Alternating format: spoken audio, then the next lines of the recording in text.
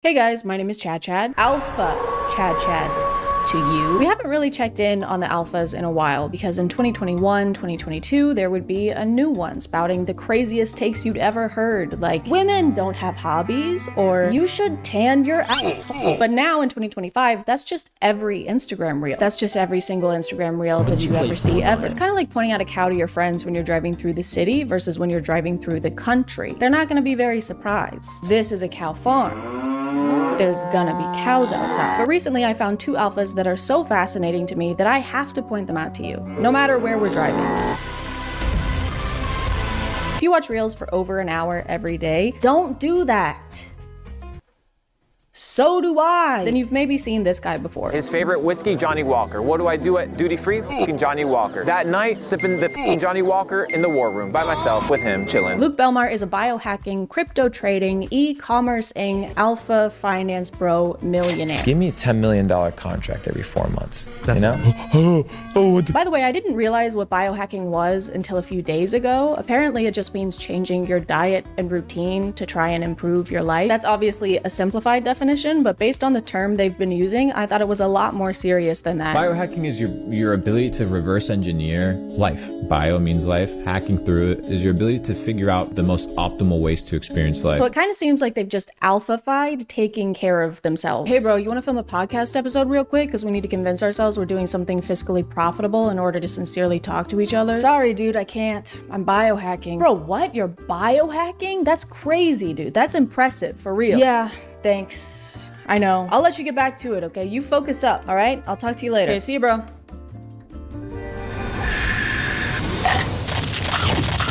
This is actually one of the best apples I've ever fucking had. Luke posts a lot of clips of himself on various podcasts saying things I think are meant to be insightful, but usually make no sense. I think people need to start studying words. You look at a bank, right? What is a bank? Riverbank. Right. What does the river bank do? It controls the flow. The flow of what? The flow of the current, the currency. If it's controlling the currency, it's also controlling the what? The flow.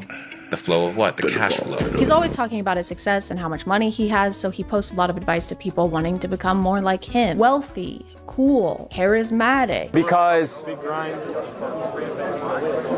Those streams were very helpful. And a lot of his videos are him explaining how we can start making money just like him. So let's go ahead and dive in. That's foreshadowing for later in the video. It'll make sense later. We'll get to that.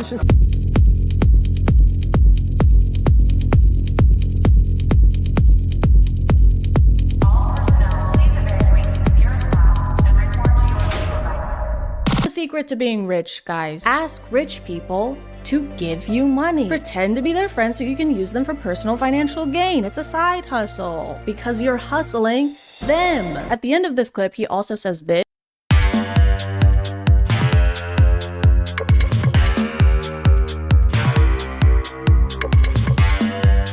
Somehow even worse advice. If you guys want to make money, literally just make money. Print it yourself in your garage. It's all about positioning yourself into prison. Don't worry though, this is not the only groundbreaking advice he has for making money. when was the last time you sat down with a blank piece of paper and just like brainstormed? Ever heard that? Yes, I'm pretty sure they have heard of that. He has so many people listening to him right now. They're hanging on every word he says. And he uses that opportunity to ask if they've ever heard of journaling. I got a problem at the top. Give me a fucking 100 solutions for that problem. Oh, I don't know what chill the fuck out. What is gonna happen? Relax, G. This isn't gonna help anyone become rich alpha bros. So I feel like he must have some kind of other motivation for trying to get them to use paper. Like maybe he secretly works at Dunder Mifflin. When's the last time you took a piece of paper and just appreciated it? When's the last time you ordered 80 boxes of 8x10 in ultra white, tipping your salesman 40%? Ever heard of it? Ever heard of that? Have you ever heard of that? Have you? And while we're at it, have you ever heard of today's sponsor? This video is sponsored by Midas Merge. Midas Merge is a free to download mobile game that you can play on your phone even if you don't have Wi-Fi. You could play it on a flight, you could play it in the woods, or in a basement with really thick walls. In Midas Merge, you team up with King Midas and Queen Leah after the evil goddess Nyx casts her shadow over the gardens of gold. How could she do this? She's so evil. And also, she's hot. Oh no, I hope she doesn't cast her shadow on me.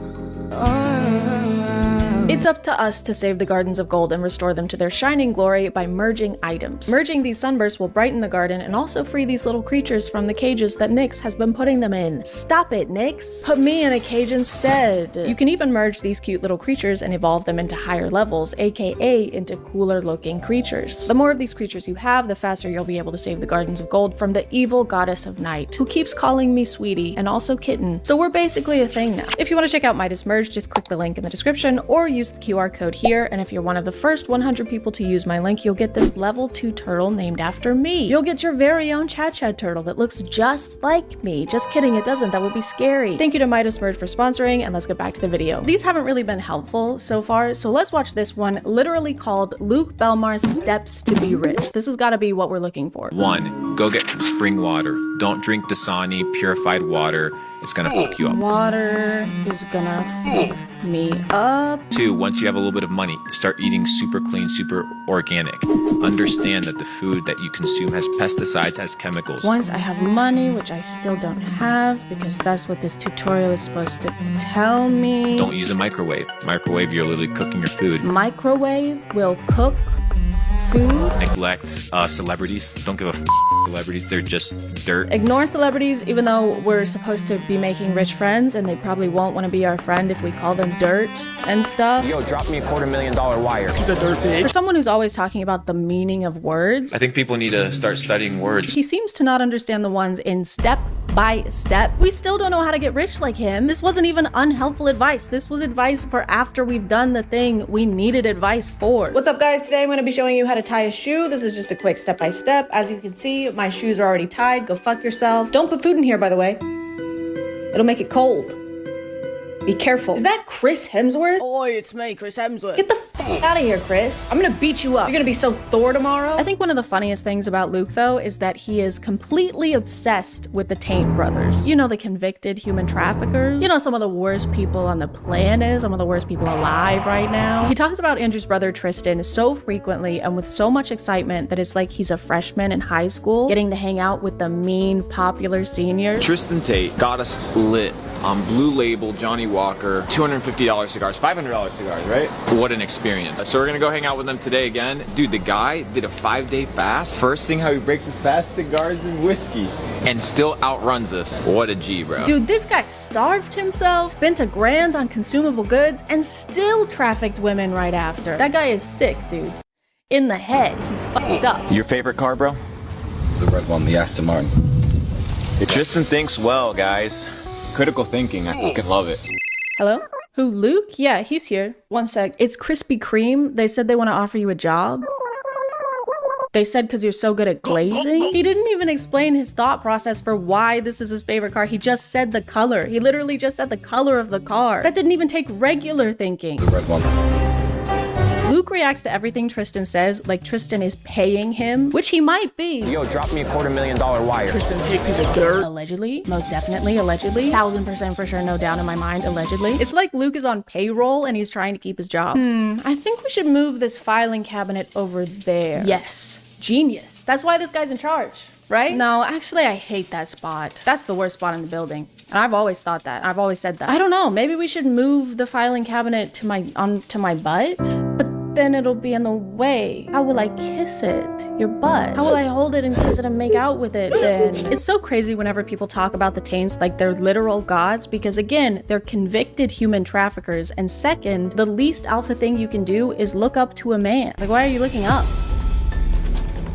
What were you doing down there? It's also such a public way to announce what kind of person you are to the world. Like, this is where you want to be. This is where you want to end up. This is your guy. Wooly Willy is your guy. I think this gives a pretty good idea of what kind of person Luke Belmar is, because wanting to be around the Tate brothers is like wanting to be inside a toilet bowl, because it means you're probably a big piece of shit. The water advice is pretty recurrent in all of Luke's teachings. It keeps coming up. You can do Mountain Valley spring water. You can do Avian. Evian. I love Evian. Yeah, those are good ones. Tastes good. Fiji?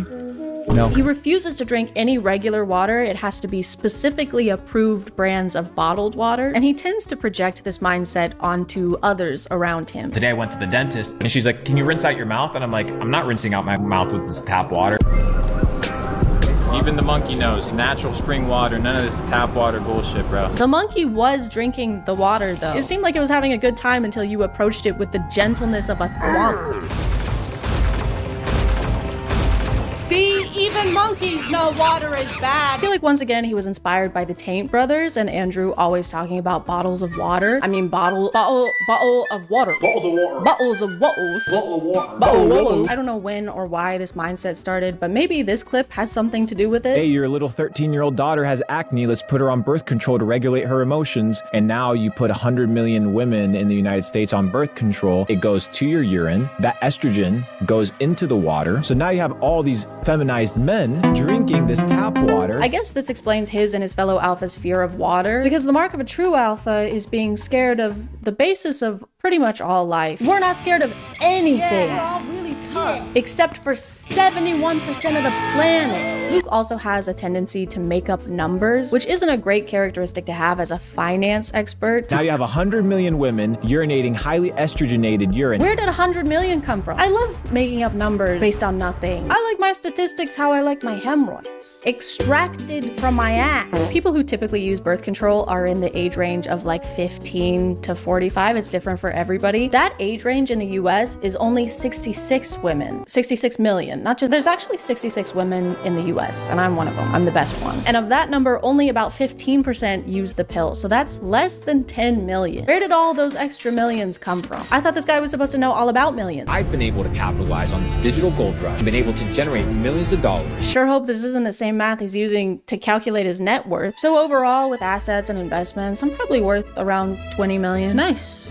What about liquid? Where? It's actually totally fine that we haven't learned anything of value yet from these videos because Luke has an online course that he sells. Now I can tell you, as a matter of fact, that there's people your age making an absolute fucking killing online, whether it's through e-commerce, drop shipping, crypto. He has an online course that makes him most, if not all of his income. What? Bones, what is happening? Who could have seen this happening? Why didn't you warn us, Bones? It's technically not just courses he's selling. It's actually a club where you get exclusive opportunities to connect with fellow entrepreneurs, which is something you can do on Instagram. All you have to do is comment the words Capital Club, and I'll send you a private link so that you can tune into this private event. Do you guys think it's private? Sorry guys, I just didn't catch if it was private or not. Could you guys let me know if it was private or not? Here are some examples of the exclusive connections you can make after giving Luke and his entourage up to $15,000. What do you guys do? Full-time trading. Full-time trading? Yeah. What markets? Forex and commodities. Where's my commodity? All right, there you go. Connect. All right, doesn't matter. Connect. Connect. Doesn't matter. Connect. Connect. You'll also receive priceless mentoring like this. Are you going to the gym every day? No, you're not. Are you sleeping well? No, you're not. I see eye bags under your eyes. So what you need to... Bro, look at me. Look at me. First of all. Good thing this is inspirational, right? Otherwise, it would just seem like he's making fun of this person's appearance. I see eye bags under your eyes. Do you work out? Don't answer. I know you don't. Do you wash your face? No. Your pores are like craters. What am I looking at? I can't tell if I'm looking at skin or the surface of the moon. Look at me. Look at me. Look at me. I slept with your mom. Okay? Now that we've mastered the financial aspect of alphafication, Give me a $10 million contract. let's move on to the physical one by learning from our next alpha, Ashton Hall. He can run very, very fast for undisclosed distances. He can dive into water. He can dive his face into water. Ashton Hall is a daily routine influencer who shows himself throughout the day as he gets ready to go places and then does things at those places.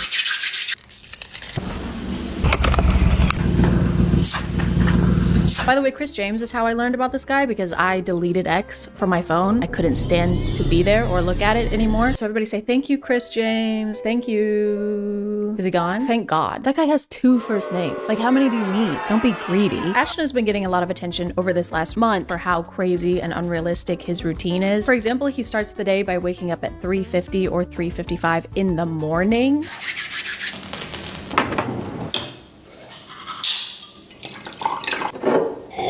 And there's really no reason to do that. The sun's not out, so you can't see anything. Businesses aren't open, so you can't go anywhere. The worms aren't even awake, so he can't even get one of those even. I'm a little biased though, because I hate early risers. I don't mean I hate rising early. I mean I hate people who rise early. The people that I know who wake up absurdly early in the morning only do it so they can tell me about it. Obviously, if your schedule demands it, that's different, but I hate when people act like waking up early is a productive achievement in and of itself. You're just waking up at a different time. That doesn't mean that it's a better time, especially if you're like Ashton Hall and went to bed at 7 p.m.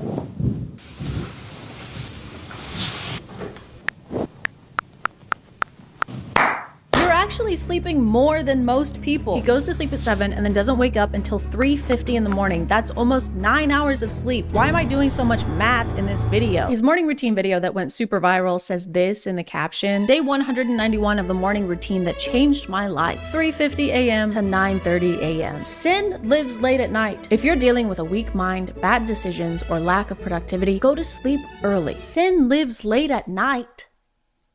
It's still night when you wake up. Sin is still around. He says variations of this phrase a lot. Brother, what do you mean, how do I wake up at 3:50 a.m.? Listen, I go to sleep early because temptation lives late at night. But if your willpower goes away the second the sun goes down, you probably have really weak willpower. You're still the same person no matter what time it is. So if you're making bad decisions, you can still do that during the day. Hey, you want to be in this 70-person orgy with us? There is nothing I'd like more. Sure. I can't even begin to express how much I want to do this and how long I've wanted to do this and how much I appreciate you asking me and including me in this. What time is it? It's 5 a.m. I can't do this. But you just said you were gonna— I'm not that person anymore. It was 10 seconds ago. Ashton spends the rest of his mornings doing various things between each round of putting his face into ice water. Dipping his face into ice water is kind of like his checkpoint throughout the day. And he only does it with this specific brand of bottled water. He doesn't use tap water.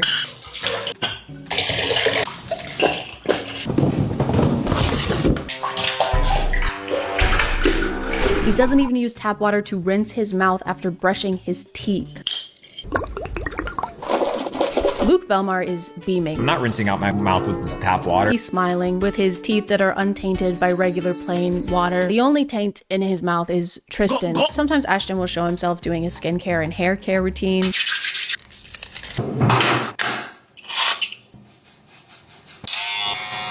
Hey, do you want it to grow or not? These two things just canceled each other out. I'm getting mixed signals. He just row gained and then row lost. He also uses Sensodyne toothpaste, and there's nothing wrong with that. I just feel like maybe his teeth would be less sensitive if he didn't constantly expose them to iced water. After Ashton is done waking up in the mornings, he usually goes onto his balcony to drink more water. My favorite part of this is when he squats after finishing his push-ups to drink more water, because the wind moves his pant legs around, but when I first saw it, I just thought his legs were shaking. Yep, just finished doing push-ups for 16 minutes straight. That is actually literally gonna make my legs hurt tomorrow. One of the weird things about Ashton's content is how his wife is included in it. Actually, it doesn't even feel right to use the word included because she's not included. It's just her hands. She doesn't have a name or a face. She's literally just a pair of hands. Usually when other people show up in his videos, they're actually shown.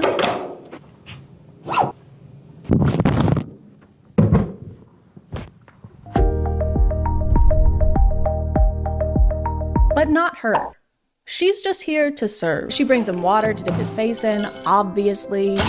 She serves him his meals, and he doesn't even look at her. Thank you. Why does he need someone to bring him food anyway? He's been awake for 5 hours at this point, and he couldn't find time to scramble an egg. He could have just done it here when he stood in place for 4 minutes straight.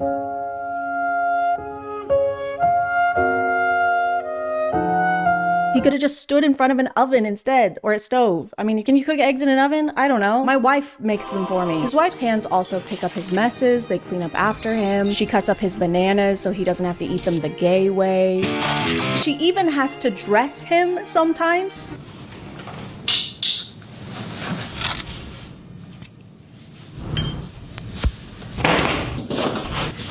Thank you. The way these are filmed makes it seem like he is a knight preparing for some kind of jousting tournament, and she's a squire. She's just there. Your chain, sire. I am but a lowly street urchin, and it is my greatest honor to place this adornment upon your regal nape. break a leg, break both, I fucking hate you. And this is definitely intentional. He definitely wants to come across as if he is basically royalty, with people escorting him places and carrying his stuff for him. He even has his wife draw him a bath.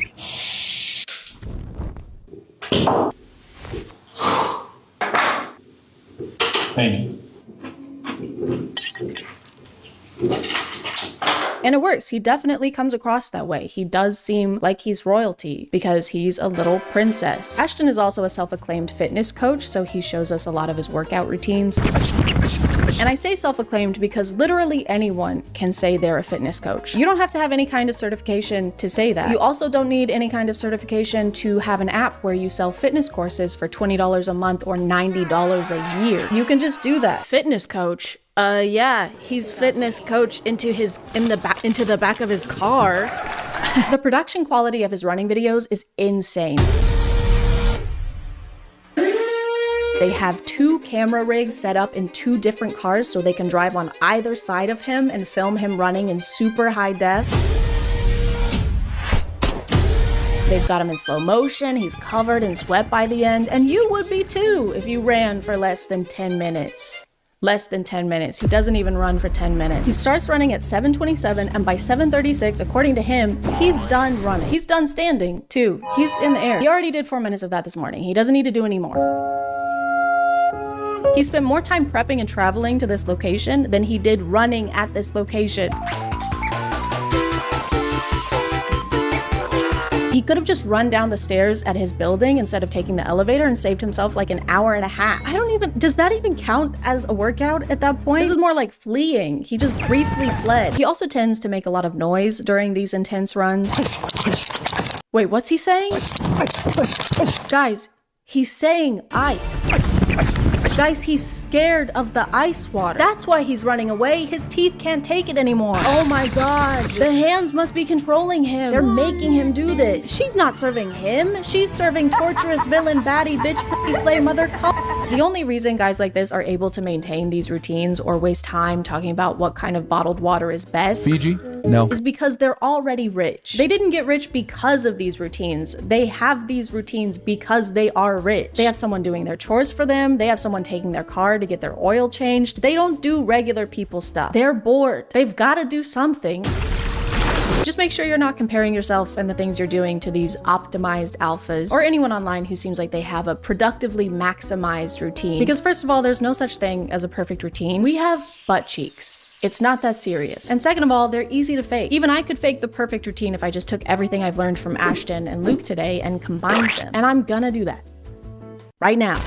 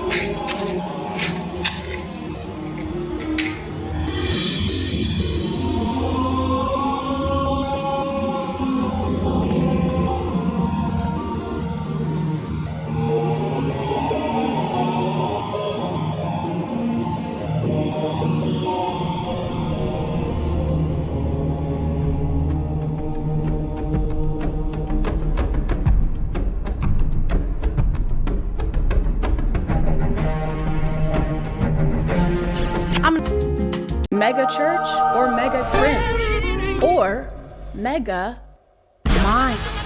Growing up, my family always went to church. We went to tiny Baptist churches that had more Werther's candies than people. Sometimes we went to bigger churches that had Starbucks in the lobby. And one time we even went to a church that was inside an old subway building. I don't know how the subway went out of business. All you need to feed thousands of people is like 2 fish and 5 loaves of bread. All that to say, I'm pretty familiar with the many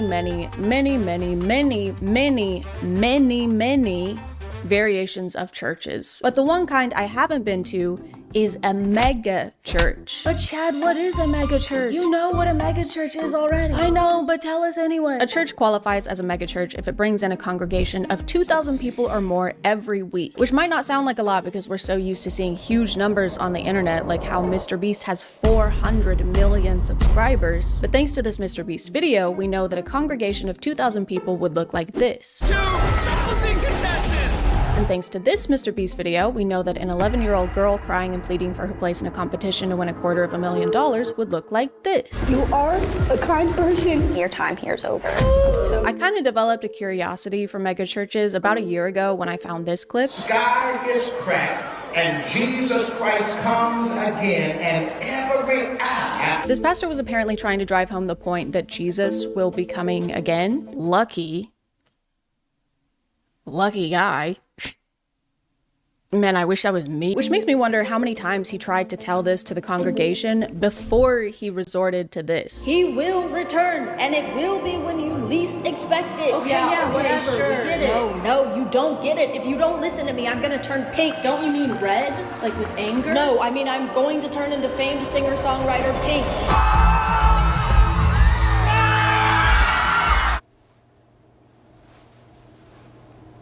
But I started seeing a lot of videos similar to this one from an account called Pastors with Props that post some of the craziest over-the-top sermons that you ever did see.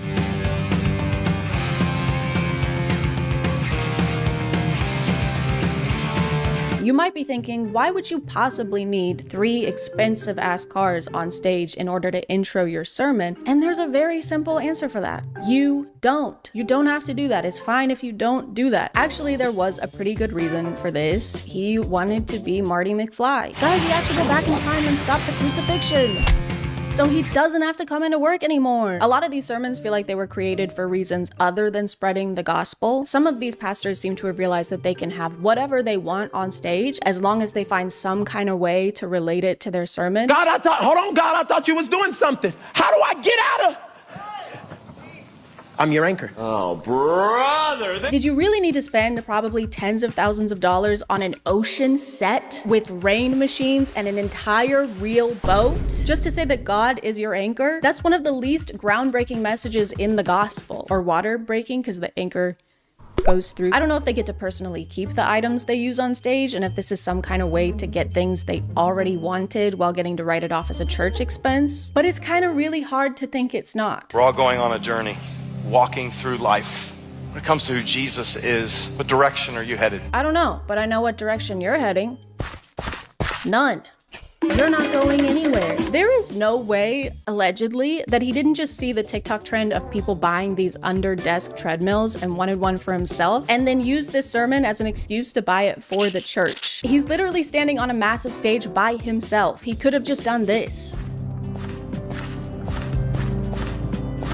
You know, sometimes it feels like we're just walking through life. And then other times we're not getting enough steps in, so we need a compact treadmill for our home office. He literally walks to the treadmill to demonstrate walking. And you know what? He didn't even need to do that. We know what walking looks like. It's not like we were struggling to picture what he was talking about. You know, the other day I was thinking while I was on the toilet. This is what that looks like, by the way. And I started thinking, you know, we're all just kind of farting our way through life. And this is what it would look like if this video was sponsored. This video is sponsored by Rocket Money. A few months ago, I realized I was paying for 2 separate subscriptions to the same one streaming service. Yes, I've mentioned this before. Yes, I'm still upset about it because I'm very picky with my subscriptions and my nose. because I pick it a lot. But I'm extremely picky about how I spend my cash, which is why Rocket Money has been such a huge help to me. Rocket Money is an all-in-one personal finance app that was able to cancel my double subscription, and all I had to do was open their app and tap my phone a few times. They can also help you build customized budgets by letting you know how much you're spending and where you're spending. My anxiety can't handle looking at each individual thing on my bank statement every month, so opening Rocket Money and seeing everything already organized into these neat little categories is yum. Compliments to the chef. Clearly, I hated it. If you want to check them out, just click the link in the description or go to rocketmoney.com/ChadChad to get started for free. And if you want, unlock even more features with Rocket Money Premium. Thank you to Rocket Money for sponsoring, and let's get back to the video. For some reason, vehicles seem to be the most common things for these pastors to incorporate. I don't know why. It couldn't be because those are some of the most expensive things you could incorporate into a sermon. It couldn't be that. It couldn't be that reason. Obviously, we have Marty McFly, we have the boat, but we also have a full stage of motorcycles,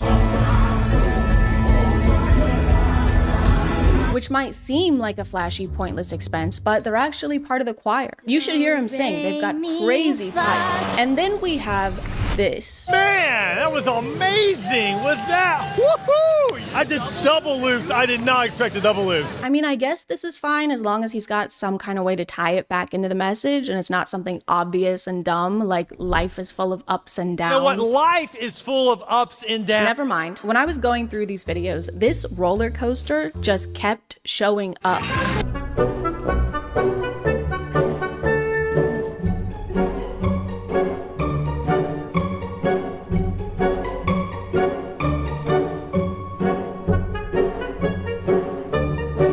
You know, I broke my foot yesterday. Oh my God, bro. He went around twice. Why does he need to go around twice? It's so awkward. This was longer than actual roller coaster rides. That went on for so long that by the time he got off, his name was Ed Old. I do like the theme song for this event, just being people singing the word of the thing on stage. Under the treadmill, under the treadmill, out of touch rock star, we just rock star.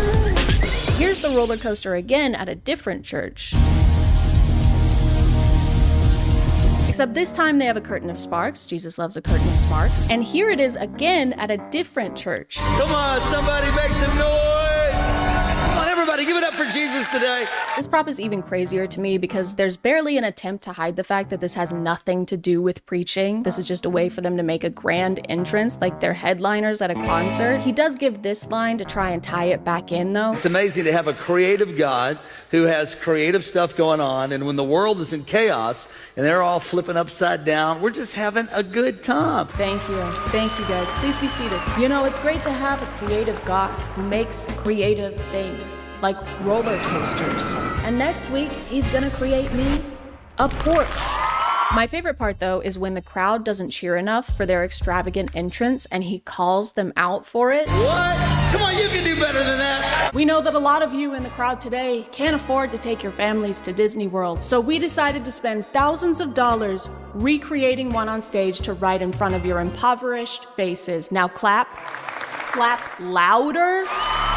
I tried to look into the church that had this roller coaster, but it turns out this is one big church group conglomerate with a bunch of locations in 3 different states. So I assume they're shipping this one roller coaster around, which I'm sure is easy to do since it's so tiny and small and skinny and light. I also tried to find out how much it would cost to make this thing and found this ride manufacturing company saying that a small roller coaster can cost up to $50,000. What the fuck do you mean? I don't really care if it got more than one use by being shipped to their other churches. There was no need for it to exist in the first place. $50,000 could have helped everyone in your congregation that couldn't afford rent that month. Or a car. You could have bought a whole car for a family in your community that needed one. I don't care if you get more than one use out of something that's useless. Hey man, when you're done with the giant, broken, and also empty gumball machine, can I borrow it? Ah man, I would, but I actually loaned it to Paul. What? I'm sorry. Why? Yeah, and I'm not gonna be done with it for a while. But Paul, I need it to... Well, too bad, because I'm using it for... Bitch. All right, that's it. Oh yeah? What are you gonna do? Come on, Guys, please don't. Come on, bring it. Oh, when I catch you, Don't run it in place at each other, guys. I wish I could say we were done talking about mega churches bringing vehicles on stage, but we're not even close to that. I haven't even talked about this yet.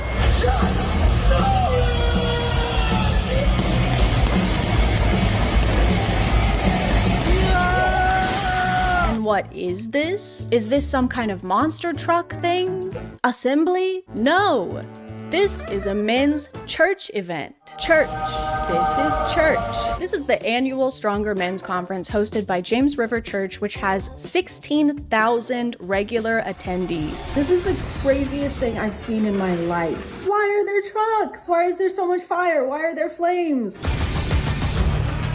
Was that Master Chief? Is that fucking Master Chief? The conference has a fantastic lineup of world-class speakers and a stronger warrior competition, which as far as I can tell is similar to like American Ninja Warrior, because you're not a good Christian unless you can scale up a fiberglass wall with your bare hands. Jesus said so. According to their website, their world-class speakers include superstar athletes like Harrison Butker. You know, that guy who spoke at a college and told the women graduating that day that they should probably just have babies instead? You know, the guy who definitely shouldn't speak in front of thousands of people. He probably shouldn't speak at all, ever. Also, according to their website, if you just scroll down here, you can actually register today. Register today. I mean, register today. Register today. Register today. Register today. Register today. Register today. Register today. They have monster truck rallies, MMA fighting, Master Chief. I still don't know what that's doing here, but I'm sure this alone was thousands of dollars. They've got bull riding, and finally, they've got throwing football on stage. This conference is like what you would get if you handed millions of dollars to a bunch of 12-year-old boys. Essentially, they have 2 days of grossly exorbitant entertainment, throw a couple sermons in there somewhere, charge people $200 a pop, and then abracadabra, you've made $2 million of tax-free money. Allegedly. But maybe I'm being a little unfair. I mean, the whole point of this is to become better fathers, sons, friends, and husbands. And you can't put a price on that. Babe, I know you want me to be a better husband by like taking out the trash sometimes, or maybe talking to our kids. But the only way for me to do that is to go to church and become a better man by watching a monster truck crush other smaller trucks. I saw this comment on the Tank clip, and it says, "What if I told you thousands of salvations come from these conferences? It's great people share these clips, but what about the clips of all the men worshiping God together? Strange that you never see the best part shared. Instead, out of context snippets cut down to support a childish claim." And I think that's funny because the account that posted this clip didn't have a caption. There was no claim. It was just a clip of the conference. Hey, you can't show this clip of me picking a wedgie out of my ass in Walmart. This implies that I would pick a wedgie out of my ass in Walmart. I'm sure there is some amount of worship happening at these conferences. I would hope so, since that's supposed to be its entire point. But I think if it took being lured in by monster trucks and fire and sparks and MMA fighting and motocross competitions and tanks for you to find God, then you probably didn't want to find him that bad. Dear God, please. I can't focus. I need some white noise. Dear God, please help me find peace. I know all of this might seem like an excuse for guys to get out of the house for a weekend and watch sports, but the church does also have one for women. Except this one is boring. It looks like all they have is singing and speaking, and they're even holding Bibles here. That's weird. What's that about? I was gonna ask why the ladies don't need all that extra entertainment to find God too, but then I remembered how hard it is for husbands to find anything, and God's probably harder to find than a bottle of mustard behind the orange juice. So I've got to cut them some slack. Oh, also the women's conference is $230 per person instead of the $200 they charge per person at the Stronger Men's Conference, which I think is good, actually, because at least some taxes are being paid here, even if it's just the pink tax. The pastor of this church has also used his sermons to try and get people to vote against laws he doesn't like. And if you live in the city of Springfield, we're asking you on April 7th to vote yes to the repeal of the Sexual Orientation and Gender Identity Bill. And his reasoning for this was homosexuality is a sin according to the Bible, and Christians should vote for repeal. But that's not what he was saying when his church hired a male stripper to perform at the Stronger Men's Conference.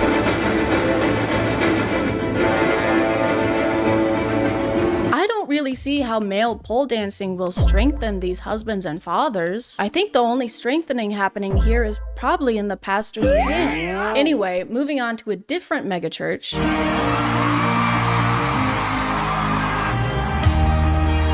Just kidding, it's a Justin Timberlake concert. Gotcha, bitch. Sorry, you're not a bitch. Just kidding, yes you are. But the fact that you almost can't tell a difference between a church service and a famous celebrity's concert, I think is a very bad sign. I feel like this is all in an attempt to get more people to come into church. I'm sure there's a lot less people physically going into church every Sunday nowadays, and this is how some of them are trying to adapt. They think they need to make things louder and flashier. They think they need to have Master Chief. I still don't know why that was there. But to me personally, this has very much the opposite effect. This doesn't do anything except boast how much wealth some of these churches have, to the point that they're able to toss it into these pointless theatrics instead of actually helping people the way their religion teaches they should. And I don't know exactly what Jesus would do, but I'm pretty sure it wouldn't be this. Hello, it's me, the Lord, and I want you to follow me. I am Halo reaching for you so that I can give you my love. Yes, sir. Which is Halo Infinite. All I want is to be there, Halo for you. And you never have to be afraid, because I will fight your Halo wars. Together we will be unstoppable, because I am the Master Chief of the universe.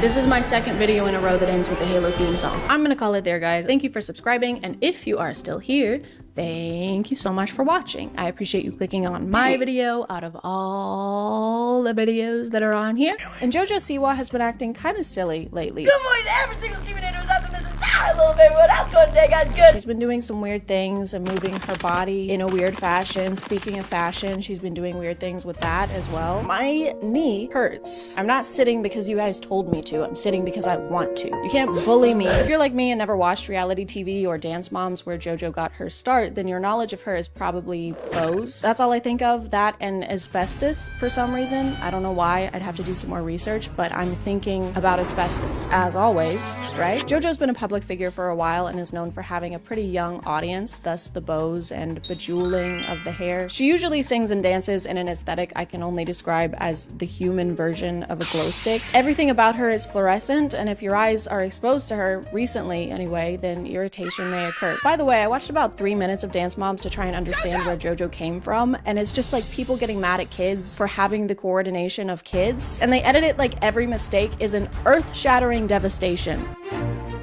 Hold on. Did you just point your toes? How could you do this? I'm sorry, Your mom is crying. You made your mom cry. It was an accident. You were an accident. But now JoJo is going through a kind of rebranding, and I say kind of because it's not the best rebranding we've ever... She's coming out with a new song tomorrow, actually, and I know that because she has not stopped talking about it. JoJo, you coming out with some new music. What? Yes. No one knows what's happening. No one knows what's going on. I do. I know what's happening. Nobody else. So fun to watch. From what she said in her social media and in interviews, it seems like this song is supposed to break her out of her past career geared towards younger audiences and be the turning point that lets us know this isn't for kids anymore. She's not a good, sweet girl. In fact, you might even say she's a bad girl now. Warning. The following content is not made for children, may contain sexual themes, violence, strong language, dramatic scenarios, and flashing lights. Viewer discretion is advised. But JoJo's transition into an edgier persona isn't really being taken seriously by people, specifically people on TikTok. Then again, nobody really takes anything seriously over there. Once she started teasing her new song and her new era, people started making predictions of what they thought it was gonna sound like, and they were completely right. Karma's a bitch. Karma's a snore. I'm a bad girl, bad girl. I was a bad girl. The lyrics from what we've heard so far are kind of cliche, kind of things that we've heard before in similar songs. I wanted to start a new genre of music, and they said, what do you mean? And I said, well, called gay pop. Songs like Applause by Lady Gaga. It's the On My Own Miley Cyrus. Can't Be Tamed Miley Cyrus. But according to JoJo, it's the music video we need to watch out for. I've gotten this comment a lot. The thing is you think I have. Everyone's been talking about the song, oh, this about the song, that about the song. No one's even questioned the music video yet. I'm about to start sharing some things from the music video, and that's where shit gets real crazy. What could it be, guys? What's gonna happen? I wonder if there could be music or video. What if there's both, guys? Guys, what if there's both? Or what if there was today's sponsor? This video is sponsored by Raycon. Mother's Day is coming up, and you know what mothers would love? Some freaking peace and quiet. With Raycon, you can give the gift of tuning out the world around us with their everyday earbuds. And if you ever need to tune back in, just use the everyday earbuds awareness mode. With the press of a button, you can go right back to hearing the jovial, tranquil sounds of motherhood. Raycon's quality is on par with audio brands you know and love, but at prices you'll love.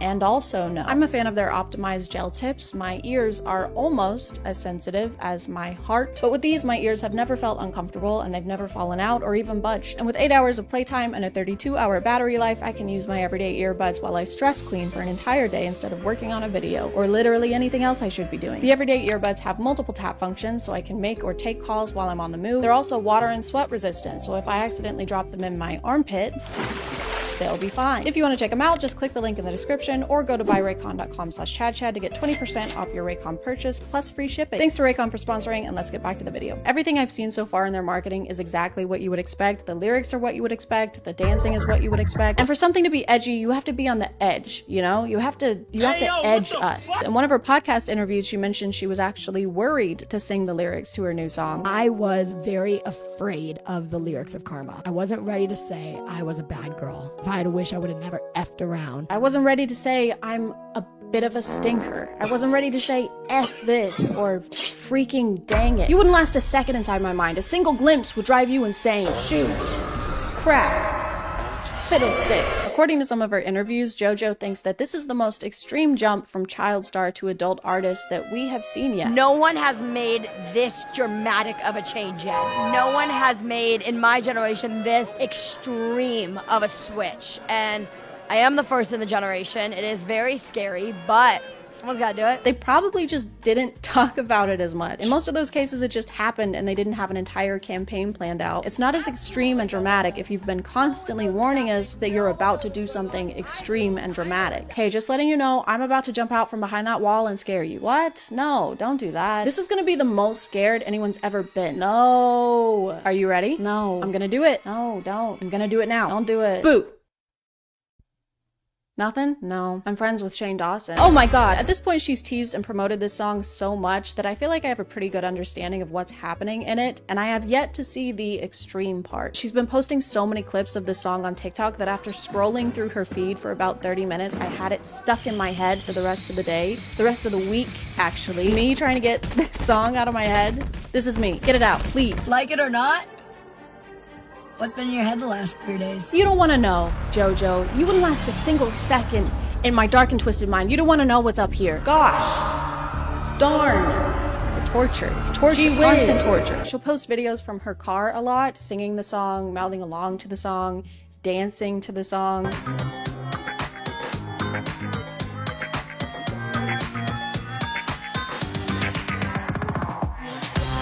She even got her car wrapped with her face on it to promo her new song, which apparently she's been doing for a while now, even when she's not promoting something. I barely want to see my face at all, much less pay thousands to have it plastered on a Kia Soul. So it's just a waste of money. Stop car wrapping. Sweaty. Knees weak, arms are heavy. There's vomit on his sweater already. I said stop. Mom's spaghetti. I think one of the most controversial things about her new era, though, is the dance for her new song. She's been posting videos of the choreography, and people that are not fans, they don't like it. They don't like it at all. Not the whole dance, really. There's just this one part where she seems to be ad-libbing a bunch of extra movement.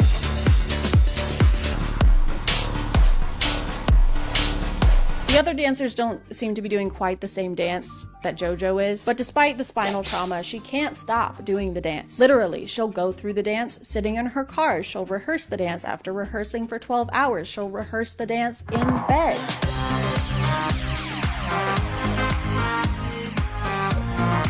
Get some sleep, JoJo. The dark circles under your eyes are getting alarmingly dark. No wonder she's moving like this. She's trying to stay awake. At the iHeartRadio Music Awards, JoJo hard launched her edgy persona with a new outfit and new aesthetic. Instead of the bright colors and rhinestones, they went with dark colors and rhinestones. I can kind of see what they were going for, but it's not really giving bad girl. It's kind of just giving state fair face paint. It seems like JoJo's mom is behind the rebranding to some extent. I don't know, that's just a personal theory. The PR surrounding this rebrand is just exactly what a 50-year-old mom's idea of rebellion would be. All right, here's the plan. What if you said, bitch?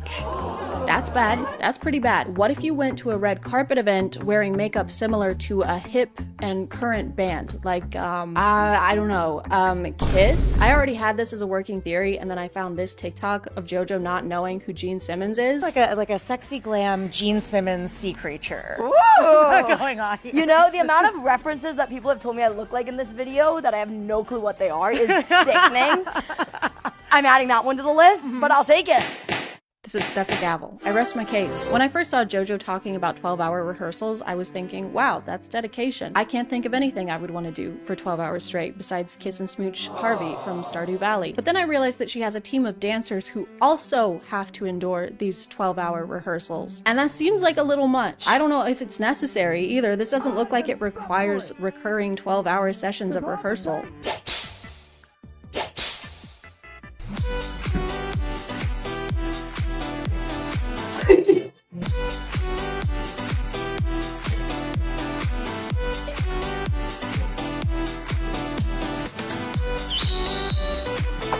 That was close. I'm getting better.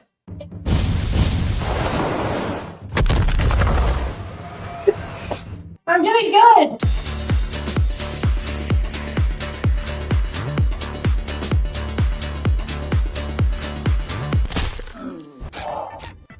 Ah! Oh my God! My knee hurts. Cut the cameras.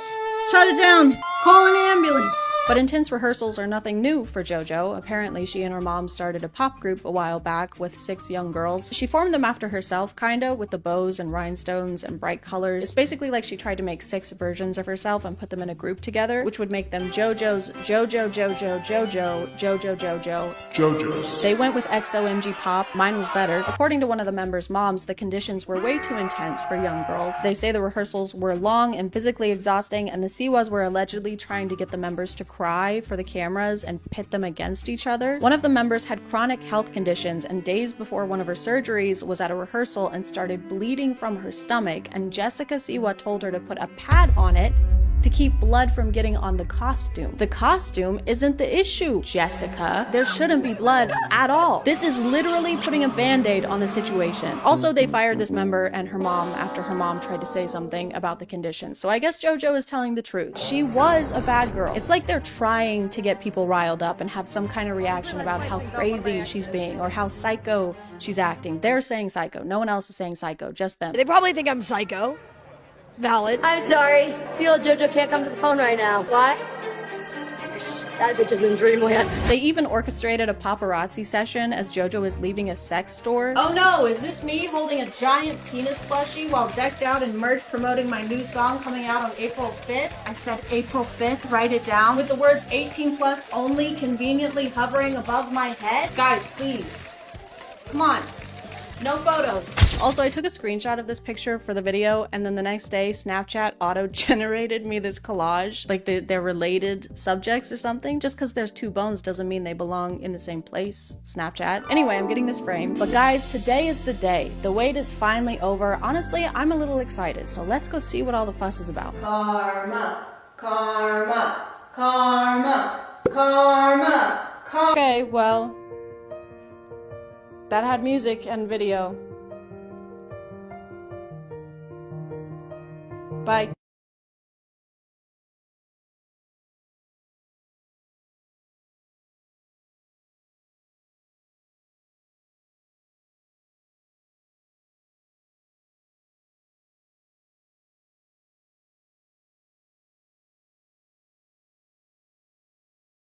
Hey guys, I am stressed. So stressed that I haven't written a script for a video that's due in 5 days, but I still have to post a video in 5 days, so we're gonna do something right now. I don't know what it's gonna be, but it will be something.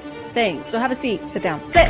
I keep seeing this thing on TikTok. Maybe you've seen it on Book Talk. It's usually a slideshow and it's kind of a preview of a book, and it says stuff like, when she hates her family, so she runs away into the woods and finds a cabin with a bear wolf man who has a bear wolf brother, and they both are romantically interested in her and turn a tree into a dildo and have their way with her. Have you guys seen stuff like that too? I have. I've seen stuff like that. Let's look at some of those things if we can find them, because that's the rule of commentaries. You're supposed to find something that you don't like looking at it and then look at it a lot more and dedicate a whole video to it. That's showbiz, baby. That's just showbiz. It's showbiz. That's showbiz. I had so much to do today that I got into a paralysis mode where I literally walked in a circle in my house. I couldn't figure out in what order I should do things, so I did none of them all at once. My ADHD medication is not strong enough.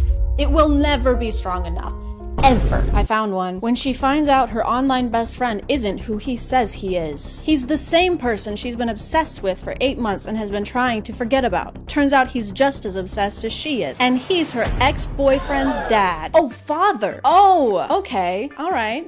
All right, girl. So she's been stalking her ex-boyfriend's dad, and her ex-boyfriend dad has been stalking her. You guys are made for each other. This one's not very spicy. That's not spicy. That's just an age thing. It's not that weird to fall in love with your ex-boyfriend's dad. I do it all the time. I just did that yesterday. He has so many red flags. He's 13 years older. He's possessive. He's obsessive. He spanks you. He ties you up. He likes to do you hard and rough. He unalives people. Was all of this just listed on his Hinge profile? Yeah, I'm a stalker. I'm old as hell. I like to spank people, and I like to murder people. And if you're not into that stuff, don't call the cops, please. Just scroll. No need to be a snitch. I want to read the comments on this. Green flags. Well, are they really that red? He's killing people. That's pretty red. As far as red goes, that's about as red as you can get. The only thing worse than that would be, let me see. I'm so good at improv. I'm so good at coming up with things on the fly. I'm so good at being on flies. Why nobody hating? This is me. This is my alt account. That was me. I said that. I thought it was a slide, but it was a screen recording that someone took of a slide. Don't do that. The shy, innocent girl being afraid to get a tattoo because she has low pain tolerance. The 6'5" tattooed hockey player smirking and saying, "You're a lot better with pain than you think." Boy, if you don't... Ooh, I found one. The shy, invisible girl is invited to play Drink or Dare with the hockey team, and she doesn't realize how dirty the dares are. What is with hockey? Why are we all talking about hockey? Is that a new thing? Do I need to start watching hockey? So when it's her turn, she gets a dare that puts her in a compromising situation. Either she can drink, or she can lick whipped cream off one of the players, anywhere below the neck. When she says it aloud, the Playboy hockey player volunteers himself, not wanting to see her with another guy. Her crush for him is growing, and she's afraid to get involved because of his history with women. But she does the dare, and before she knows it, he's taking his shirt off. She sprays the whipped cream down his abs and licks, and the whole team watches as she does it. She's the only one close enough to hear him moan. And then and that's the end. What the fuck? Why are you edging us? What happens next? Do they do it in front of the whole hockey team? I don't know. I keep seeing books that are about hockey players. That's just not a sexy thing. When I'm thinking of sexy things, which I do pretty often, hockey player has never shown up in my head. A sink with no dishes in it? Absolutely. Going to bed by 11 p.m.? Fuck yes. Starting my period and only getting 2 giant cystic acne spots? That's sexy. That's what I want to hear about. And something I want you to hear about is today's sponsor. This video is sponsored by Lelo. I'm very pleased to announce that Lelo, the ultimate pleasure brand, and I are teaming up to give away free toys and discounts. Not these kinds of toys. The adult ones. The ones made for grown-ups who need to have a little grown-up fun sometimes. That's right, folks. You can win a free luxury Lelo toy because they're giving away thousands of them per month. They're the go-to luxury brand known for their first-rate designs and for putting quality first. But it's not just about toys. It's about being empowered. It's about self-care. And yourself wants to be taken care of. You know? You get it. And now Lelo has teamed up with the fashion brand Diesel to make a limited collection of toys like the Tor 2 and the Sona Cruz. Lelo also has the Cosmo Seal of Approval, and if you want to narrow down what kind of toy would suit you best, feel free to use this article as a guide because they have so much to offer, you might get lost. in the sauce. If you want to check them out, you can click the link in the description. And if you want to enter for a chance to win a toy or discount, then be sure to subscribe to their newsletter. Thanks to Lalo for sponsoring, and let's get back to the video. Ooh, I found another slideshow. Okay, it's actually showing me slideshows now. Oh shit. Okay, this is a lot. We're getting into the stuff now. We're in the deep of it. Holy shit. When she's riding her boy roommate's face and then someone knocks at his bedroom door. That's the shock emoji. Unable to stop myself, I sink my teeth into her thigh, loving the way she hisses down. Okay, this is just corn. This is just corn. Dude, you all right in there? My Page's eyes widen and all's good, but he has no idea. Okay, this is just corn, and I'm going to skip this one. Oh my god, I don't want the corn. I want the scenarios. I don't want to read that one either. Her sleeping through her alarm for 3 minutes straight. Her brother's best friend lying next to her, smirking as she sleeps through it. Wake her up, man. Help her. Now she's gonna be late for her meeting, and you could have done something. This is no smirking matter, sir. Also, no one sleeps with a lace bra on. This isn't cute. No one does this. Oh, time to go to bed. Let me put on the itchiest piece of clothing I own. When she never reached an so he... Okay, I don't want to read porn. Guys, I just want it to be silly. I don't want to hear about that stuff. That's gross. How is this allowed to be on here? I have seen the C word more times than I can count. 23, 24. What are you doing, TikTok? I'm so glad we actually found slideshows. I was worried we weren't going to find any. But now all the slideshows are just porn. So when God opens one window, he closes a door. Whatever that. I don't remember. When your fake husband orders you to wait for him naked on the balcony, except there's another couple making out next to yours, so you go back inside. Your eyes lock with your half-naked husband who demands, "What did I tell you, Bianca? I'm naked," you whisper. We know, Bianca. It says you're naked 2 times already. Distracted by the sight of his bare chest and abs. Where were you supposed to wait? Nervous, you open your mouth to lie, but your neighbors take it up a notch. His lips lift and he arches one eyebrow. How do you lift your lips? Do your lips even lift, bro? How much can he lift with his lips? Like 350? My lips can lift 400, not these ones. I've got the strongest lips this side of the Mississippi. This is a little more explicit than I was thinking. This is a little harder than I thought it would be. And I'm a little harder than I thought I would be. When there are 9 straight pages of him eating her out? No, thank you. And you posted them all on TikTok? When he's meeting his boss's daughter for the first time and he says, "You must be what, 22, 23, 24, 25, 26, 27? I'm 28. Thanks though." Why does this have 103 likes? This is just a conversation of 2 people discussing how old they are. And 100,000 people were like, "Yes, good. I like that." You're 69ing with your brother's best friend. As you do, you try to, okay. All right, this is too much. Oh my God. Guys, this is just... I'm looking at porn on camera. This is weird. This is not what I wanted. This is stressing me out more. When she calls him friend to stop the situation from getting too steamy. Is that our safe word? The top comment says, "Can someone please explain to me what safe word means?" You're too young to be seeing this video if you don't know what that means. Log out. Go outside. When her husband doesn't want to get her pregnant. I saw the rest of it before I finished reading it. When her husband doesn't want to get her pregnant, so he sends his brothers to do it. What?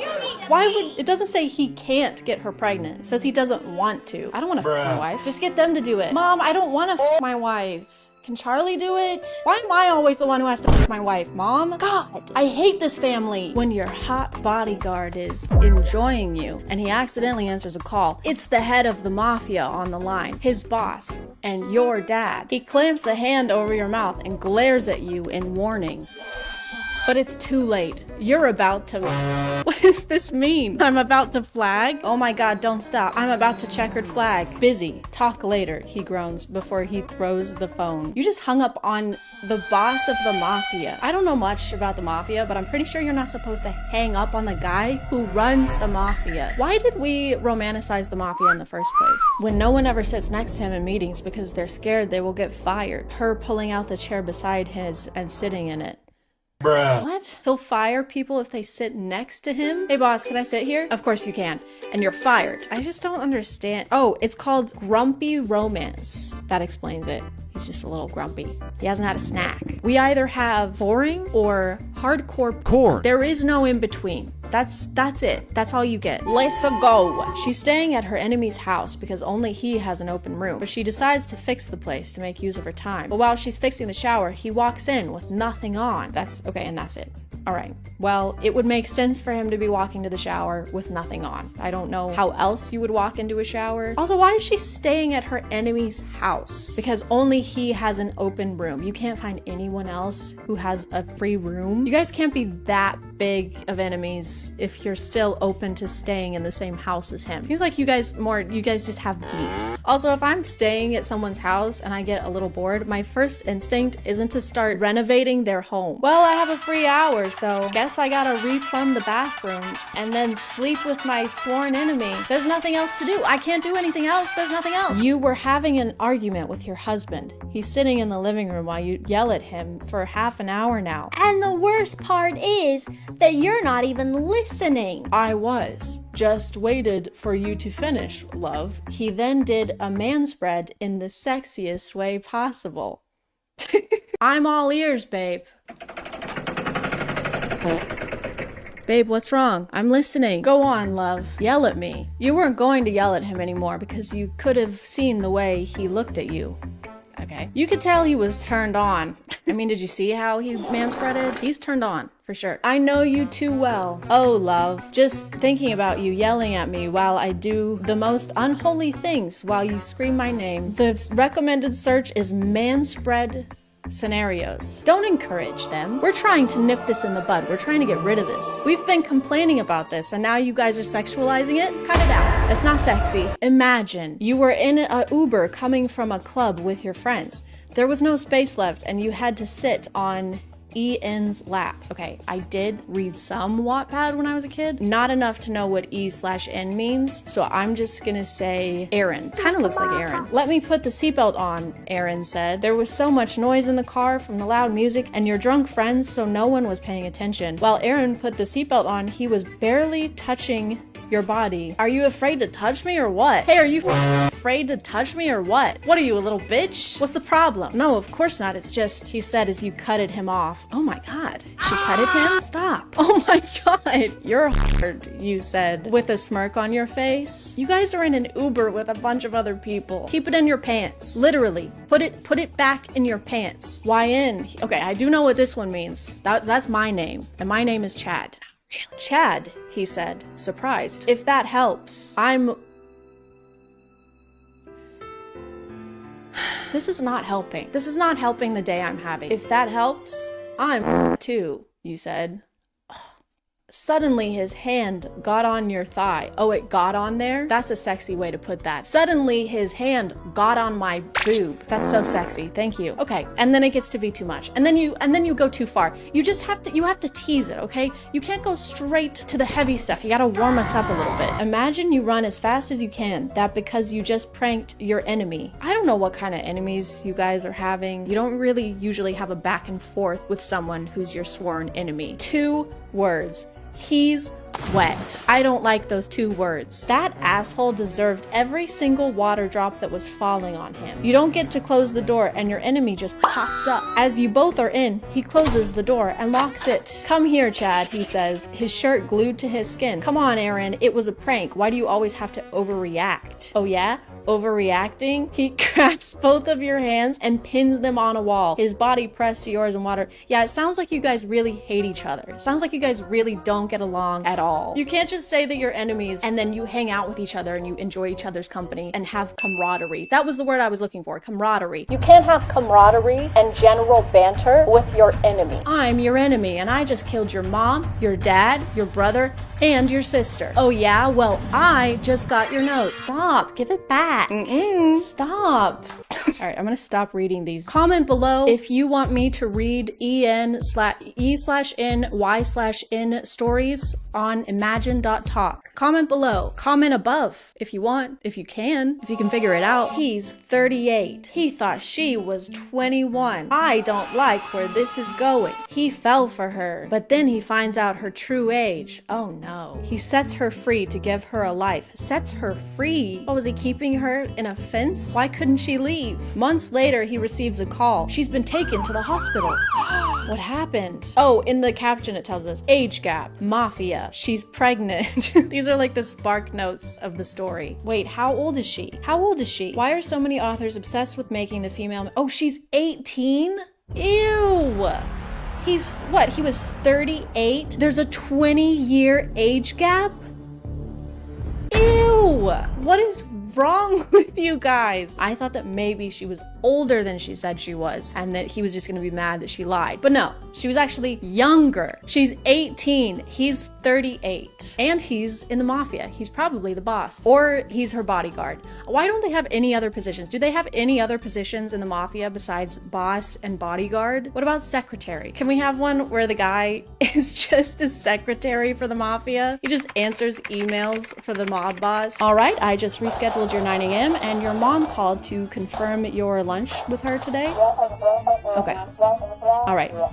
Still on. Okay, I'll let her know. I'm still feeling a little stressed, if not more stressed. I don't think this helped at all. Let me just find some other ways to calm down. How to relax. Try active relaxation. Focus on your breathing. Get creative. Spend time in nature. Picture yourself somewhere serene. I can try that. Waterfalls are serene. Creeks are serene. I'm picturing Serene Williams. This is perfect. I'm so calm. I'm gonna call it there, guys. Thank you for subscribing, and if you are still here, thank you so much for watching. I appreciate you clicking on my video out of all the videos that are on here, and I'll see you next time. Okay, bye.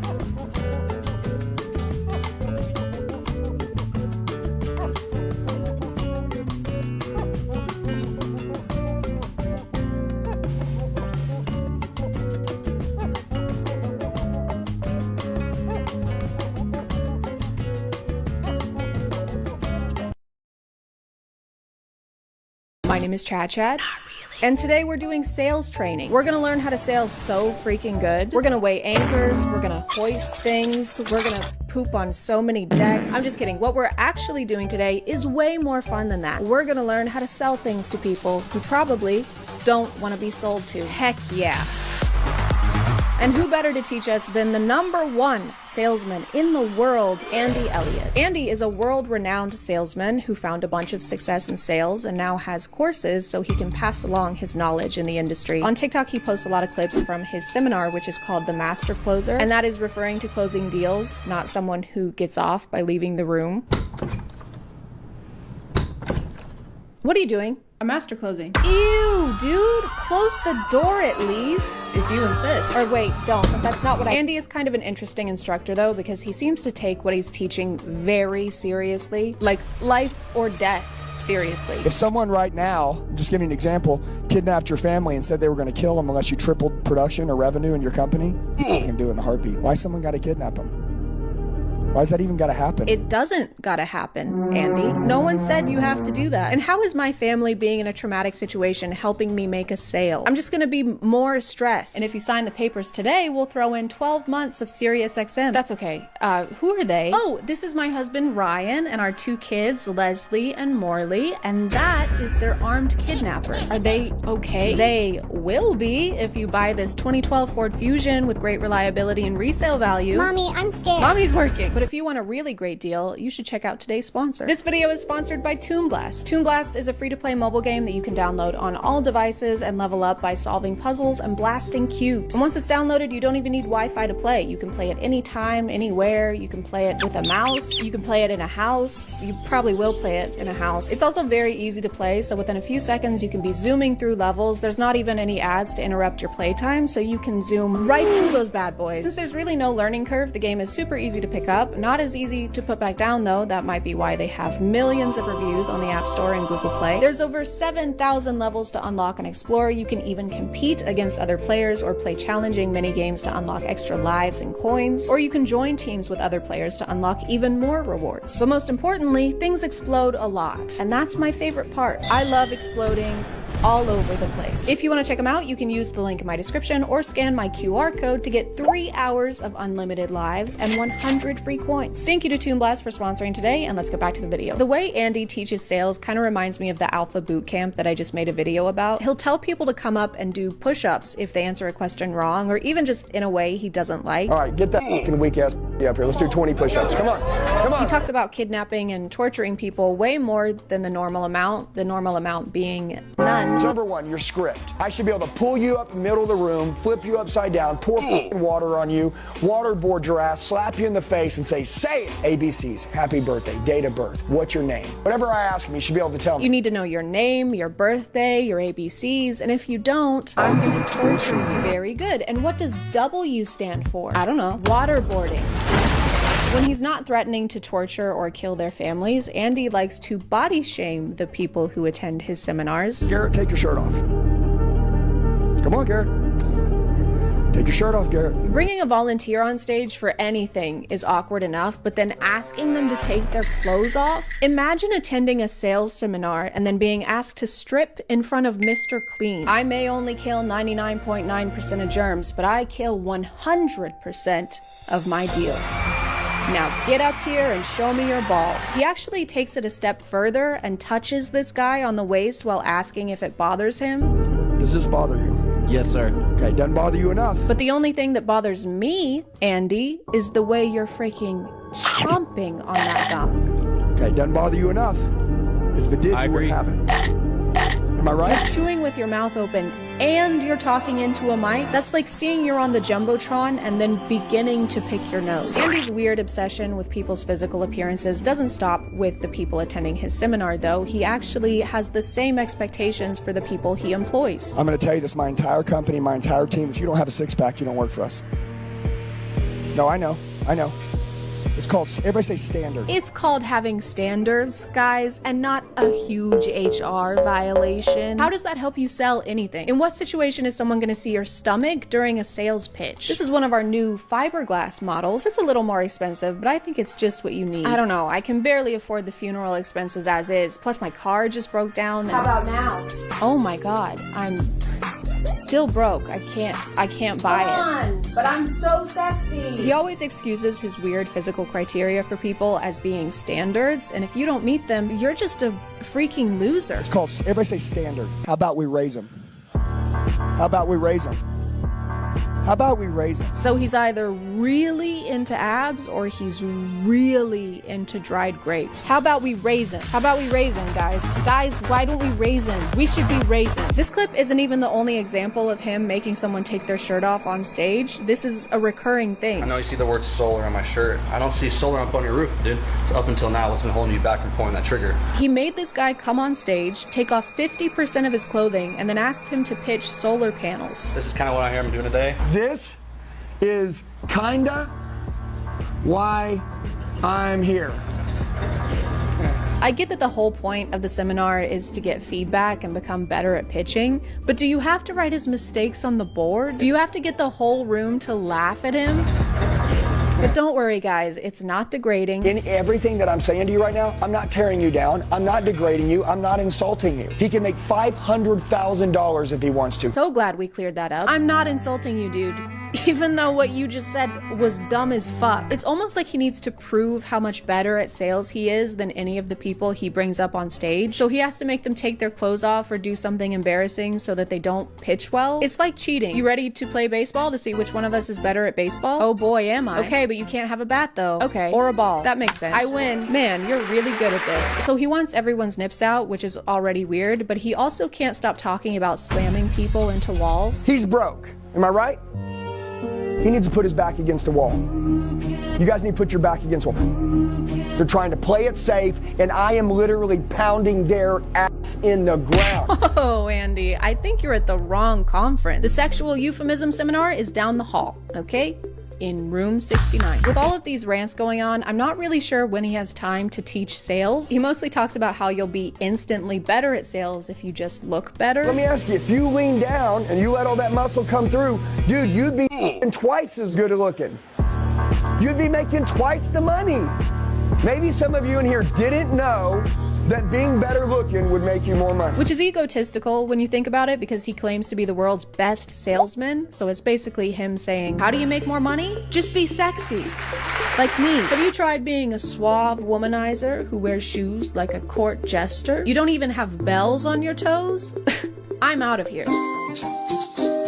Their website says that Andy personally guarantees the seminar will improve your life and easily triple your income. And yeah, if I took my shirt off, I could probably triple my income too. I'm just kidding, that's not happening. Unless, I'm just kidding. But even when he's not going on rants, his sales advice still isn't that great. Okay, you ready? 30 seconds, close the room on buying insurance. Ready? Hey, let me ask you a question. Do you got a family? Do you got a family? Do you got a family? You got a family? Hey, let me ask you a question. 5 times. I am going to ask you the same question 5 fucking times. You got a family? A lot of his techniques don't even seem like techniques. They just seem like guilt tripping. Do you want on the worst day of their life when you're gone for your family to be protected? Yes or no? Okay, it's black and white. If you do, we need to make sure they have life insurance. If you don't, it's not important. Would you agree? Let me ask you a question. Do you love and care about your family and want to keep them safe? Or do you hate them and hope they die? AKA, don't want to buy my solar panels. There is no in between. It's black and white, this or that. What happens when he tries this approach on someone who doesn't have a family? You have a family? You have a family? You have a family? You got a family? You got a family? Well, I did. Do you have a family? You got a family? Find the courage to say yes, regardless of what it costs. And you went home and you said, hey, baby girl, didn't matter what it cost, you're number one to me. And to prove that, I went ahead and pulled the trigger on the kitchen remodel because you're number one in my life. Do you think she'd have a problem with that? Yes, Andy. I think she might have a problem with that. You know what would make your wife super happy? Spending thousands of dollars without telling her. She might even slam you into the wall and pound your ass. Again. He even admits at some point that he never really knows what he's talking about. Do you need to know how solar works or do you need to know how to sell it? Sell it. Dude, I broke the record in the United States for selling cars when I was young. I didn't know anything about cars. I don't give a how it works. What does solar do? Yeah, who gives a how it works? I don't know. The potential customer might care how it works. The overall message seems to be, it doesn't matter what you say or what you know, as long as you say it confidently. And I thought this was a seminar for salespeople, not politicians. You know, Andy creates unnecessary hypotheticals and makes people super uncomfortable on stage, but at least he's open to criticism. And by the way, if I say something that offends any of you, it's because you're f***ing ego. You can die with that f***ing ego. You can die f***ing broke. Okay? Whoever's not with them, go f*** yourself. We don't need you. Man, I'm sorry, guys. I was about to say that it's possible to be a salesman and teach people how to pitch products without weird power trips or humiliating them based on their appearance, but I just realized that's my ego talking. Also, I'm poor and should probably die. You can die f***ing broke. I think this is all just a result of telling someone like this that they're the best at something too many times. It's kind of like Pinocchio, but instead of lying every time someone compliments him, his pants get a little bit tighter. To me, it seems like he gets off on the idea that he's better at sales than everyone in the room, which, yeah, that's why they're there. You can't rub your knowledge of something in the faces of people who are paying you to share it with them. You'd never see any other kind of teacher doing that. Can anyone answer this one for me? No? Josie? I'm not really sure. See, this is why you're all broke. We don't know how to solve that problem yet. You know what else you don't know how to solve yet? Being short. What? None of you have jobs, and I bet most of you still live with your parents. We're in kindergarten. I know how to solve this because I'm not a dumb little kid like you. That's why you're the teacher. Everyone point and laugh at Josie. Do it. I can't even count to 5. Hey guys, look, this is Josie. What an idiot. I'm so much smarter than you. I'm gonna call it there, guys. Thank you for subscribing, and if you are still here, thank you so much for watching. I appreciate you clicking on my video out of all the videos that are on here, and I'll see you next time. And don't forget to check out Toon Blast by scanning the QR code or clicking the link in the description for 3 hours of unlimited lives and 100 free coins. Okay, thank you. Love you. Bye.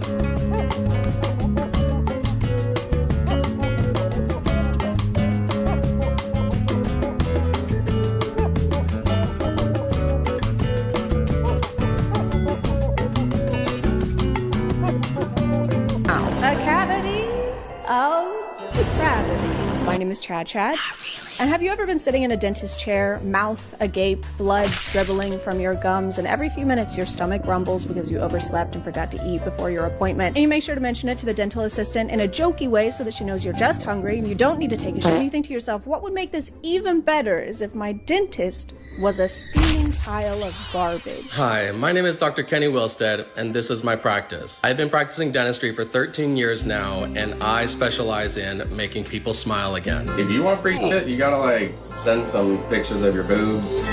This guy is Dr. Kenny or Dr. Ken, not like the Barbie doll Ken, even though they probably have the same number of testicles. But Kenny's job is just to, he's got a pretty big following on social media and specializes in smile makeovers. At least that's the type of service he usually posts content about. And he recently announced a new TV show that he started filming for. Exciting news, we are filming for my new show. But he prides himself in the fact that his practice is down to earth and politically incorrect. One word to describe my office, real. Well, okay, 2 words, because unprofessional. And most importantly, jokes are allowed over there, okay? Unlike everywhere else where joking gets you locked up on the spot. Hey dude, look, get it? I'm under arrest. Yes, you are.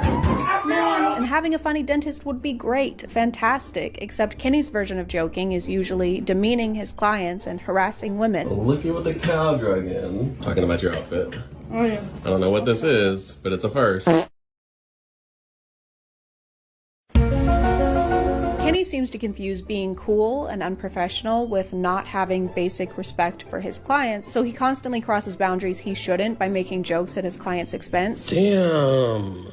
Those are right out of a Halloween catalog. You kiss your boyfriend with those in? That was a man for life. You have salad? It doesn't, you don't look like it. I just saying you're just a You edit that out. Which isn't funny anyway, but even less so coming from someone holding a drill in your mouth. A dental office is not the place to test the bounds of comedy. This isn't your chance to perform. So, you doing anything fun over the summer?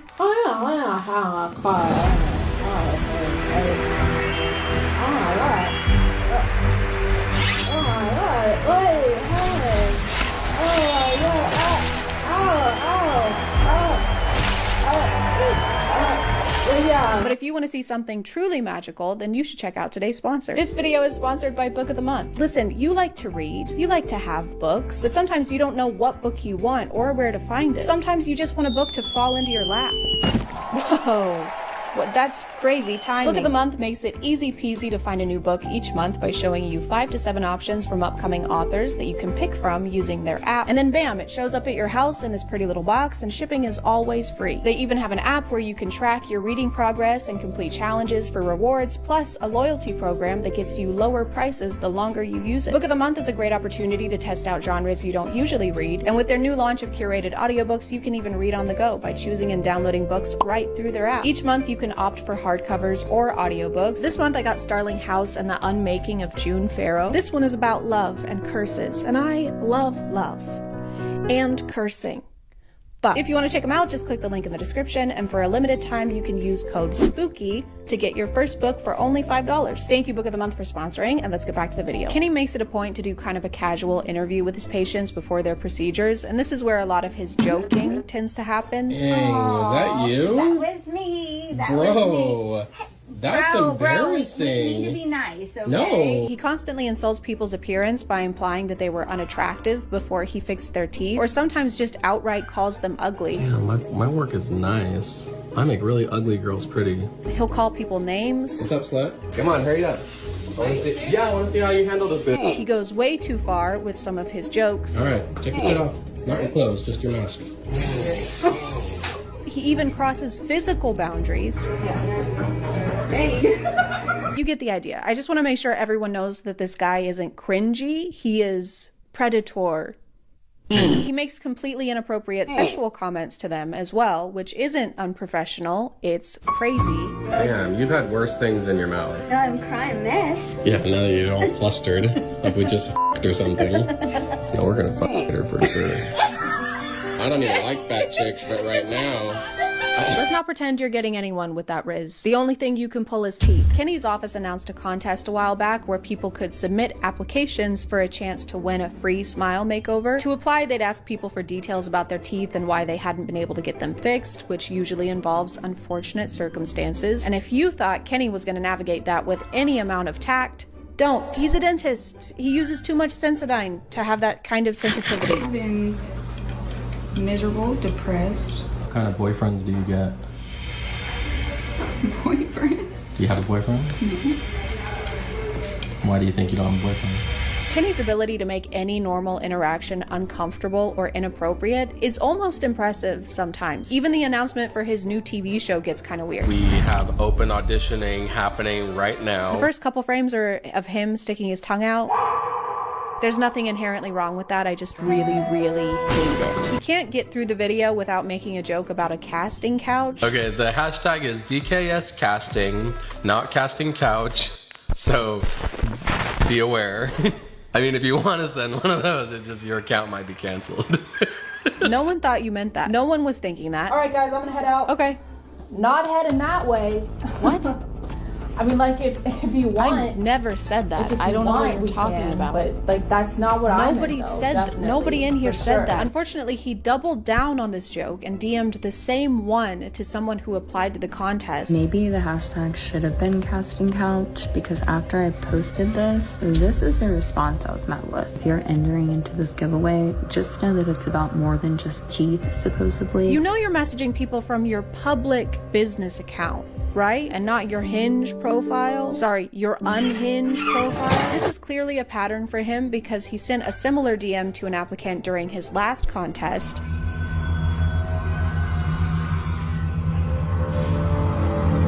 Saying something like this to someone who just asked you for help is so evil. She started a GoFundMe because she didn't win the contest and clearly she's not gonna go get it done here. So I'll put that up here somewhere and in the description. I'll definitely be donating because this was awful. Not only are jokes like these allowed at Kenny's office, apparently so are crimes. He was actually arrested in 2014 for overprescribing medications and for committing fraud. Guess you could say he lies through his teeth.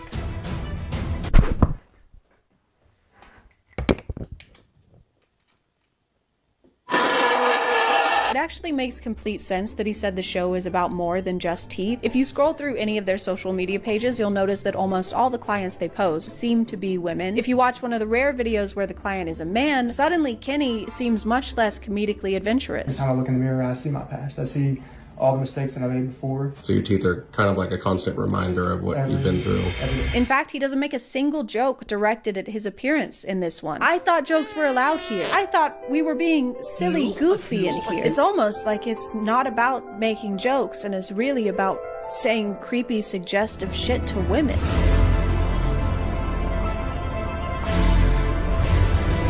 Again, you can be a dentist and make jokes without being creepy or mean. Jokes don't have to be mean to be funny. Unless they're about Kenny, then they're hilarious. L, farthead, stinky, no bitches, hoops and pants. While it is a nice gesture to do free dental work for people who really need it, in this situation it's also sinister because it creates this place where Kenny can say or do whatever he wants and people just have to put up with it. One of the contest winners actually made a follow-up video about her experience. And that is disgusting behavior that you portray on every platform that you have. And he responded to this video calling him out with a massive text message where he brushes off his comments as being his satire personality. You can't even spell satire.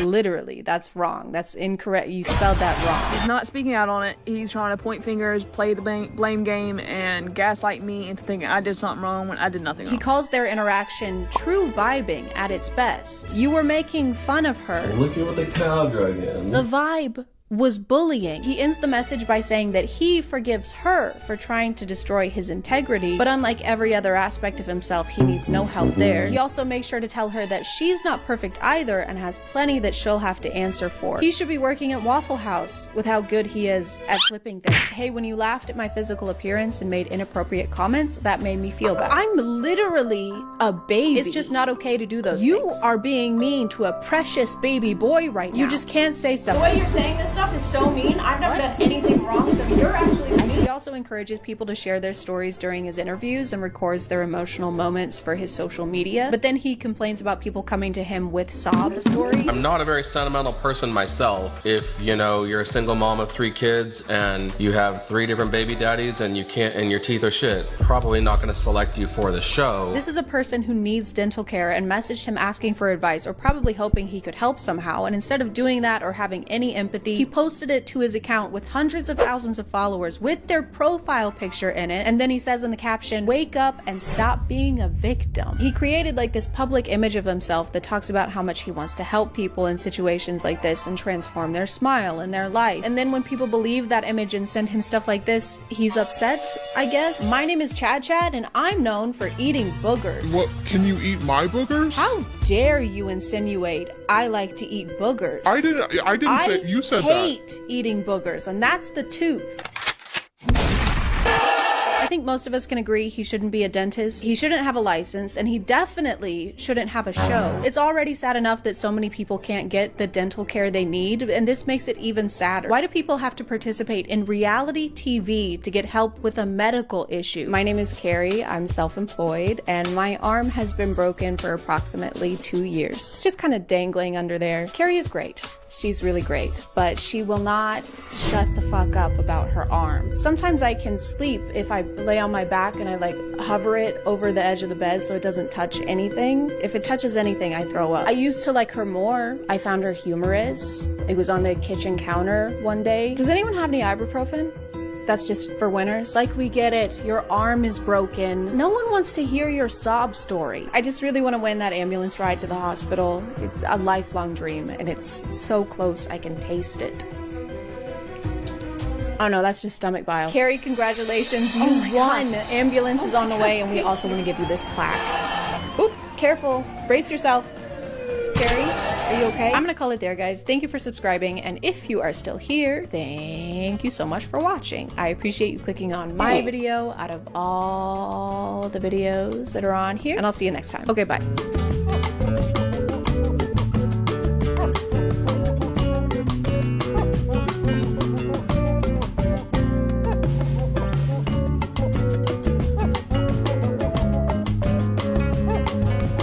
Hey guys, and welcome back to My name is ChadChad. Not really. And have you ever been naked? If you have, shame on you. That's disgusting. Put that away. At some point in history, even though there were dinosaurs and like other people literally trying to eat us, we were like, you see this? That's kind of weird. We should cover it up. And so we invented clothes. More specifically, a woman named Eve, well-known wardrobe denier and fruit enthusiast, invented clothes accidentally. Fast forward a little bit, a few million years or a few thousand, depending on who you ask, and now we just won't stop making clothes. We have clothes that look like this, clothes that look like that, one shirt, two shirts, red shirt, blue shirt. This wasn't planned. You can even eat some in a house with a mouse, I've heard.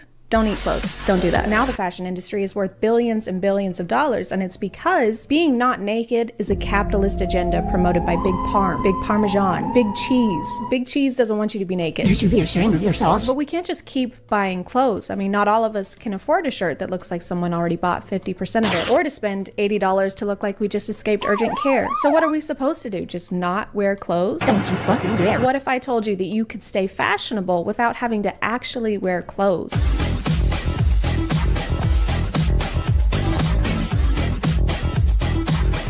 We already have virtual work and virtual school, and everyone loves everything about those. There's no issues with them at all, so why not throw clothes into the mix? There's this company called DressX that's been doing some pretty interesting advertising on TikTok. My name is Chicka Slim Shady.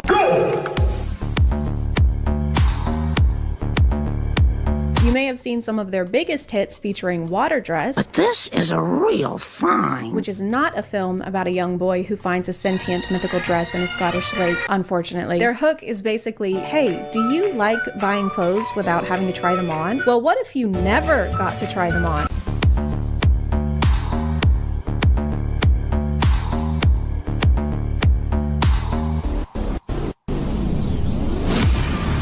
So you can't wear these. It's not like that Amazon feature where you can see what a couch will look like in your room, give them your money, and then you get to own a couch. You just try on the virtual clothing, see if you like the virtual clothing, and then give them your money, and you're done, and you still don't have the clothes or money. It's kind of like getting an outfit in a video game, except we're not in a video game, and you don't actually get the outfit. It just floats in the general vicinity of your character. Thank you, young traveler. You found my long-lost wheel of cheese. Of course, no problem. It was in a strip club, actually. No, it wasn't. Please accept this suit of armor as a token of my appreciation. Where is it? Right here. There's nothing in your hand. That's an empty hand. Sure there is. Just look closer.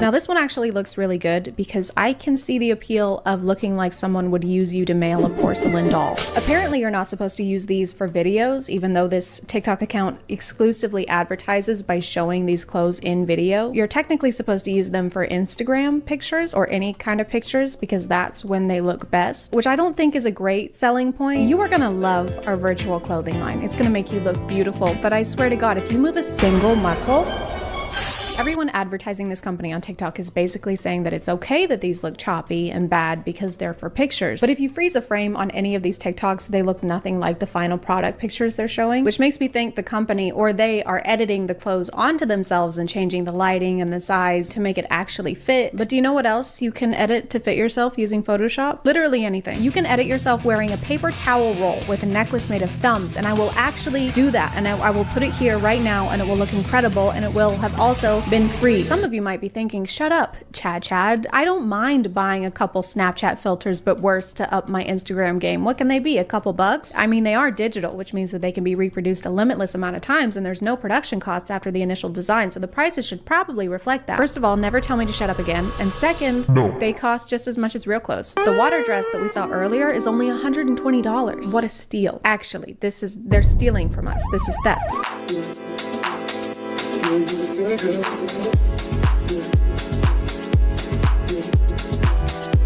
Hey, would you still like to purchase this $7 million BMW with a custom paint job? You know what? I'll take that one. Well, that is an empty lot, and it's $7.5 million. Does this one also have a custom paint job? No, it has zero kind of paint job. It has no paint. I'll take 3.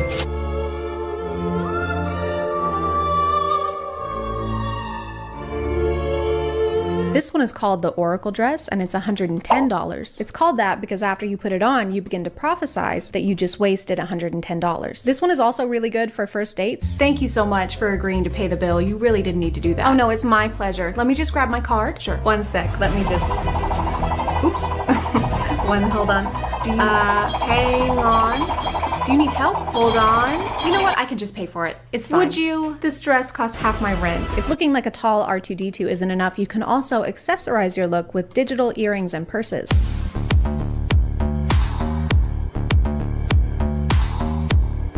They like to advertise their clothes and accessories like they solve problems that we don't even have.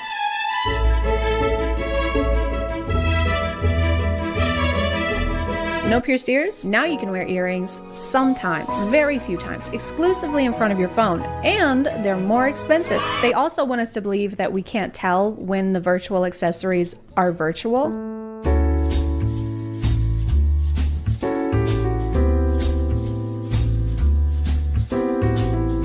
I don't know, guys. This is hard. This is like Where's Waldo? If Waldo was 5 times bigger than everyone else and kept glitching off of the page. It feels kind of insulting that they think we can't tell when these are virtual. I can't tell if they're gaslighting us or if they just think we're stupid. Guess which one of these are real? That one. Nope. Okay, then that one. Wrong. Neither of them are real. And that's counterfeit. That's counterfeit. No, it's not. It's not counterfeit. R2-D2, guys, cuff her. They've also single-handedly saved the environment because by selling virtual clothing, they aren't feeding into fast fashion or getting thrown out into landfills.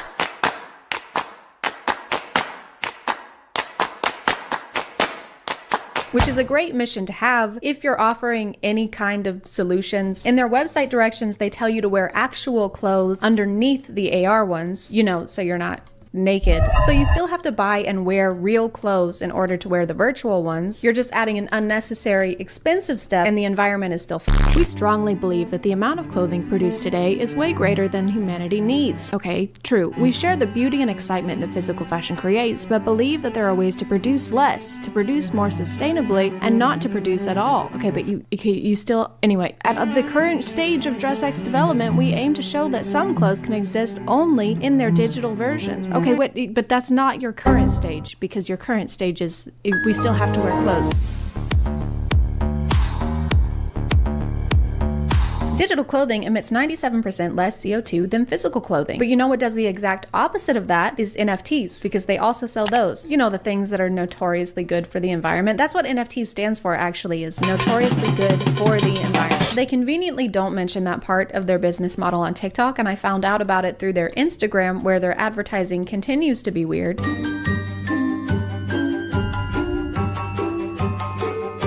Physical only fashion is so outdated. Is this Regina George? Do you have Regina George doing your marketing for invisible clothes? Oh my god, I love your shirt. Where'd you get it? Oh, thank you. It's thrifted, actually. Oh, so you want the world to die. What? No. If you're not naked, You can't sit with us. experiment with your style wearing 100% digital looks. It's fast, non-polluting, less expensive, and just super fun. Absolutely, they are non-polluting, but the NFTs that you're selling 2 posts down are not. Do you guys just forget that you're selling NFTs? Or welcome to our clothing office. This is where we design our AR clothing. It's a lot of fun and we all love to work here. And this is our global warming office. This is where we mine Ethereum and produce over 45 million tons of carbon dioxide per year. It's a little sweaty, but we'll do whatever it takes to be able to own a picture of an MMO loading screen. Creating your meta closet has never been easier. I don't care how many closets you met, okay? How about you meta some bitches? They say somewhere that their products are for influencers who probably buy clothes for social media and then don't wear them again, which is a very small demographic to cater to. Plus, I can't really picture Emma Chamberlain wearing an infinite balloon animal scarf. Their Instagram looks cool. Like, their designs are cool as art, but you can sell art without using more energy a year than the Netherlands. Like this one, for example, is really cool. Today's your last chance to get these virtual jeans so you can look like you're pissing yourself twice simultaneously. Simultaneous pee.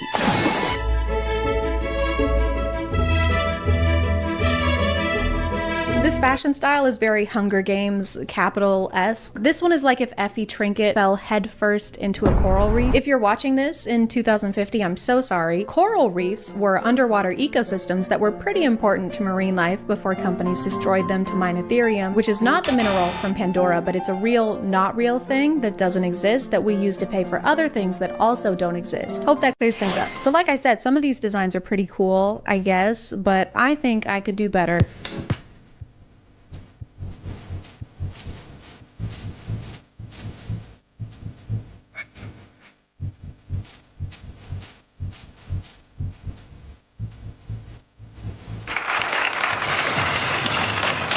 If you want to help out the environment, just do the regular things, like don't shop fast fashion if you can afford to. Or even if you just keep your clothes for longer, like if you wear your clothes for longer. I've been wearing these clothes for 3 weeks straight. I smell really bad. I'm gonna call it there, guys. Thank you. Hey guys, and welcome back to My name is ChadChad. And I believe in aliens. I never decided that. There was never a specific moment where I was like, you know what? I do believe in aliens. I do! Because I've always just assumed that, you know, in the endless universe, there are probably other places that can also support life. Like, there are a lot of ants in the world, but each ant probably thinks that their anthill is the only anthill in the world, but that's only because they haven't invented space travel yet. I've never met anyone who claimed to be abducted by aliens or who claims to have had some kind of extraterrestrial encounter. But I like to think that I'm an open-minded person and that I would hear them out, which is why today we're talking about Demi Lovato. Demi Lovato is a pretty well-known singer and was in a lot of Disney movies / TV shows. You've probably heard of them before, so I'm not gonna dive too deep into their history. But there was a certain clip that caught my attention the other day. So I woke up in my room and there was like 3 beings. And they were like, do you want to see your planet? And I was like, oh, sorry. Sorry. You were like, hell yeah. I was like, hell yeah, let's go. This is a pretty short clip, so I wanted to get the full context of what's happening here. Demi has a new show called Unidentified that's streaming on Peacock TV. We'll get into that later. So the reason for this interview is that Demi is promoting their new show, and this conversation takes place after Kelly shows a clip previewing it. Well, wait, in that clip we just saw you looking for aliens. So have you seen an alien? Have you ever had an experience? I have never seen an ET face to face. Oh, that's something else I should mention. Demi doesn't believe that we should call aliens aliens, they say that that is offensive to aliens. Sorry, aliens. Sorry, aliens. Sorry. Demi Lovato has said referring to extraterrestrials as aliens is derogatory, and the word should no longer be used for potential otherworldly visitors. Speaking to E! News, Lovato explained their reasoning while responding to Span while responding to fan speculation that they have an unreleased song called Aliens. Quashing the rumor. That's a weird word. It sounds like you're getting phlegm out of your throat. Quashing the rumor. The singer said their fans should know they don't call them aliens because it is a derogatory term for anything. My fans should know that I do not call them aliens because alien is a derogatory term for anything. That's so true. Even extraterrestrials, which is why I call them ETs. Which I guess I kind of get what they're trying to say here, but at the same time, I feel like this would be very, very low on an ET's list of concerns if they were to encounter our planet. Our government would definitely take it into custody and definitely perform less than humane tests on it, so it probably wouldn't be too worried about what word we were using to refer to it with. I will now use this circular saw to enter your brain cavity. I would prefer if you didn't. Then I will study your alien brain to discover all of your secrets. I don't have any... Excuse me, what did you call me? I'd say this is a case of let's cross that bridge when we get there, but the bridge isn't even built yet. The bridge isn't even under construction. The bridge is still in the Daddy Bridge's ball sack, okay? We don't need to be worried about this yet. Yeah. I had a night where I was dreaming, and I say dreaming very loosely because I don't really know what happened. So see, this is why I wanted to watch the full clip, because the TikTok that the Kelly Clarkson show posted, which got 3.2 million views, mind you, doesn't include the part where they say that this is dreaming, I think is what they're saying this was. So that kind of seems irresponsible to just post this without that context, because the comments are absolutely roasting the shit out of Demi, saying that they're on drugs, saying that they've completely lost their mind. I don't know if it was intentional or unconscious, but if I was Demi and the show that I did an interview for clipped something in a way that made me seem crazy, I would probably have a heart attack. But I all of a sudden was in my room, and I know I said, I sound like this is gonna sound so out there, but just bear with me. So I woke up in my room. They even cut out the part where Demi acknowledges how strange this sounds. Who is running this TikTok account? Joe Jonas? Joe, is that you? So I woke up in my room and there was like 3 beings. Us to the 3 beings? Okay, corporations, you need to stop, all right? We get it. You're hip with the young whippersnappers. You know what this means. I actually think the only time I ever see this used anymore is by corporate accounts. So now it's getting kind of like corporate Twitter, trying desperately to seem relatable. That moment when your mom says no more video games. When your mom buys our chips that inflame your stomach lining. Bernard, you are 98 years old. Please retire. I'll stop working when I'm dead. Your left eye fell out again. Yeah. Are you gonna go home now? You. Do you want to see your planet? And I was like, oh, sorry. You were like, hell yeah. I was like, hell yeah, let's go. Why did the ETs visit you just to show you your own planet? They traveled millions and trillions of miles just to show you that. They'd ask if I wanted to see my own planet, and I'd be like, oh no, that's okay. I live here. I live here. I like whooshed out of my room and was like hovering over the planet, and then all of a sudden they're like, you want to see our planet? And I was like, hell yeah! Yeah. So then I whooshed to this like pink and purple planet that I've never seen. But okay, so I googled pink and purple planets after this just because I wanted to see if one actually exists, and it does. This one is called GJ504b, which is crazy because that's my brother's name too. It's 57 light years from Earth, is about the same size as Jupiter, and it's a gas planet. I doubt this was the home of the ETs that visited Demi just because it's literally made up of poisonous gas. I don't know, maybe they can survive the environment because they're also made of gas, like my brother. That's basically the end of the interesting part of this interview, but I wanted to check out the show if I could. It came out the end of September. I had this crazy experience that happened to me in Joshua Tree.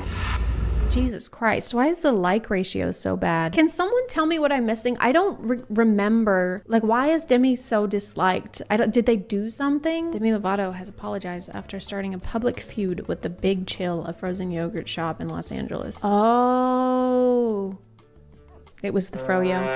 It was this bright light. It kind of moved in like these weird ways that a plane wouldn't move. I hate to be this person, but this doesn't look real. See how the stars keep moving after the camera stops moving? It just looks strange. Anyway, I'm sorry. I said I was gonna try and have an open mind, and I've been shitting on everything in this video. My goal is to find out what really happened. That looks like a gnat. That looks like a bird. What if extraterrestrials aren't traveling light years to visit us? What if they're already here waiting for us to reach out? So, like a ghost? Is that a spirit box? Don't you use that to try and talk to ghosts? So it kind of just looks like they're going to be doing a lot of stargazing and yoga. No, sorry, that's a singing bowl. Still don't see how that applies, really. It really looks like a ghost hunting show, but they just throw the word UFO in there every few minutes. UFO experiencer. Demi Lovato serenades extraterrestrial entities, as you do. Carmen? We just got here. Again, this seems like a ghost hunting contraption. Paranormal investigator, right there. So I guess we're just lumping ETs and ghosts together. I feel like those are vastly different categories. Like the concept of an alien show is interesting because I've never really seen that before, but this just looks and feels exactly like a ghost hunting show, and about 3.8 million of those already exist. They're like cop shows. I watched one episode of NCIS in 2013, and now I never have to watch one ever again. Have you seen anything like ETs here or UFOs? Star people? So I guess we're asking the ghosts if they've seen aliens because the aliens, ETs, wouldn't be able to see them. So ghosts are like makeshift Ring cameras in this situation. From what I've seen, ghosts haven't been very open with us, like about what the afterlife is like or what they do in their ghostly spare time. So I just don't know if this is when they would decide to open up to us. What's your name? Were you murdered? Are you in this room with us right now? Have you seen aliens? Dude, yes. Okay, I was in the bathroom taking a ghost shit, right? Ask her if they're here, if there are star people here right now. Are there star people here right now?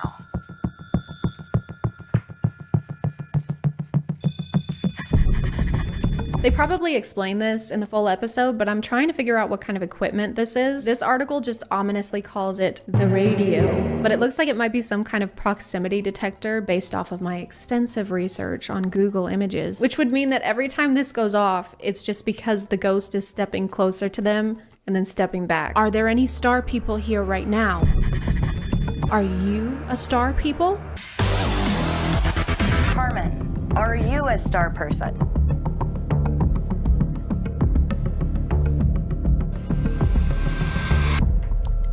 Maybe it's because we're in the room, because, you know, they don't like men, She doesn't like men, and I get it. Do you want us to maybe do a little experiment and step in another room while you take over? What do you mean? Y'all have been here this whole time and she's been talking just fine. Did you not want to say anything else because the boys were in here? The ghost is not saying yes. She's saying, okay, I can clearly see them right there. They just turned around the corner. I may be a ghost, but I'm not f***ing blind. Okay. She has trauma. She does? Mm-hmm. Okay. How do you know? And that's why she doesn't like men. Okay. I respect that. I respect that. Totally. What are these reactions? Can you imagine like going on a third date with someone and you open up about your trauma and they're like, okay, I respect that. I respect that. I do. Are you gonna pick up the check? I mean, I'm so sorry about that. That sucks, dude, but I don't get paid until Friday. Maybe if you sing a song as an offering, we could come back in the room. Oh, yeah. Okay. If I sing you a song, can my friends come back in the room? Okay, now y'all are just making up rules as you go. This is like trying to watch third graders play a game of tag. There you go. What the fuck is that? Is that a knife? Call the police, we're witnessing assault. Demi proceeds to sing Skyscraper to an extraterrestrial ghost. They didn't really specify. And then bam, there's actually what appears to be another man in the doorway over there. So the singing transaction they just did is null and void. I personally would not watch this show. Based on the preview and the clips that I've seen, I would rate it a ghost shit out of 10. It seems very over exaggerated and kind of cliche. I guess the audience would be Demi fans. I don't really know who else it would appeal to. If you're wondering why there's no green screen edits in this video, it's because I ordered a new one because my current one is ass. I'm really trying to exert the least amount of energy possible into filming, kind of like the producers of this show. I'm gonna call it there, guys. Thank you for subscribing, and if you are still here, thank you so much for watching. I appreciate you clicking on my video out of all the videos that are on here, and I'll see you next time. Okay, bye.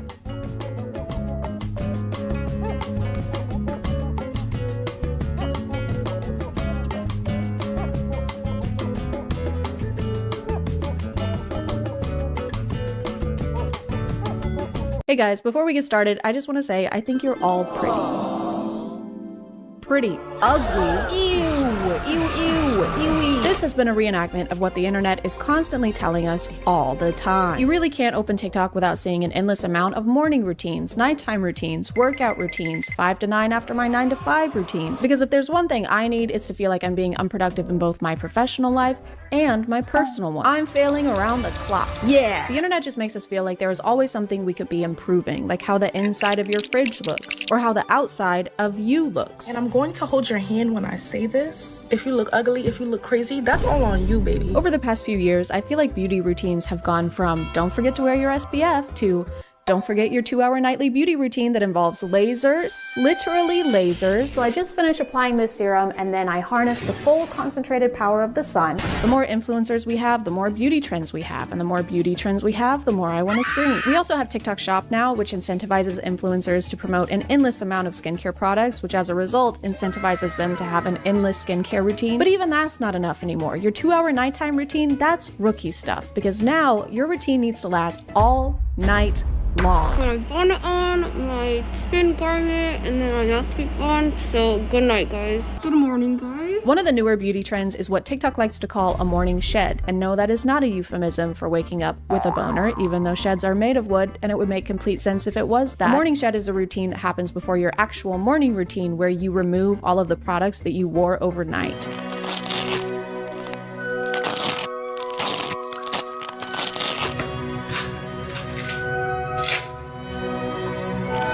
The general rule of thumb seems to be every inch of your skin needs to be covered with something. Your pores shouldn't be allowed to breathe. You shouldn't be allowed to breathe. An example of a typical morning shed product is this jaw strap that I'm not personally convinced does anything. To try and figure out what it's supposed to do, I found a similar one on Amazon, and this says that it's an effective bandage designed to double chin and sagging skin. Wait, it's gonna double my sagging skin? Is it gonna give it to the next person? If you're still not sold, they have before and after pictures like these, and as you can see, the results are so instantaneous that she didn't even have a chance to move. She's in the exact same pose. It's almost like this is the same picture. If you're advertising a beauty product and you use Photoshop in the before and after pictures, why are you doing that? This is arguably the last place you should use Photoshop when you're trying to demonstrate how something works. All right, now remove your cake from the oven and it should look something like this. Mine looks nothing like that.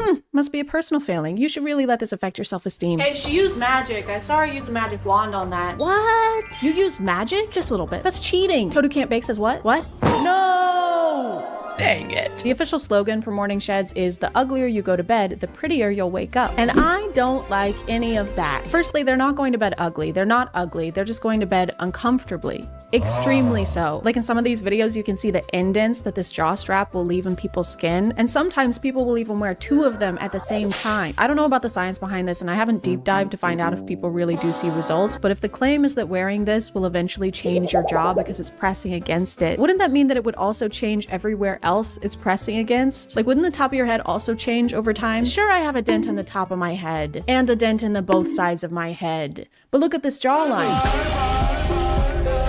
A small price to pay for beauty. Morning sheds even go beyond the face sometimes. Get a castor oil pack from Amazon for $12. Pour it over my liver to support detoxification, specifically with excess estrogen, which can cause like different PMS. Helps with digestion, constipation, inflammation. And I'm not a doctor. I know it's hard to believe because I look so intelligent and I'm always performing unlicensed surgeries out of my garage. But I do know in order for something to have an effect on your organs, it needs to be in contact with your organs. I don't think castor oil is penetrating your skin and getting into your organs. It's laying on top of your skin. This is like putting saran wrap on top of your fries and then salting the saran wrap. Also, she says it detoxifies her liver, but the liver is already a detoxifier. That's the liver's full-time job. Helps with digestion, constipation, inflammation. You can put it over your ovaries and it'll help with cysts. It's gonna help the cysts? What's it gonna help them do? Is it gonna double those too?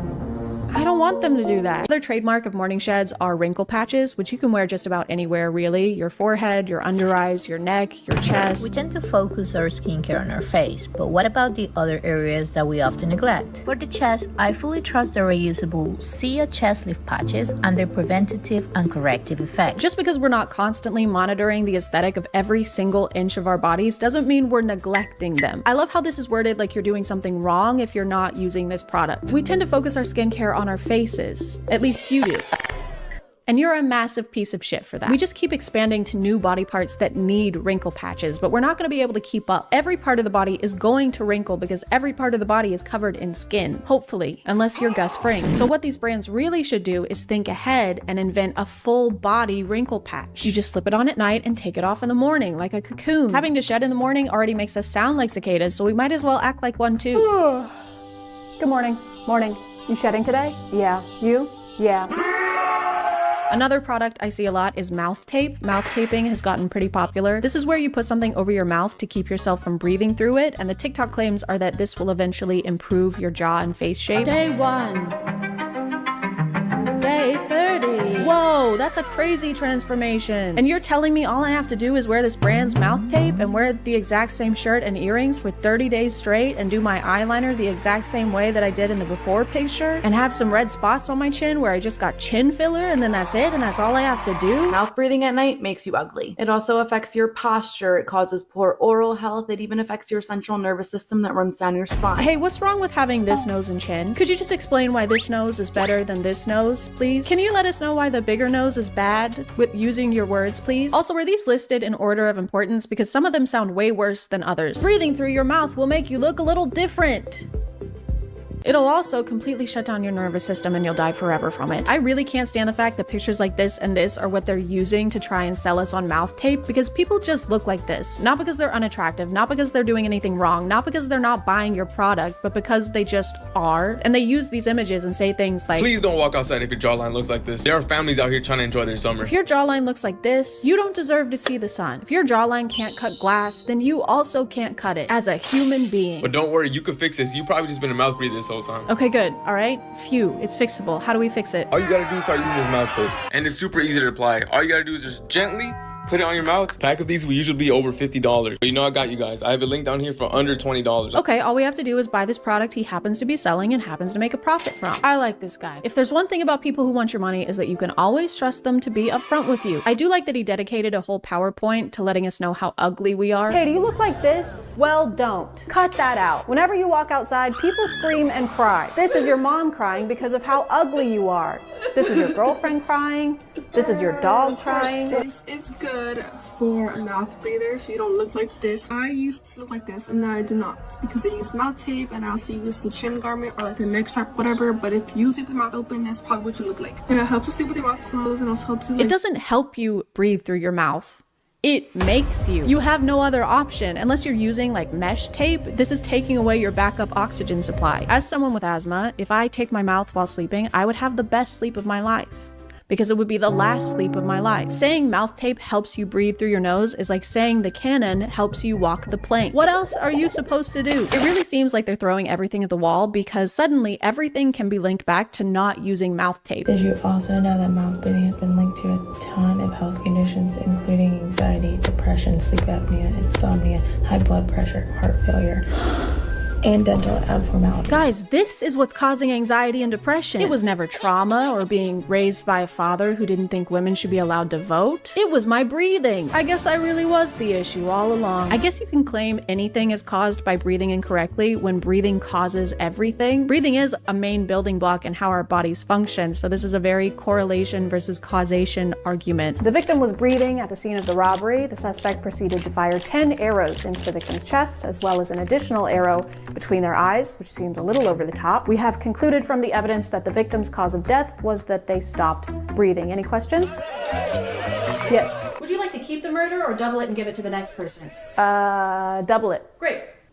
I should mention that almost all of the videos that talk about mouth taping are sponsored by mouth tape. If you search mouth tape on TikTok, you'll have to scroll forever to find a single video where the creator doesn't earn commission somehow. And that's probably because these mouth tape pieces cost literal pennies to manufacture. So this is the ideal product for TikTok shop owners. There's a big profit margin and they can make it even bigger by going on TikTok and giving people new insecurities until they use the product. The product. And you don't just need more products for your face, you need more products for your hands too. This is a routine to maintain your hand beauty. As you can see, it's 15 steps, which is also how close I am to jumping off a bridge. We start off with a cleanser, then we dry the hands, then we get the hands wet again, then we exfoliate and moisturize, nothing too crazy. Then you shave the hairs off of your hand because our hands also need to be bald like every other part of our bodies. Looking at all of these has made me pretty tired, so I should try and get a really good rest, and the only way to do that is by following all of the steps in these videos. Okay guys, it's 11:14. Zoom in on the time, show what time it is. We're not lying, we're not freaking lying. And guys, because I'm an old woman, that means that it is time to get ready for bed. A little spit on that. This is everything we need for our morning shed routine. We'll just do a quick little haul. This is a Hydro Boost Hydrating Hydrogel Mask. It's 100% hydrogel mask. Leave skin supple and hydrated. I don't like the word supple. It says leave on for 15 to 30 minutes, so I think if we leave it on for about 8 hours, that should be fine.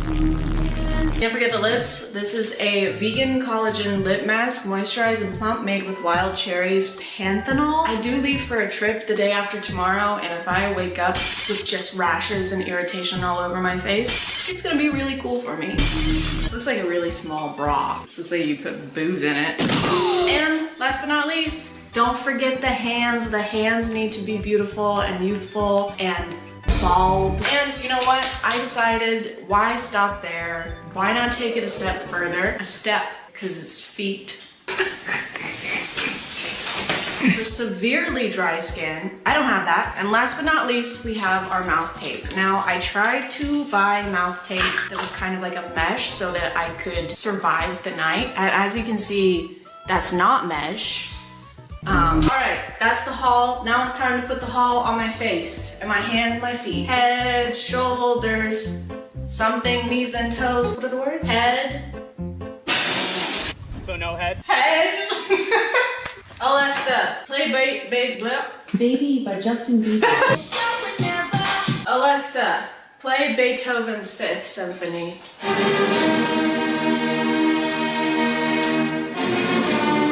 I look like Manny from Ice Age.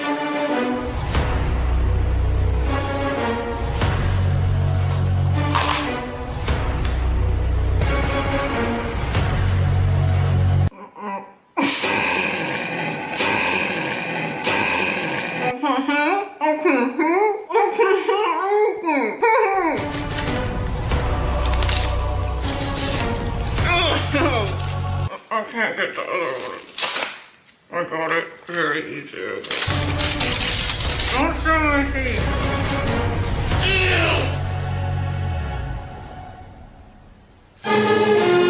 Time to go to bed.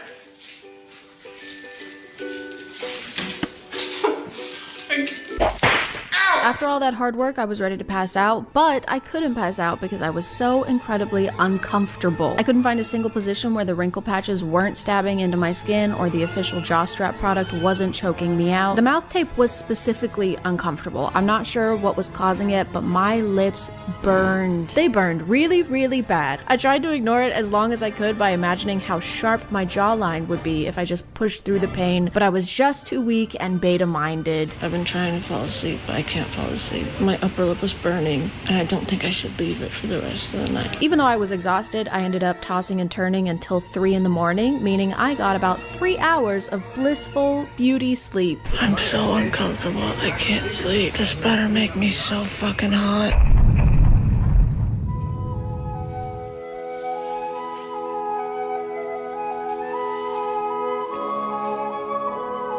Am I hot?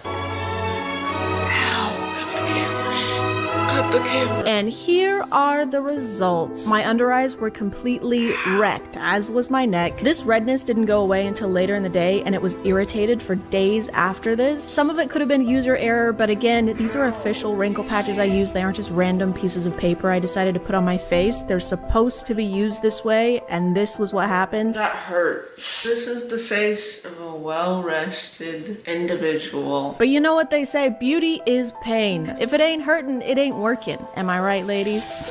There is no greater pain than the knowledge that I will never be enough. After this experiment, I had more questions than I had answers. Why did I still have lines in my skin? Why didn't I feel sexier? Why do I sound like that when I'm wearing my retainer? Top of the morning to you, ladies. My name is Sexceptica. And I pondered these questions for many days, racking my brain, trying to figure it out. And after all that reflection, I was able to formulate the perfect beauty routine. I found a routine where you don't have to put wrinkle patches on every inch of your body, where you can actually get good sleep and be considered attractive. A routine so good, basically no one will feel the need to criticize every aspect of your appearance 24/7. And it's pretty easy, so I went ahead and filmed a tutorial for that one too. Step 1.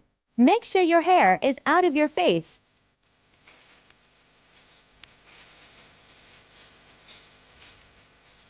Step 2. Be a fucking man. I know I've criticized a lot of the methods in these videos, but I don't want to criticize people for feeling like they need to use them. There's so much pressure to constantly look our best that it can feel like we have no choice but to try and keep up. No one willingly chooses to look at themselves as something that needs improvement or needs 1,000 changes to be acceptable. And it's getting a lot harder because trends aren't just how we do our eyeshadow anymore. It's our faces and bodies that go in and very quickly out of style. Women who got plastic surgery 2 years ago to try and fit a beauty standard are being ridiculed now because there's a new one. We don't compare ourselves to the people around us anymore. We compare ourselves to all of the people ever. But we only see the versions of each other that we've decided is good enough to be seen. Of course, when we see ourselves how we are and then see everyone else how they wish they were, we're going to be disappointed. I don't say all of this because I have some kind of grand solution, because I don't. I also do skincare routines. I also got lip filler when everyone else was. But I don't think all this improvement is improvement. I don't think it's beauty if getting prettier makes the way we think about ourselves uglier. So maybe the real improvement was realizing that chasing perfection is a never-ending hamster wheel objective, and that looking at yourself as a project doesn't benefit anyone except the companies that line their pockets with your insecurities. That we made along the way. I'm gonna go shave the microscopic hairs off my knuckles now. Thank you for subscribing, and if you are still here,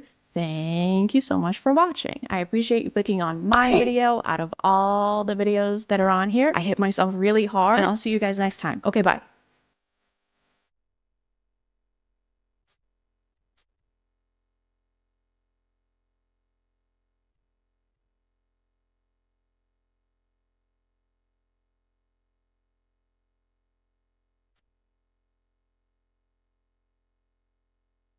Hey guys, and welcome back to My name is ChadChad. And today we're going to be learning some girl facts, some facts about girls, some things that are exclusive to only girls, some girl facts. What are girls? Some of you might not be familiar. Girls are very complicated. Sometimes they'll say really cryptic things like, I wish you would pay more attention to me, or I'm hungry. Like, okay, well, what does that mean? I wish they would just tell us what they want sometimes, you know? No need to be so mysterious, girls. So I did some research. Where else other than TikTok? I love the hashtag girl facts on TikTok because it's so obvious that a lot of the people who post them have never even breathed the same air as a girl. Most of them seem like they came from Google, or more specifically from those weird WikiHow articles, except instead of telling you how to pretend to be a vampire at school, they're telling you what a girl really means when she texts you the letter K. And everyone knows, if you want to know something about girls, don't ask girls. Ask dudes on TikTok who copy-pasted baseless studies from the internet and then stood in front of their iPhone camera like this. Okay, first girl fact is actually a 2-in-1er. It's boys and girl facts. Girls fall in love with what they hear. Boys fall in love with what they see. That's why girls wear makeup and boys lie. Wow. I'm 2012 and this is Facebook. One of these is not like the other. So this fact is girls are under a lot of pressure to be pretty and to wear makeup in order to be considered attractive based off of often unattainable beauty standards to appease the male gaze, and boys are liars. It's not their fault though, it's a fact. They can't help it. Yeah, so then I lied to her, obviously, and I told her I was out with the boys, but really I was cheating on her with her sister, and she still doesn't know to this day, and we have 2 kids together, but it's literally not my fault. Like, I'm a boy. Boys lie. It's a boy fact. Sometimes I wear eyeliner. We are experiencing the same thing. When a boy is truly in love, he will act like a child. But when a girl is truly in love, she will act like a mother. I know someone who would really like to speak with you. Why is this fact so not specific? So she falls in love with you and she sets up your doctor appointments or brings you fruit gummies to your soccer game. He falls in love with you and just starts uncontrollably pissing into himself. Once again, it kind of seems like girls are getting the worst end of the bargain. Girls are more attracted to guys who have the ability to make them laugh. Yes, that's it. That's the whole fact. Man, I wonder how many studies they had to conduct to figure out that girls are more attracted to people who have a similar sense of humor to them. Hashtag psychology. Hashtag psychology facts. This applies to literally everyone. Yeah, so when someone makes you laugh, it makes you feel good inside. Okay. So you like them. But if someone doesn't make you laugh, then it doesn't make you feel good. Okay. So you doesn't like them. Probably. Whoa, dude. I know. That's like psychology. It's like psychology. It's psychology. It's psychology. And why are we in the ocean? Why are we underwater for this? I just can't believe it. I know. Guys, you should write a book. I really do. Really oh my god, that would be I should write a book. What would you call it? Lord of the Guys, I'm actively drowning. Friends of food, not fish. Girls normally fall in love with older boys. Girls hate it when boys always talk about themselves.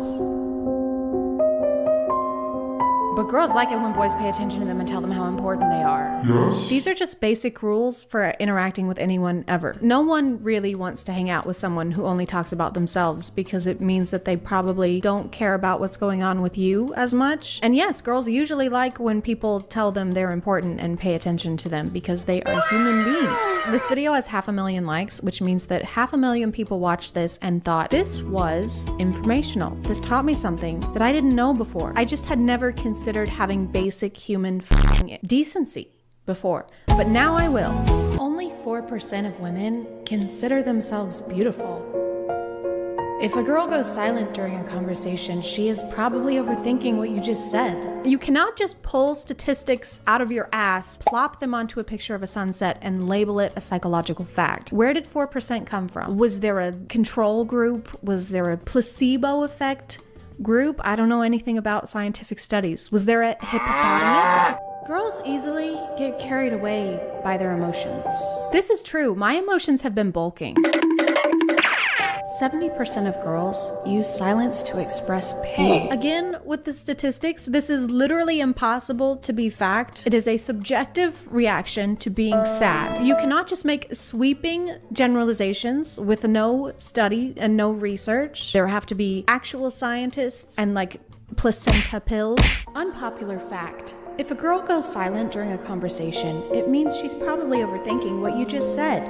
A lot of guys tend to get annoyed at this, when in reality it's easily fixable. They just need reassurance or for you to explain something again so they don't feel the need to overthink it. Unpopular fact is not a thing. A fact cannot be unpopular because it's a fact. I will define fact right now. The truth about events as opposed to interpretation. This is an interpretation of what you think is going on in a girl's head whenever she goes silent during conversation. But if this is happening a lot to you, Cody, then maybe you should not be wondering why she keeps overthinking and consider that maybe you just keep saying stupid shit. This is just a word for word copy of the other one that we saw. What BuzzFeed article are you guys stealing this from? Unpopular fact, plagiarism is not cool. You wouldn't plagiarize a car. You wouldn't plagiarize a handbag. Downloading a plagiarism is stealing. Just because her eyes don't tear doesn't mean her heart doesn't cry. Those are called emotions. Like if I were to say that your TikTok reads like the inner monologue of a 3-year-old child, that would probably make your heart cry, but that's just called having feelings. I like that the people posting these kinds of videos apparently know so little about girls that they have to steal every girl fact from each other. I've seen this one at least 5 times. Maybe we're not overthinking all the time. Maybe we're trying to like remember the lyrics to a song, or you have something stuck in your teeth. And another girl fact is that they have to trim their fingernails every 30 seconds or they will fall off and grow legs. Then they can actually reproduce, and that's how the thumb people from the third Spy Kids movie were made, but you probably didn't know that because you're a girl. And your mind physically cannot process the incredible graphics from the Spy Kids franchise. The true meaning behind the girl texts. She's mad. I'm fine. She's not fine. It's fine. It's not fine. I don't care. She really cares. It's okay. I'll be okay. She's hurting a lot. Oh, okay. Her heart just shattered. Okay. Everything is good. Okay. Something might be wrong. Okay. Something is really wrong. Don't try to guess a girl's feelings. Always ask her. So I'm kind of starting to get mixed signals. You said if a girl says she's fine, then she's not fine, and just to go with the opposite of whatever she says. But now you're saying that we should just ask her and never assume. So your girl fact is just to ask a girl. But we came to you for girl facts. We came for your expertise. We're not going to be able to learn about girls anywhere else. Girls want nothing more than to feel loved. I mean, I can think of a couple things. We might also want basic respect, safety. Safety is nice. Equal pay. That might be cool. If not, that's totally fine. When she stares at you mouth, kiss her. That is 100% not what you should do. It's just based on some of the previous girl facts we've seen. It doesn't seem like y'all are the best at picking up on signals, so maybe don't kiss girls just because they happen to glance at your mouth hole area. If she starts cussing out a storm at you and tries to be all big and bad with you, kiss her and tell her that you love her. Got it. Okay, so if a girl is visibly upset with you, don't admit fault. Just kiss her, because all girls want is love. When she's quiet, ask her what's wrong. Oh, that's sweet. Yeah. If she pulls away, pull her back. Is this girl language or serial killer language? Because I genuinely can't tell anymore. If she tells you a secret, keep it safe and untold.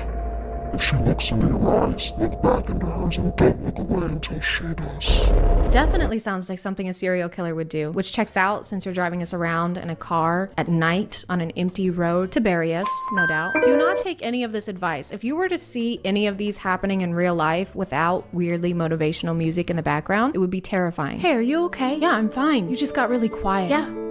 Yes, I did. If you're overthinking something I said, I do not care about anything you've said ever. It's gonna be okay, okay? I'm here to protect you. Okay, I'm just trying to diffuse this, okay? And if I make one wrong move, the whole world will literally end, so I could really use some silence right now, okay? Okay.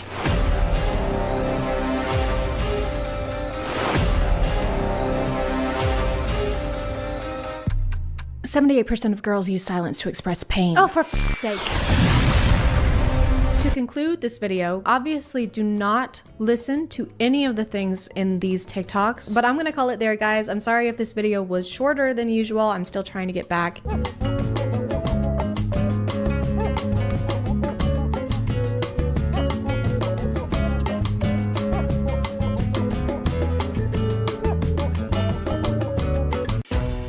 Colonel, we are approaching TikTok Island. Praise the gods, Captain. I thought we'd never see land again.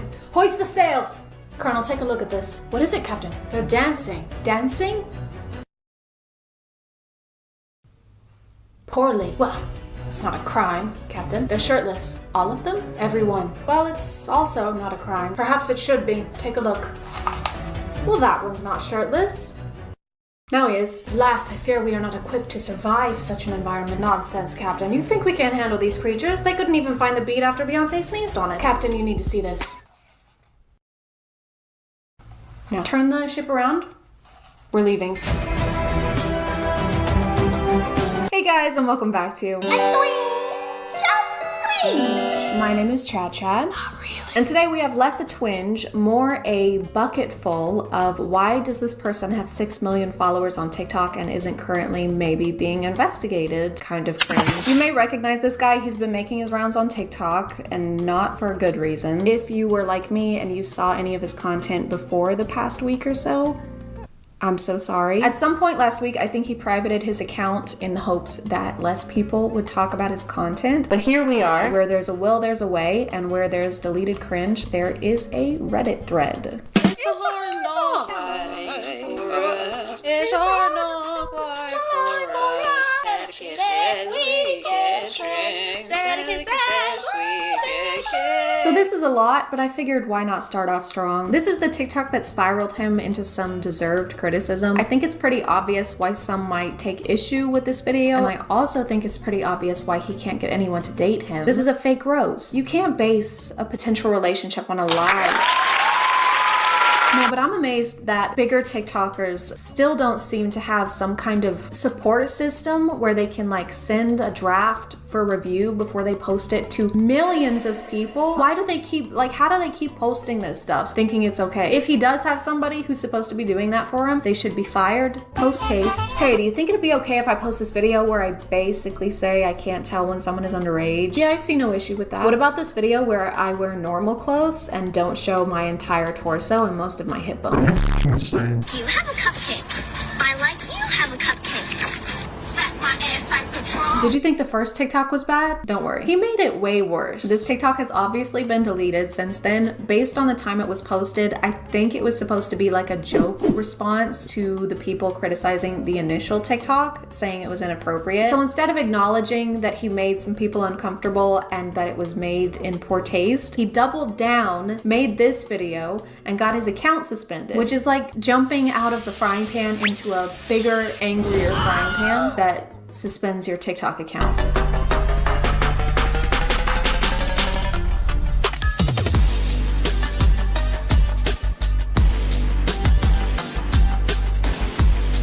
You could have chosen literally any song. How many songs are on TikTok? Hold on. Okay, they're not gonna tell me, but you know, I'm sure it's more than just this one. You know, most of the time when TikTokers are mouthing lyrics, they're incorporating it into the videos somehow. What's happening in this TikTok is not specific to the lyrics, I hope. So I repeat, why this song? This man has the number 20 in his bio, but he made this video where he gives his birth year as 1997, which is the year that I was born, so he's at least 23. And then I had the great displeasure of reading a comment that let me know the 20 in his bio is not referencing his age, but rather his hair in centimeters, which, if you were wondering, in inches is 7.8.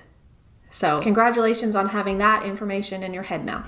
There were a lot of comments sticking up for him, saying that a lot of 13-year-olds look older than they actually are nowadays. I don't think that looks are the only factor in determining if someone is your age or not. You can't tell when a 13-year-old is not on the same maturity level as you, so you're equally or less mature than a 13-year-old then. Why would you admit that to us? Hey, has anyone seen my watch? It was like super expensive. I haven't. Ooh, no. Sorry, I haven't. I also haven't seen it. You kind of answered weird. No, I didn't. Yeah, she's right. It seems like you took it. I didn't take it. I just really struggle with not stealing watches. That's what she had. Yeah, that's stolen. What I had stolen. I literally just said it. Okay, you know what, guys? It's not my fault. Okay, a lot of watches look 20 years old nowadays.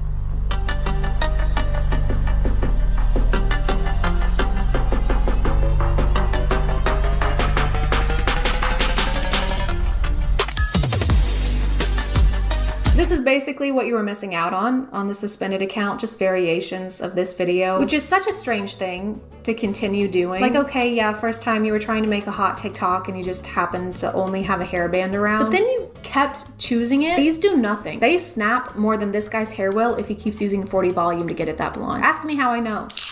Don't ask me.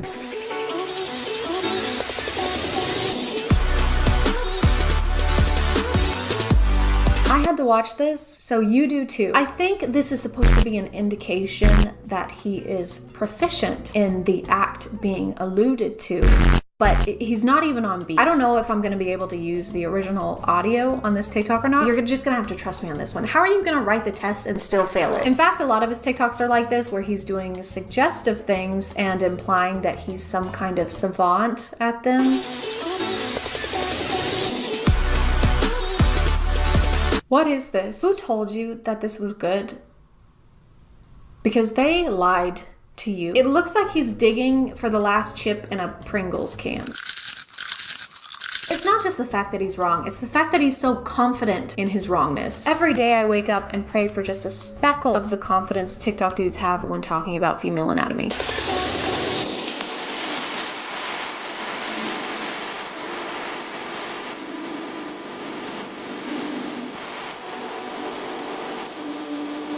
This should be a crime. This is the worst thing you can do to someone, actually, I think. I would literally rather a stranger punch me in the jaw with all their might than do this to me. Look at the reactions to him doing this. They are swooning. He really walked them through this and was like, I am going to thrust my alleged 20 centimeters in the air so hard that I forget how to make normal human faces, and you are going to be swept off your feet by that. Why would that sweep me off my feet though? It's kind of gross. Because I'm paying you, Greta.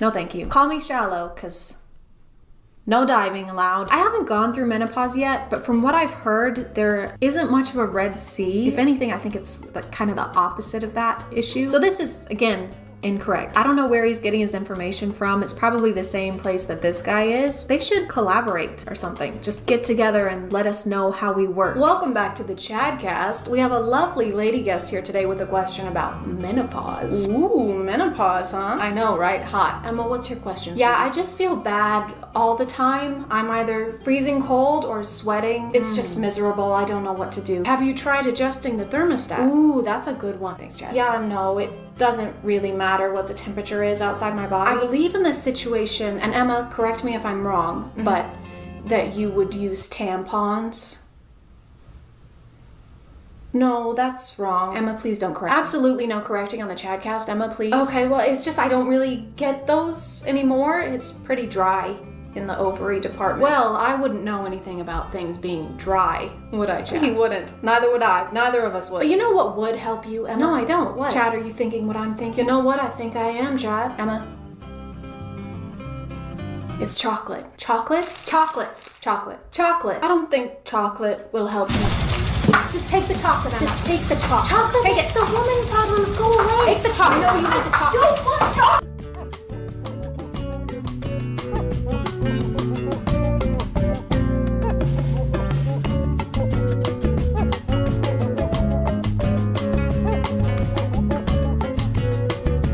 Hey guys, and welcome back to Cringe.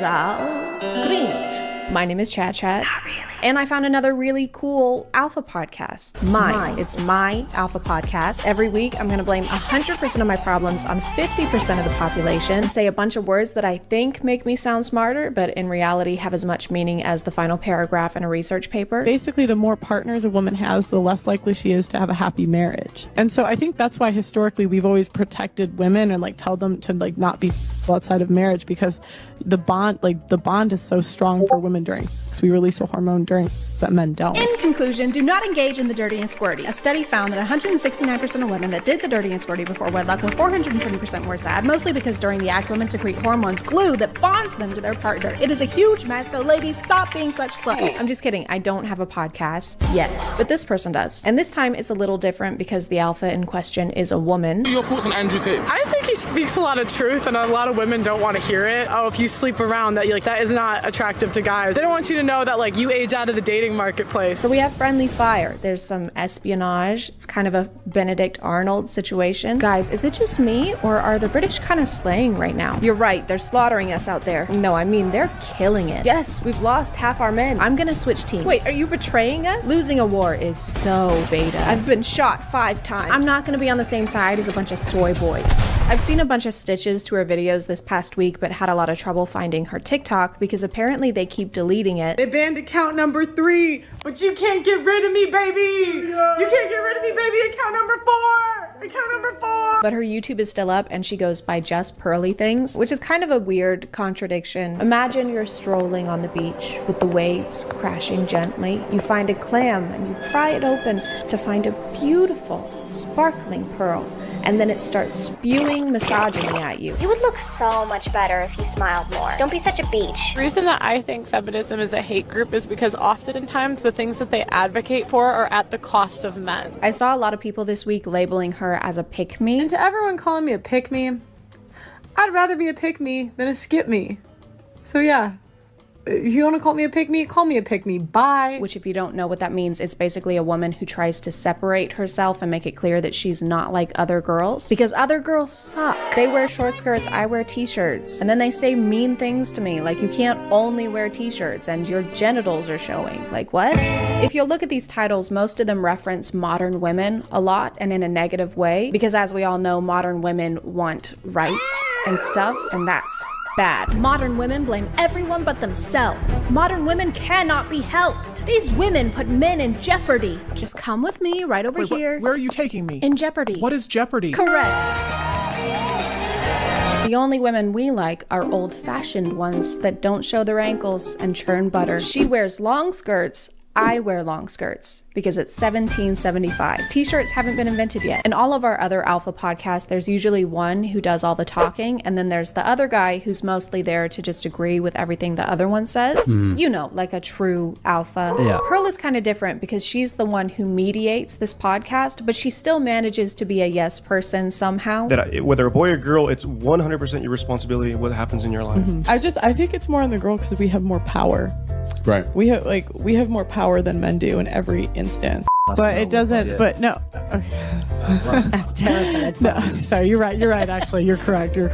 She'll say something and then look around, waiting for everyone else to agree and encourage her to go on. It's like a handshake. and that's what I mean. Kind of like a child who forgot their lines at a Christmas play. And on that night, there were 3 wise men. There were 3 wise men. And then Mary gave birth to baby Jesus. Good, yes, go on. And because Mary got pregnant out of wedlock, you're doing great. She has 0 societal value because men don't want females with a body count. I'm so proud of you. We do need men, though. We do. We don't need them. We do. Who do you call to get your car fixed? A man or a woman? I fix my own car. Only men can be mechanics, everyone. Sorry. Just do a woman job, like read from iPad or be named after slimy thing a mollusk makes. I can do. I'm most mechanics. Your power supply. Who runs it? Who runs the infrastructure of society? Men or women? So essentially, what she's saying is that we need the patriarchy because the patriarchy said we need the patriarchy, guys. And I mean, look at him. He seems trustworthy. Put the rights in the bag. Who runs the infrastructure of society? Men or women? We know who's in charge of more things and who has been historically. That's kind of the problem. Just because you're named after the byproduct of an oyster doesn't mean you have to have the same thought process as one. Pearl initially blew up because of this TikTok, which I'm going to put a big old warning and timestamp over because if you don't want to watch this garbage, I don't blame you. Name one girl that looks good at 300 pounds. I don't know what 300 pounds is. Do you think you want to keep them fat so you don't have to compete with them? Ooh. Lucky for you, there's a lot of girls plumping themselves up right now. I'm motivating them to get on the treadmill. Look at it. If you love someone, you tell them the truth. So not only is she an adult iPad kid, she's also a fat-phobic adult iPad kid. I'm going to be talking about Whale Attack Part 2 for talking about whales. And you're still a whale. Like, I can't. She refers to plus-size people as whales multiple times on her account because she just cannot stop thinking about the ocean. It's ingrained in her gastropod brain. She hasn't had a Krabby Patty in years, guys. Cut her some slack. She's homesick.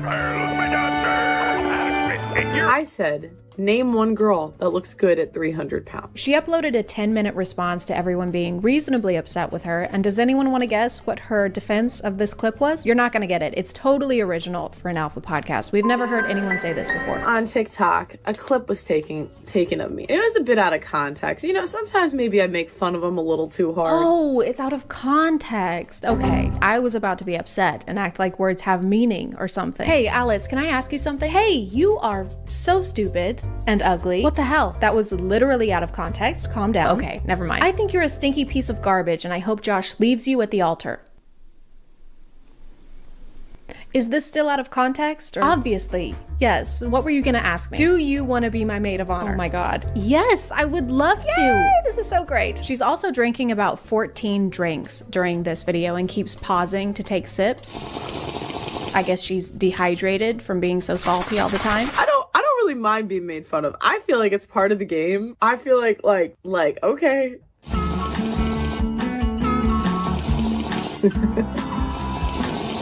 I don't know if they're supposed to make this seem like more of a casual little vlog, but it's not translating that way. I know you're all insulting me because I insulted you first, but I could not care less.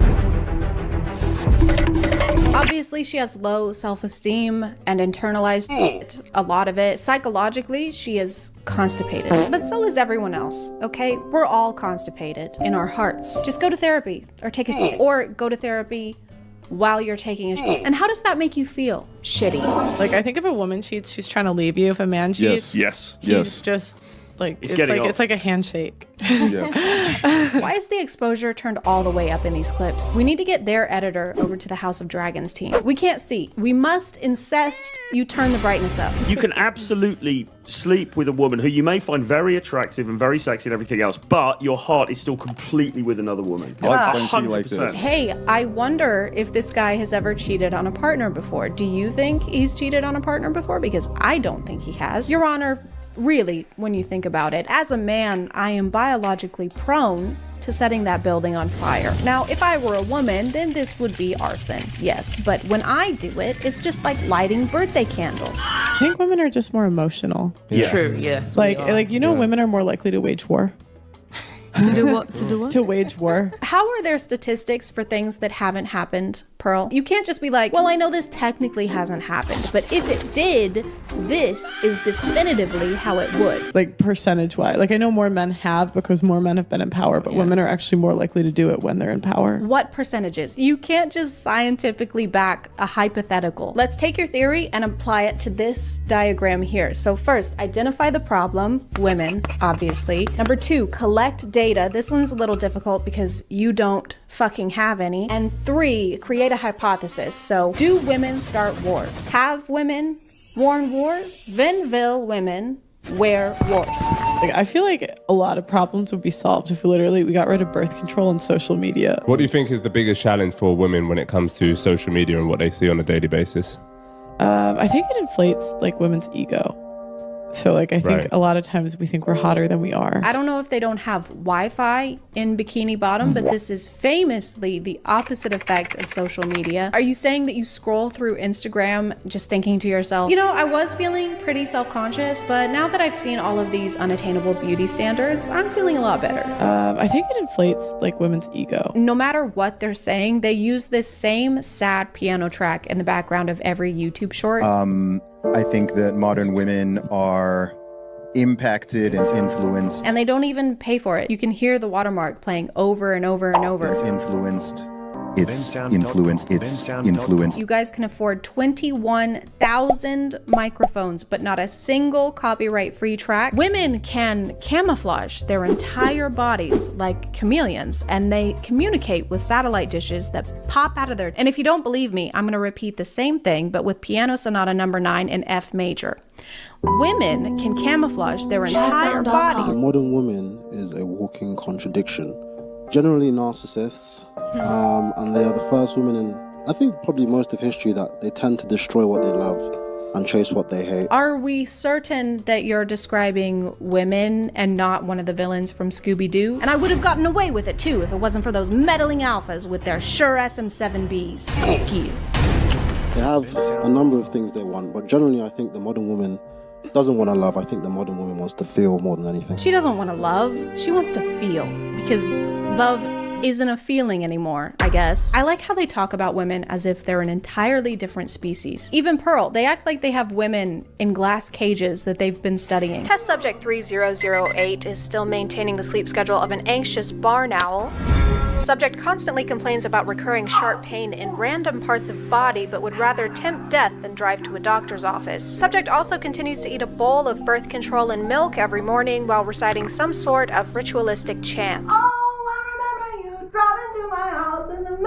I mean, virtually all women in the Western world now, under a certain age, are modern women to various degrees. Modern women are feminists. I guess he's explaining how women are feminists. Some adopt it all wholesale, some are more resistant, but overall, it's influenced and permeated through society over the last few decades. Did you say permeated? Are you making mead? Virtually all women in society are women in society to various degrees. And I tend to believe that women are kind of fermented in their spirits. And keeping this in mind as such. Is this a filibuster? Guys, no. Come on. I hardly know her. He's happier in his relationship when he's had 8 or 9. Yeah, I attest to that. I think the more women I work with, the more I've worked out what it is I want and what I don't want. It left me in a position where I knew exactly what I wanted, what was completely non-negotiable. So essentially you have a love life and it helps you understand what you like or don't like in bed, and eventually it helps you understand what you're looking for in a partner and leads to long-term happiness in a relationship.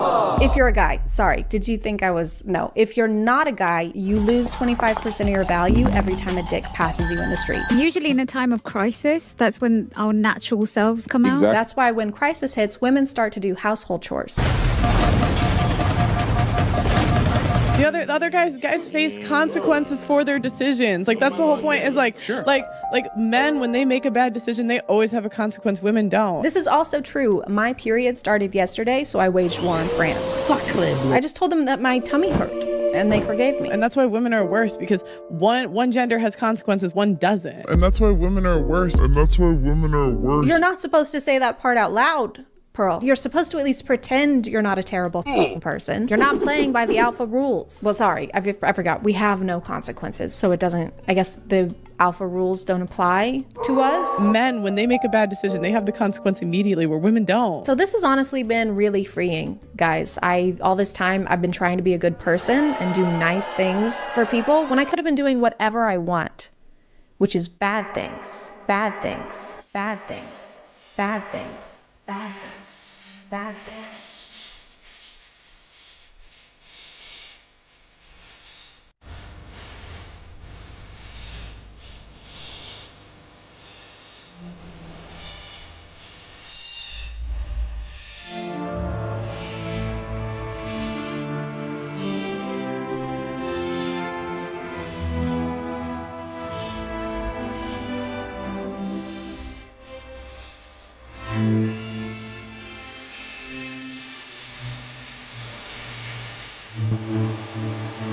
I'm gonna call it there, guys. Thank you for subscribing. I am stressed. So stressed that I haven't written a script for a video that's due in 5 days, but I still have to post a video in 5 days, so we're gonna do something right now. I don't know what it's gonna be, but it will be something. So have a seat, sit down, sit. I keep seeing this thing on TikTok, maybe you've seen it on Book Talk. It's usually a slideshow and it's kind of a preview of a book, and it says stuff like, when she hates her family, so she runs away into the woods and finds a cabin with a bear wolf man who has a bear wolf brother, and they both are romantically interested in her and turn a tree into a dildo and have their way with her. Have you guys seen stuff like that?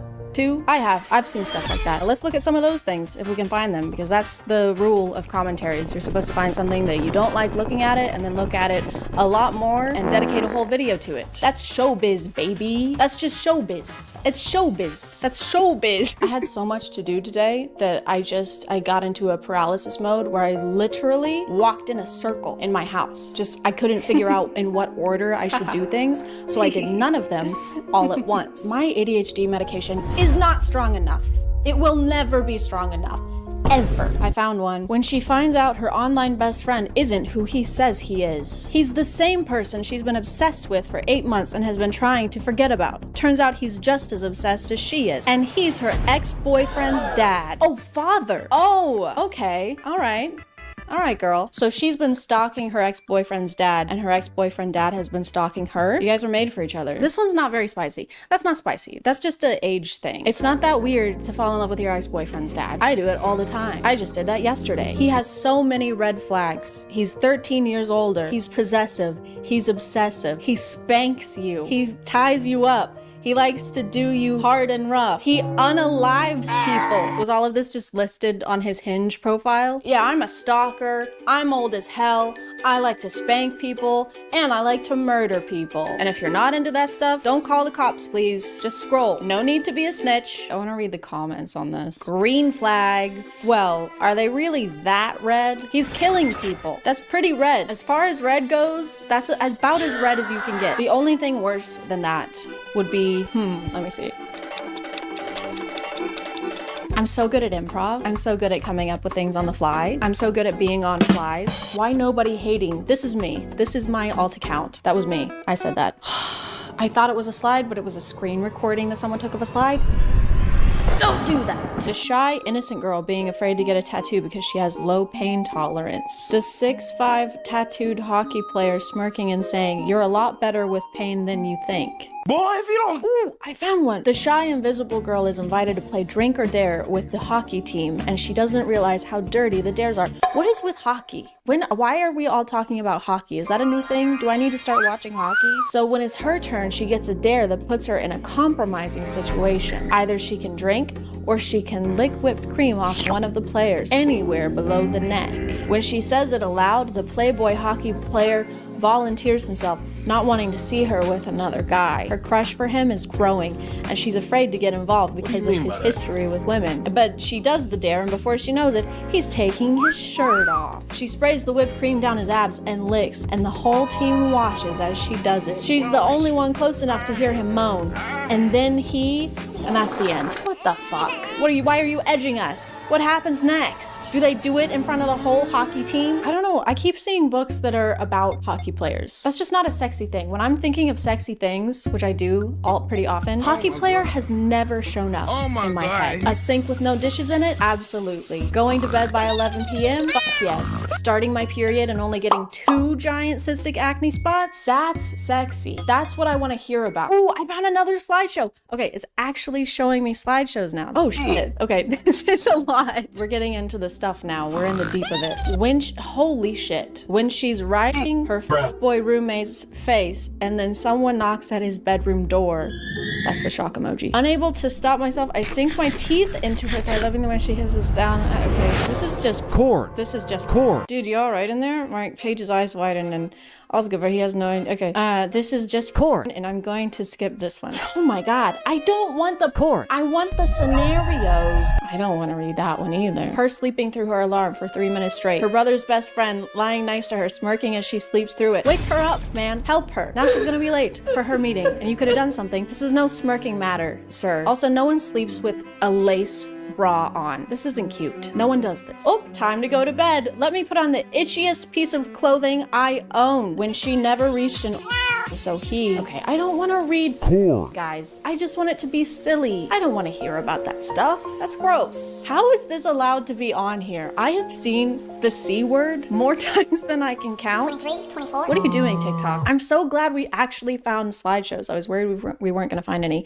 but now all the slideshows are just So when God opens one window, he closes a door, whatever that, I don't remember. When your fake husband orders you to wait for him naked on the balcony, except there's another couple making out next to yours, so you go back inside. Your eyes lock with your half-naked husband who demands, "What did I tell you, Bianca? I'm naked," you whisper. We know, Bianca. It says you're naked 2 times already. Distracted by the sight of his bare chest and abs. Where were you supposed to wait? Nervous, you open your mouth to lie, but your neighbors take it up a notch. His lips lift and he arches one eyebrow. How do you lift your lips? Do your lips even lift, bro? How much can he lift with his lips? Like 350? My lips can lift 400, not these ones.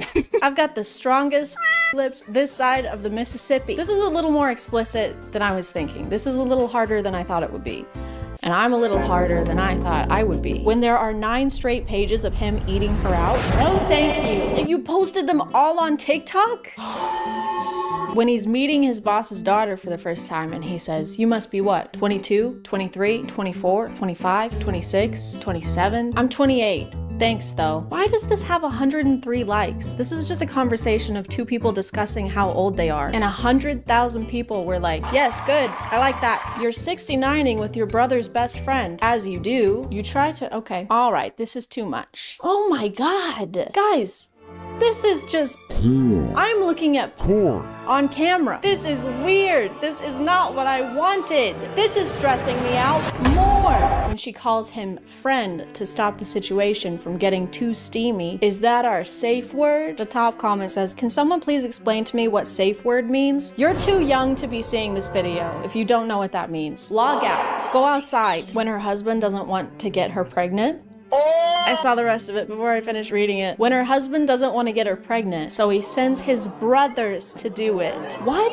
Why would, it doesn't say he can't get her pregnant. It says he doesn't want to. I don't want to f my wife. Just get them to do it. Mom, I don't want to f my wife. Can Charlie do it? Why am I always the one who has to f my wife, Mom? God, I hate this family. When your hot bodyguard is enjoying you and he accidentally answers a call, it's the head of the mafia on the line, his boss, and your dad. He clamps a hand over your mouth and glares at you in warning. But it's too late. You're about to... What does this mean? I'm about to flag? Oh my God, don't stop. I'm about to checkered flag. Busy. Talk later, he groans before he throws the phone. You just hung up on the boss of the mafia. I don't know much about the mafia, but I'm pretty sure you're not supposed to hang up on the guy who runs the mafia. Why did we romanticize the mafia in the first place? When no one ever sits next to him in meetings because they're scared they will get fired. Her pulling out the chair beside his and sitting in it. Bruh. What? He'll fire people if they sit next to him? Hey boss, can I sit here? Of course you can. And you're fired. I just don't understand. Oh, it's called grumpy romance. That explains it. He's just a little grumpy. He hasn't had a snack. We either have boring or hardcore core. There is no in between. That's it. That's all you get. Let's go. She's staying at her enemy's house because only he has an open room, but she decides to fix the place to make use of her time. But while she's fixing the shower, he walks in with nothing on. That's okay, and that's it. All right. Well, it would make sense for him to be walking to the shower with nothing on. I don't know how else you would walk into a shower. Also, why is she staying at her enemy's house? Because only he has an open room. You can't find anyone else who has a free room. You guys can't be that big of enemies if you're still open to staying in the same house as him. Seems like you guys just have beef. Also, if I'm staying at someone's house and I get a little bored, my first instinct isn't to start renovating their home. Well, I have a free hour, so guess I gotta replumb the bathrooms and then sleep with my sworn enemy. There's nothing else to do. I can't do anything else. There's nothing else. You were having an argument with your husband. He's sitting in the living room while you yell at him for half an hour now. And the worst part is that you're not even listening. I was. Just waited for you to finish, love. He then did a manspread in the sexiest way possible. I'm all ears, babe. Babe, what's wrong? I'm listening. Go on, love. Yell at me. You weren't going to yell at him anymore because you could have seen the way he looked at you. Okay. You could tell he was turned on. I mean, did you see how he manspreaded? He's turned on, for sure. I know you too well. Oh, love. Just thinking about you yelling at me while I do the most unholy things while you scream my name. The recommended search is manspread scenarios. Don't encourage them. We're trying to nip this in the bud. We're trying to get rid of this. We've been complaining about this and now you guys are sexualizing it? Cut it out. It's not sexy. Imagine you were in a Uber coming from a club with your friends. There was no space left and you had to sit on E.N.'s lap. Okay, I did read some Wattpad when I was a kid. Not enough to know what E/N means, so I'm just gonna say Aaron. Kind of looks like Aaron. Let me put the seatbelt on, Aaron said. There was so much noise in the car from the loud music and your drunk friends, so no one was paying attention. While Aaron put the seatbelt on, he was barely touching your body. Are you afraid to touch me or what? Hey, are you afraid to touch me or what? What are you, a little bitch? What's the problem? No, of course not. It's just, he said as you cutted him off. Oh my God, she cutted him? Stop. Oh my God, you're hard, you said, with a smirk on your face. You guys are in an Uber with a bunch of other people. Keep it in your pants. Literally, put it back in your pants. Why in? Okay, I do know what this one means. That's my name, and my name is Chad. Really? Chad, he said, surprised. If that helps, This is not helping. This is not helping the day I'm having. If that helps, I'm too, you said. Suddenly his hand got on your thigh. Oh, it got on there? That's a sexy way to put that. Suddenly his hand got on my boob. That's so sexy. Thank you. Okay, and then it gets to be too much. And then you go too far. You have to tease it, okay? You can't go straight to the heavy stuff. You gotta warm us up a little bit. Imagine you run as fast as you can. That because you just pranked your enemy. I don't know what kind of enemies you guys are having. You don't really usually have a back and forth with someone who's your sworn enemy. 2 words. He's wet. I don't like those 2 words. That asshole deserved every single water drop that was falling on him. You don't get to close the door and your enemy just pops up. As you both are in, he closes the door and locks it. Come here, Chad, he says, his shirt glued to his skin. Come on, Aaron, it was a prank. Why do you always have to overreact? Oh yeah? Overreacting? He grabs both of your hands and pins them on a wall, his body pressed to yours in water. Yeah, it sounds like you guys really hate each other. It sounds like you guys really don't get along at all. You can't just say that you're enemies and then you hang out with each other and you enjoy each other's company and have camaraderie. That was the word I was looking for, camaraderie. You can't have camaraderie and general banter with your enemy. I'm your enemy and I just killed your mom, your dad, your brother, and your sister. Oh yeah? Well, I just got your nose. Stop, give it back. Stop. All right, I'm gonna stop reading these. Comment below if you want me to read E/N/Y/N stories on imagine.talk. Comment below. Comment above if you want, if you can figure it out. He's 38. He thought she was 21. I don't like where this is going. He fell for her, but then he finds out her true age. Oh no. He sets her free to give her a life. Sets her free? What, was he keeping her in a fence? Why couldn't she leave? Months later, he receives a call. She's been taken to the hospital. What happened? Oh, in the caption it tells us, age gap, mafia, she's pregnant. These are like the spark notes of the story. Wait, how old is she? How old is she? Why are so many authors obsessed with making the female... Oh, she's 18? Ew! He's, what, he was 38? There's a 20-year age gap?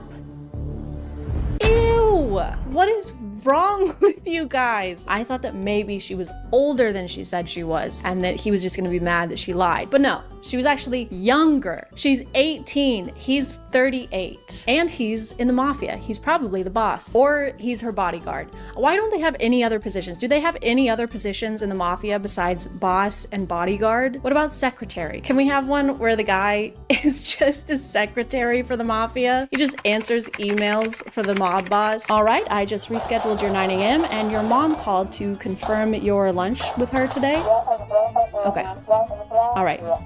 Still on. Okay, I'll let her know. I'm still feeling a little stressed, if not more stressed. I don't think this helped at all. Let me just find some other ways to calm down. How to relax. Try active relaxation. Focus on your breathing. Get creative. Spend time in nature. Picture yourself somewhere serene. I can try that. Waterfalls are serene. Creeks are serene. I'm picturing Serene Williams. This is perfect. I'm so calm. I'm gonna call it there, guys. Thank you for subscribing. And if you are still here, thank you so much for watching. I appreciate you clicking on my video out of all the videos that are on here. And I'll see you next time. Okay, bye.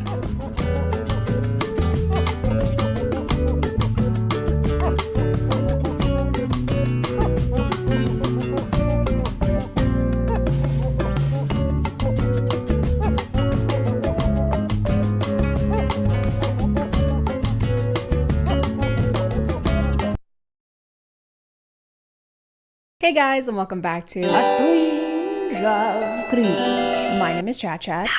And one of the hardest things about being a Chad is that literally everyone wants to date me. You want to date me, your mom wants to date me, I want to date me. But that's too bad because your dating skills are only here and I'm a high-level Chad all the way up here. It's okay though because I found a dude that can help you. And he has a TikTok account and a podcast. And if you don't know what that means, it means everything he says is true. What does it mean if a girl has no hookups in her Tinder bio? And the answer is, it means absolutely jack. It's been a while since we watched this kind of content, so it's really important that we remember the alpha dating coach motto, which is don't listen to women and what they say they want. They don't know what they're talking about. Listen to men who are not in committed relationships and have more empty alcohol bottles than a Delta Chi house. Look at that, you almost finished your glass of wine. I am, yes. You don't have another one. Okay. Another perfect. Okay, let's go. How do you script an interaction and it still be awkward? It's a good idea in general not to lunge at women. I couldn't tell if he was going in for a whisper or to perform one of those assassin neck crunch things. Another perfect. Okay, let's go. I don't get why they didn't just do another take where they're not interrupting each other. This doesn't really exude confidence. So looks like you're almost done with that wine. Oh yeah, I was just about to finish. I know where you can get more. Wine. Sorry, what? I said I can. I'm really sorry. The music is it's really loud. Do you want to go back to my place? I guess. Sure. I mean, I still can't. And that is how you get laid, fellas. Is he talking to us? What did he say? Who's that guy? I said that's how you get laid.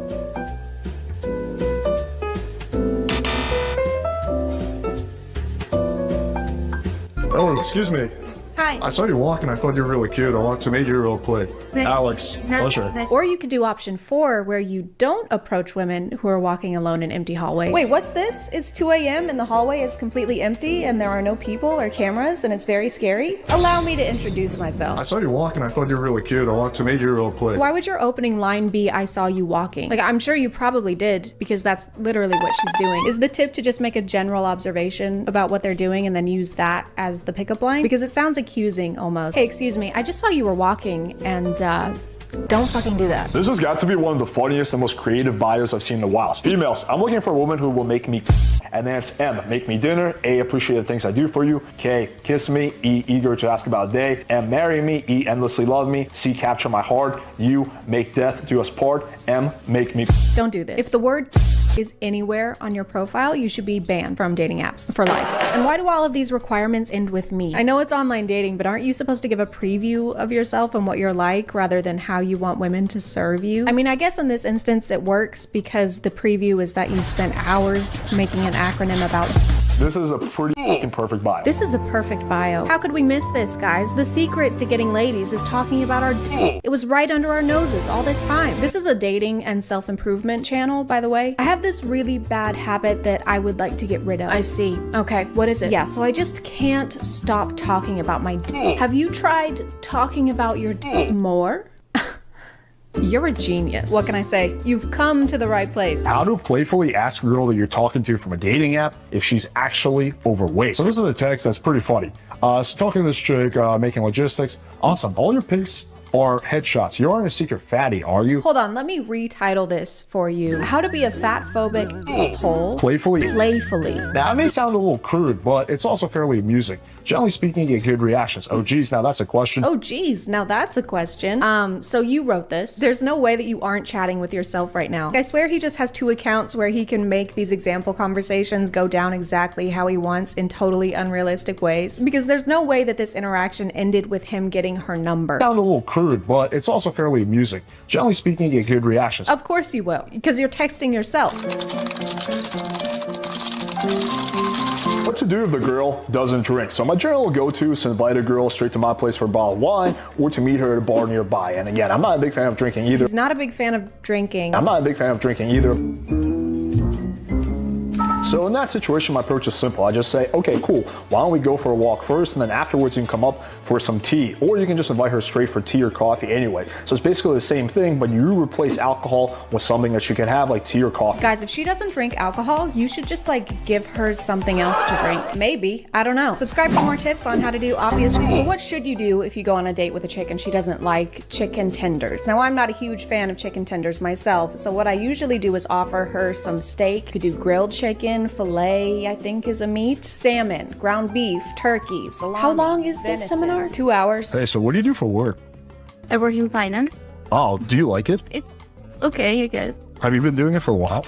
Yeah. Oh, is it hard to get a job in finance? I mean, not really. Do you think I could do it?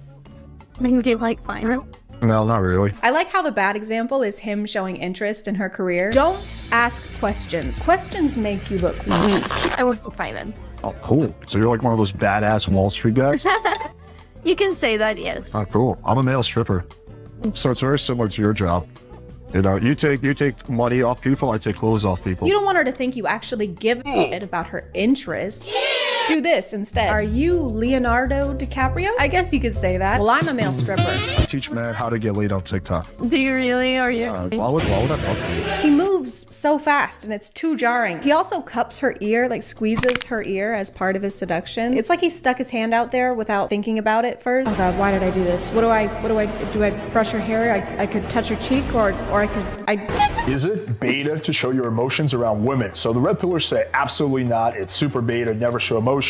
And, you know, a lot of the feminists or blue pillars say, oh, women love a guy who's super sensitive, so of course. So fellas, alphas say that it's beta to show emotions in front of women, but women say that women don't mind it, and they actually prefer men who can regulate their emotions. Who do we believe? I think, again, the truth here is somewhere in the middle. You don't want to be the guy that's very emotional, that's always reacting to everything, that's kind of crying, or just comes off as anything resembling a little... Or we could stop acting like emotions are gendered and accept that some people are more emotional than others. Oh my God, Tyler, what's wrong? My mom just died in a house fire. No. I mean, why are you having a pink emotion right now? What? Crying is a pink girly emotion, and you're a guy, so you're only allowed to have blue boy ones, like unbridled rage. Is that a Molotov cocktail in your hand?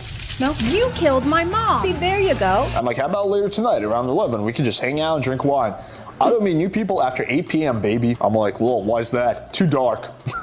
I'm like, you do realize they have lights, right? She doesn't mean there aren't fucking lights. She means going on dates with men that you don't know is scary and you have to meet in a public, well-lit, open space for your own safety. Is he just imagining a woman who doesn't know what lights are? Oh, Jesus Christ. Oh, no, silly. I'm a light. Oh. And Jesus Christ. Talking to this girl, I'm like, what evenings are you free? She's like, this whole week coming up. I have job interviews, so probably the week after. I'm just really desperate with finding a job. All good. Actually, according to a recent study, they found that the dirty and squirty increased the prospect chance of getting a job by 69%. Yeah, I've just been really struggling to find a job so I can like support myself, and it's been a really rough time. Yeah, anyway, do you want to bang? And she's like, maybe we should have some. So you can see this text is pretty effective. It's not a Pokemon battle. This is a serious conversation between you and yourself. In this one, he's actually rating another guy's Tinder profile, so I'm sure he'll give him some good tips on how to be more appealing, but in a way that wouldn't be damaging to his self-esteem. This guy's gonna get a grand total of 0 matches.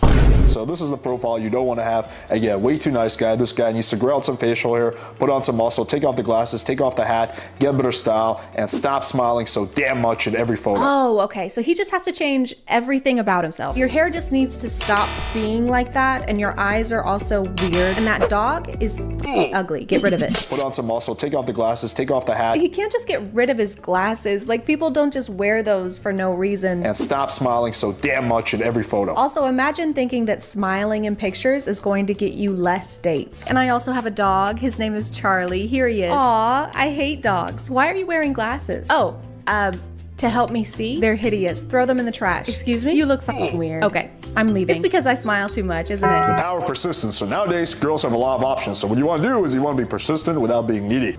Say, cute, I almost don't want to ruin you. No response. Cute, I almost don't want to ruin you. Once again, no response. Okay, fine, ruin each other. No response. And a few days, a week later. So if someone, not just women, anyone, does not respond to 4 text messages over the span of several weeks, they definitely want you. They are so into you. You should keep texting them. He also has a YouTube channel where he invites triggered feminists to engage with him in very productive debates. You just said I was passive aggressive. You need to now tell me how you think I'm being passive aggressive. Like, just in that statement, like, your whole attitude is very passive aggressive. Like, you're not directly yelling at me or cursing at me, but it's very much, it's like a passive form of aggressiveness. I don't know how to put it plainly than that. Even though it's just a trap for him to be able to call women crazy and passive aggressive in the thumbnails and get more clicks. So I'm gonna be proactive and say I will not be participating in that. Thank you, even though it sounds very appealing. I mean, I think there's a reason the whole chat is saying, why is this chick being so passive aggressive? But I am a kind, gentle-hearted woman, and I want to make things easier for him. So we'll just skip that part, and I'll go straight to posing for his thumbnail.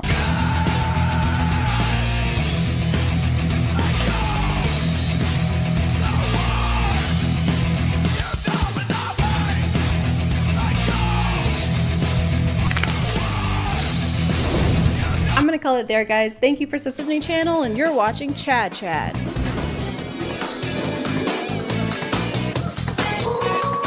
A twinge of cringe. A few months ago, I made the mistake of watching this show. It was hard to get through, and I was hard through and through, but I thought that was it. I thought it was over. I thought I would never have to go through anything like that ever again. But then you guys started tagging me in this. Don't say a word. Where is she? Hold on to me.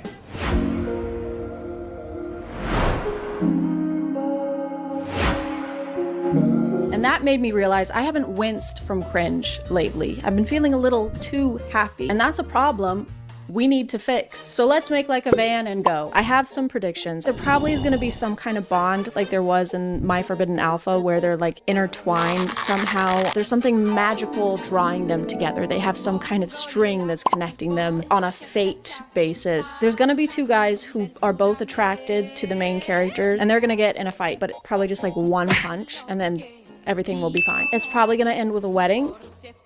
I hope not, because I think he's a professor and she's a student again, and that's really weird. Is he a wolf or is he just a professor? That's another prediction, is werewolves. Is he a wolf professor? A wolfessor? I guess we gotta find out. Green screen maybe? Originally, I was just gonna have this video be my initial reaction, but after a few scenes, I noticed that this show makes no sense. You know, you really are a troublemaker. So I'm here to explain. Starting out, we meet our main character, Chloe. Chloe is a normal, average girl who is also a human. Did I mention that she's human? Because she is. She's definitely a human. An important thing to note about Chloe is that basically everyone hates her and is super mean to her, and also that she's human. The first scene is Chloe's mom drugging her and trying to sell her to some guy for money. Just mother-daughter things. I just can't believe my mom tried to sell me for money. How did I not guess my parents sold me for money? How did I not guess that? That should have been top of the list, man. What is this, amateur hour? I can't believe my mom sold me for money to One Direction. This sucks. I hate this. While she's running away, we meet our love interest, Adrian. Adrian is very sexy and does very sexy things like stand in the doorway and be on the phone. We learn immediately that he is a werewolf. Not only that, but he is the alpha of a pack I can't currently remember the name of. Probably Luna or Omega or Ligma. Chloe runs to Adrian while trying to escape and while being obviously distressed, so he tries to calm her down by grabbing her by the shoulders and going, calm down, relax, relax. Calm down. You don't know what's going on. I always feel very safe when someone is holding my arms back and not letting me get up when I'm trying to get up. It's very safe. Very comforting. She also bites his hand and he has the epiphany that they're fated mates. That or he just really likes it. No way. He was way too excited about that. No way. You just bit me? That's so sick. Can he do it again? The next day, her mom reveals that she's dating Adrian's father, Lucius, which means that they're gonna be step-siblings? Adrian is going to be your stepbrother. What? What are you doing? He's a professor and her stepbrother? Mento is shocked. The show makes very sure we remember they're going to be step-siblings by constantly saying it out loud even when the situation doesn't need it. I'm not interested in some step-sibling thing. Listen, future stepbrother. I'm sure she will like her brother. You don't want to be my brother. Adrian is your stepbrother. Hey guys, just a quick reminder that these two are basically going to be related, so just keep that in mind while you watch them tongue each other, okay? Her and her mom never talk about what happened the night before, ever again, by the way. They never acknowledge the fact that she drugged her daughter and tried to sell her to someone. They just never mention it. Thanks to the bite on his wrist, Chloe remembers that he's the guy who saved her last night, and he says this. Listen, I didn't see anything. Unless, of course, you wanted me to. Sir, she is a victim. She was running for her life, and you're trying to flirt with her over it? Oh my god, thank you for saving me from this burning building, sir. Yeah, whatever. Anyway, you want to hang out right now? Yeah, you want to go back to your place? My place is on fire. Throughout the whole show, for some reason, Adrian is convinced that Chloe is trying to seduce him and accuses her of it constantly, even though she's doing nothing like that. Stop trying to seduce me. I'm not. Good. My guy, she was drugged. She was on drugs. Her mom drugged her. The guy already sucks. He's already the worst. And I do not care about him at all. He also refers to their connection as if she would have any idea what he's talking about. Listen up. I don't care who you are or what kind of connection we have. But you need to keep your distance. But she doesn't. He is the werewolf. He is the only one who got the hand bond zap thingy. She doesn't even know that werewolves exist yet. Like I said, because Chloe is the main character, she has bullies, and they are relentlessly clever and hit her with sick burns like, She'll just wipe it off. Frickin' maniac. Frickin' maniac. You're a frickin' maniac. But then we realize not only is Adrian an alpha, a werewolf, and her brother, but he's also her professor. Professor. Wait, he's the new professor? What? He's her new professor? What are the chances? Professor Alpha Brother Wolf. This show is truly like they just filled a hat with tropes and then pulled out a handful of them. You don't have to do that. Tropes are like drugs. Just because you can do them all at once, technically, doesn't mean you should. Here. It's for my mom. Take it back.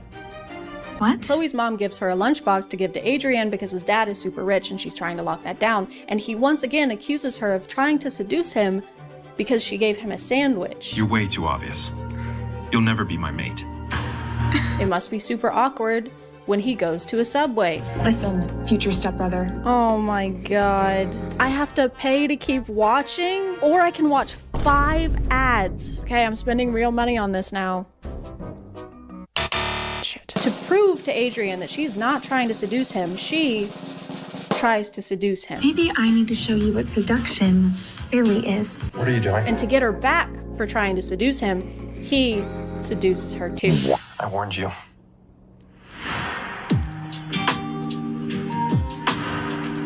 Ew. Good girl.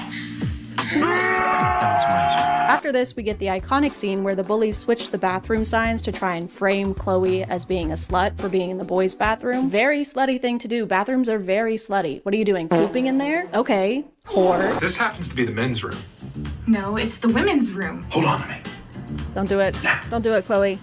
Stop! This is where it starts to feel like the script was written by AI because Adrian says the same line at least 3 times. Is there a reason you're in the men's dressing room? Is there a reason you and your friends want to watch me shower? Would you like to explain why you and your friends are in the men's shower? And then the bully shakes her fist and says, "We will see Chloe."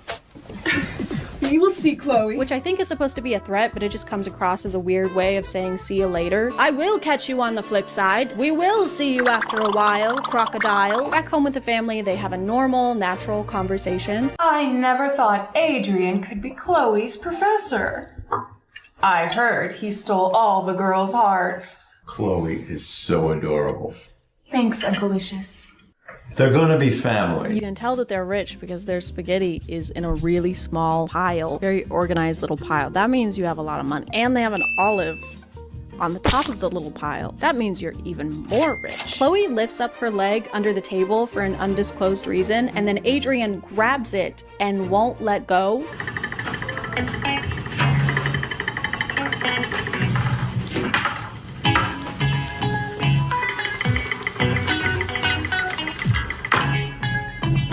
Is this supposed to be a sexy thing that's happening right now? Unsatisfied with their attempt to embarrass Chloe yesterday, the bullies write more stuff on the whiteboard. I love Adrian, such a bitch dirty whore. What the hell? Why are there so many dry erase markers on this board? And Chloe tries to get Adrian to team up with her to keep their parents from getting married. If our parents knew about this, they would never get married. You want the same thing, right? What do you say, Professor Adrian? You want to team up with me? Maybe you need to take a look at these books again, because you're not as smart as you think you are. The bully shows up after this and is mad again. I don't know why. Her motives are as non-existent as Chloe's personality outside of being rescued. She pushes Chloe down the stairs, which is basically attempted homicide. But don't worry, she gets a final warning from Professor Adrian and this never happens again. Just kidding, this happens many more times. Damn. Consider this a final warning. Now, get out of my sight! His eyes just changed color for a second.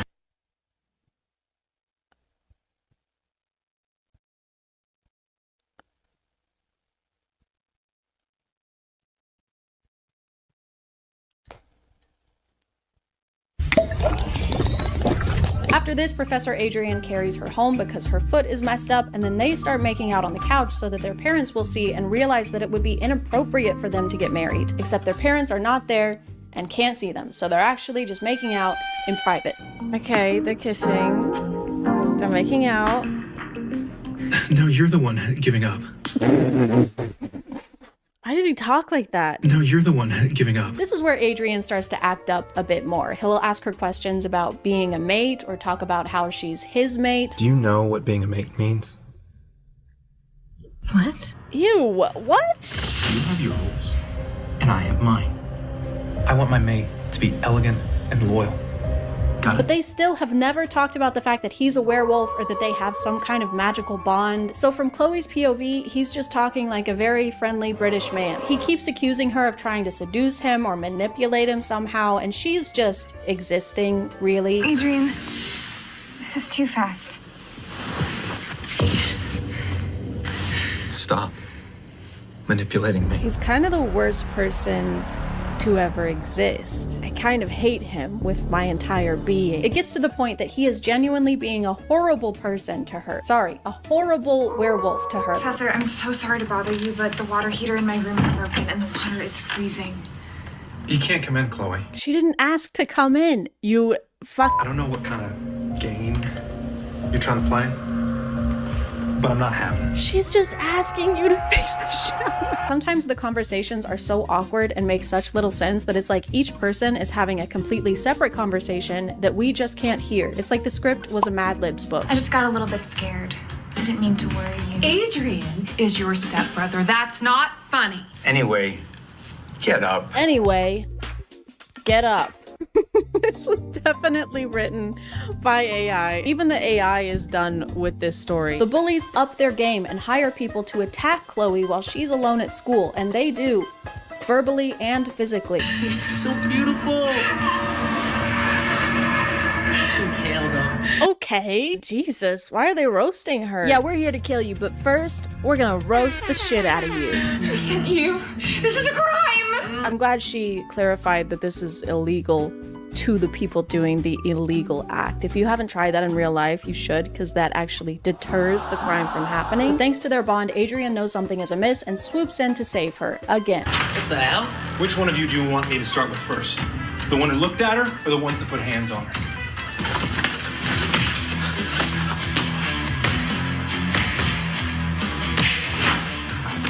They use the same sound effects that I do. It's so realistic. Which one do I start with first? He has this sweet habit of calling Chloe a troublemaker or getting mad at her anytime something bad happens. Do you think just because of our bond that I'll always be here to save you? Okay, she just got attacked and he is screaming in her face. He's angry with her because she got attacked by two men. How is any of this her fault? These are contract killers. She's being targeted. She is a victim. Someone needs to help her. It's okay to cry. But it's okay to cry. But not now, though. You're really annoying. Aww, how sweet. He's the worst. I hate him. I'm sorry. I just wanted you to stop crying. Excuse you? She even apologizes to him after this, I'm assuming for being attacked by two men, as she should. What was she thinking? Did she even try telling them what they were doing was illegal? This is a crime! She spends the night in Adrian's room after this traumatic event that was her fault, and then her mom walks in on them. And even though their whole plan was to get caught by their parents doing something inappropriate so that they could stop their marriage, she hides under the covers and pretends to be a random girl. Oh my gosh! Don't slow down. It's okay. I'm really sorry to interrupt, but Chloe's been missing from her room all night. You're her professor, Adrian, so I thought you might know something. What is happening? No, I don't. What the fuck?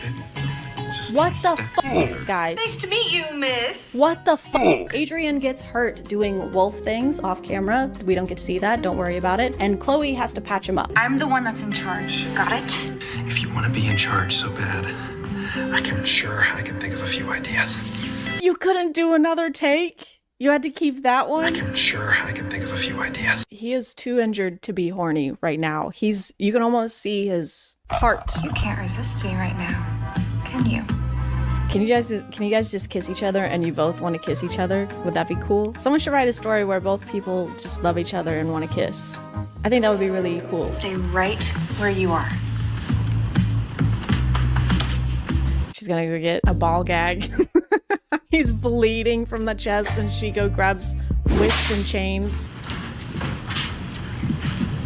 He died. They fall asleep in the same bed again, and Adrian has some werewolf nightmares. I also mount people when I have a nightmare. Adrian! Adrian! What's happening? It's just wide mouth screaming in her face. She looks genuinely terrified. The face of love. It's a beautiful thing. This whole time, Adrian has been really confused on how they have a mate bond when Chloe is a human. Sorry guys, I forgot to mention, Chloe is a human. I forgot to mention that, but she is. So when he notices this bracelet on her wrist, he recognizes that it has magical properties and accuses her of using witchcraft to make him fall in love with her. Wolves and humans can't form bonds unless there's magic involved. You fooled me, Chloe. So this is why I'm attracted to my student. I mean, my sister. Chloe, you've angered an alpha. Oh no. She's angered an alpha. No, don't anger an alpha. You're too sexy. Because of this, he starts being somehow even more of a jerk to Chloe, and we get to meet the other love interest, Declan, who treats her with basic respect and therefore is not in-game. Come on, I'll talk to the dean. You need to get some rest right now. Let's go. Declan is so nice. Why are we supposed to like the other guy? I hope she ends up with Declan. The bullies attack Chloe again. Can we maybe get a restraining order? A school transfer? This isn't light bullying. They hired people with knives to attack her. Why is no one taking this seriously? How was school, honey? It was okay. There was only one attempt on my life. That's great, hun. Go do your homework. Adrian can sense she's in danger, but because of the bracelet, he doesn't care anymore. I won't be fooled anymore. But the last time this happened, she was getting attacked by two guys. Oh, he still knows she's about to get attacked. He just doesn't care anymore because she had that bracelet or whatever. So now if she gets attacked by somebody, he doesn't care anymore. Don't be naive. Professor Adrian wants nothing more than to see you in pain. I warned you. He still came. Thank God. I'm sorry I'm late. I thought it was another trick. Why do they put their jackets on them like they're outside in the rain? When something traumatic happens, they just put their jacket on them for no reason. You thought that I lied to you, so you were going to let her hurt me. He was. Chloe, that's not true. I would never let anyone. He was gonna do that. They only kiss when she's crying. They only kiss when she's distraught. Very healthy relationship. Chloe's mom announces that she is pregnant, and Chloe tries to explain to her why she can't marry Adrian's dad because they've been kissing on the mouth a lot. I'm telling you right now, you cannot get married. Why? There's so many slaps in this show. For some reason, Adrian tells her mom that Chloe has been flirting with him. I don't know why. They don't show this happening, and they don't explain clearly why he would do this. What, you told her that I was just some horrible slut? That's not the point, Chloe. That's not the point, Chloe. I mean, you are. But that's not the point. Despite their efforts, their parents do get married, and we find out that Chloe's best friend, the only person at school not actively trying to kill her, is a witch dedicated to protecting her. What's wrong? Tell me. Even though I don't understand, my witch instincts tell me that you're the person that I'm meant to protect for life. She's a witch. What? And the bracelet she gave her was actually a protection spell. Except what was it protecting her from, Mia? Not from being drugged, not from bullies, not from men with knives. You might want to find a new profession. This is not very B.O.B. of you. You do not got the magic in you. Come on. This should be smarter than that. Yeah. This is a situation where it would be appropriate to offer your jacket. Do you see how she has goosebumps on her arms? I actually ran into your mother today. You're at her mother's wedding. She was in a pretty good mood, actually. But she just got married. Will you come with me as, what are you doing, Declan? Oh my God, fuck off, Adrian. Okay, I've spent $40 watching this show now. $40. 50 minutes probably. For $40. That's more than it would cost for me to go see a movie in theaters and buy a large popcorn in the Dune bucket. Unfortunately, there is a scene where Chloe is in heat. The writers seem to think that being in heat means you just get really sweaty and generally feel warm. I'm just so hot. It's really uncomfortable. What? You're a human. You don't go into heat. I'm going crazy for Adrian. And Adrian tries to help by explaining that it's just a wolf thing. But she's a human, right? If she's a human and this is a wolf thing, then how is this perfectly normal? Did you guys just forget the entire conflict of your show midway through? It's a wolf thing. It's perfectly normal. I just don't want to see you suffer. Chloe starts dating Declan to try and make Adrian jealous, and it works because he is the worst. You're shy. You should bring him back here sometime. Lucius and I won't mind. Maybe next time. I love this ominous music that they have play every time he comes on the screen. He is the villain of this story. Oh my god. He's a stalker. My camera stopped filming because I ran out of space, and I realized that the screen recordings I'm taking of the show are blanked out. They have something in the code to blank out a screen recording, even though I've paid $40 to watch this. I own this show. If I've spent $40 to watch your show, I should be able to screen record whatever the hell I want. At this point, I had been watching the show for a very long time and still had 30 episodes left, so I skipped to the end, and we're just gonna have to speedrun everything that we missed. Chloe's mom drugs her again, and Declan, we love Declan, tries to help her in an actually nice way, so obviously Adrian punches the shit out of him. Adrian's dad is brutally murdered by werewolves, and he doesn't try and help, he just stands there. Evil werewolves capture Chloe and use her as bait to capture Adrian because he's an alpha, and then we find out that Chloe's mom was using Adrian's dad and has actually been dating the evil werewolf guy and is pregnant with his child. Then he kills her because he's evil and a villain, and that's just what evil villains do. Chloe and her witch friend Mia defeat the bad guy somehow, and amidst celebrations, Adrian proposes to her. This is the most happiest day of my life. Will you solemnly swear to be my wife? Oh my god, I'm so glad she's marrying her stepbrother. This is the most happiest day of my life. They're getting married in a stairwell, so that's romantic.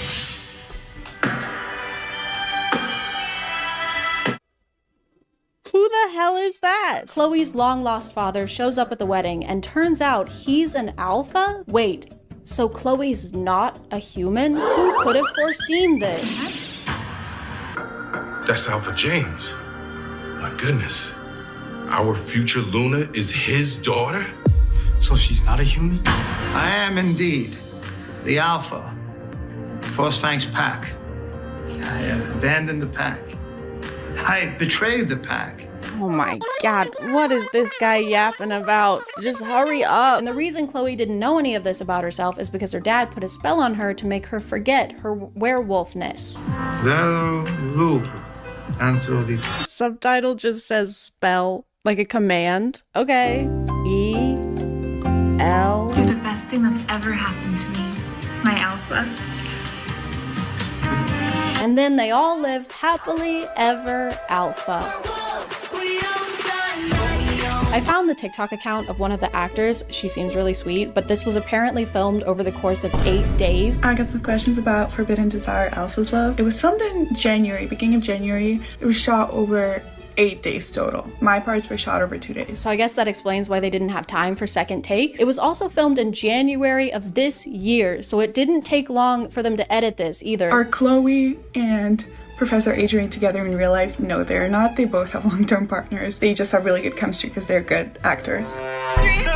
Adrian, what's happening? I'm still just a little bitter at the fact that I spent about $50 on approximately 1.5 hours of content that was probably written by AI. I genuinely believe I could write a better love story if I was blindfolded and upside down and asleep and dead. Okay, so I just downloaded a random word generator on my iPad. Can you see that? And I'm gonna write a love story right now. I haven't scripted anything yet using these words. So first off, we have bobsled. Okay, so ski resort, snow, that's romantic. Let's do another one. Violin, also romantic. Little music by the fire. This is good. Okay, we're getting set up, good setup. Saliva, I can work with that. Hoop.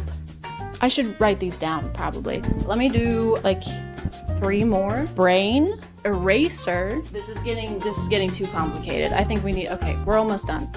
Blinds. That's it. That's all I need. Okay, before we start, I'm gonna need $50, please.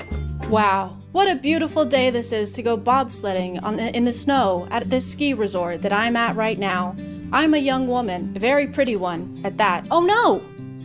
Oh me, oh my, I've lost my hoop earring. Oh no, looking for this? Oh my god, you found it. Thank you, gingerbread man. He's a gingerbread man. Of course, no problem. My gingerbread brain is always forgetting things, like pencils and erasers. Wow, you know, you strike me as the kind of gingerbread man who plays the violin. I do play the violin, thank you for noticing. Actually, my room that I'm staying in has blinds that close. What a coincidence. I have saliva in my mouth that can be put into your mouth if you would like that. I would like that. I'm gonna call it there, guys. Thank you for subscribing, and if you are still here, thank you so much for watching. I appreciate you clicking on my video out of all the videos that are on here, and I'll see you next time. Okay, bye.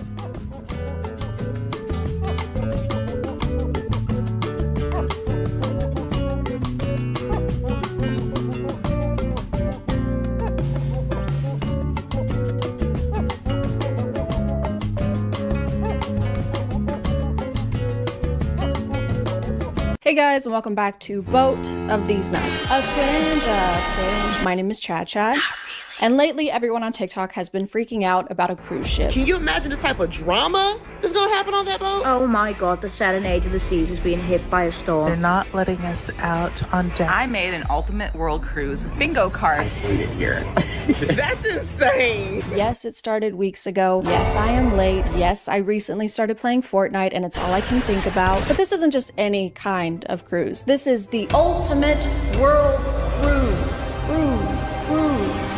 And you might be thinking, well, why is everyone talking about this? It's just a boat, right? People go on boats all the time and nothing has ever gone wrong with that historically. However, this cruise has been causing some buzz because it lasts for 9 months, almost a whole year, which kind of makes it less of a vacation and more of an expedition. What are we gonna do today? Relax. And what are we gonna do next month? Relax. And what are we gonna do next year? Relax. Still. Most people are lucky to get even a week of vacation, so 9 whole months is a pretty big deal. And you know what they say, you can never get too much of a good thing, especially when the good thing is living in confined spaces for long periods of time. Our bathroom is really tiny, but we make it work. So we're gonna be in this cabin for 9 months, so obviously we had to spruce it up so we won't looking at the plain walls all the time. My parents would wash and reuse Ziploc bags, so I've obviously never been on a cruise. So when I started watching videos about this one, I realized that these things are bonkers. I had no idea that these things are basically floating versions of Las Vegas. They have these huge ceilings and casinos, glass chandeliers and slot machines. Sometimes they even have shopping malls. These boats would have Danny Ocean foaming at the mouth. Well, actually, he's dead, so he's probably foaming all over. And because I got so deep into the 9-month cruise lore, TikTok just thinks I want to go on a cruise now and keeps showing me videos of other cruise ships. They have go-kart tracks and a water park. When did these get so intense? They aren't even boat-shaped anymore. This looks like you could use it to dehydrate meat. This is not at all what I pictured cruises being like. Whenever people talked about them, I just assumed it was like the sea version of camping. Like being away at sea is just not something we have to do anymore. I don't think people in the 1600s would have opted for that if they knew about Delta Airlines. Dearest children, it's day 197 of our vacation. Yesterday, we lost only 5 to scurvy. Things are finally looking up. There's a witch on board spouting about how we need fruits or whatever. Says we need more vitamin C, but we have quite enough C. Thank you very much.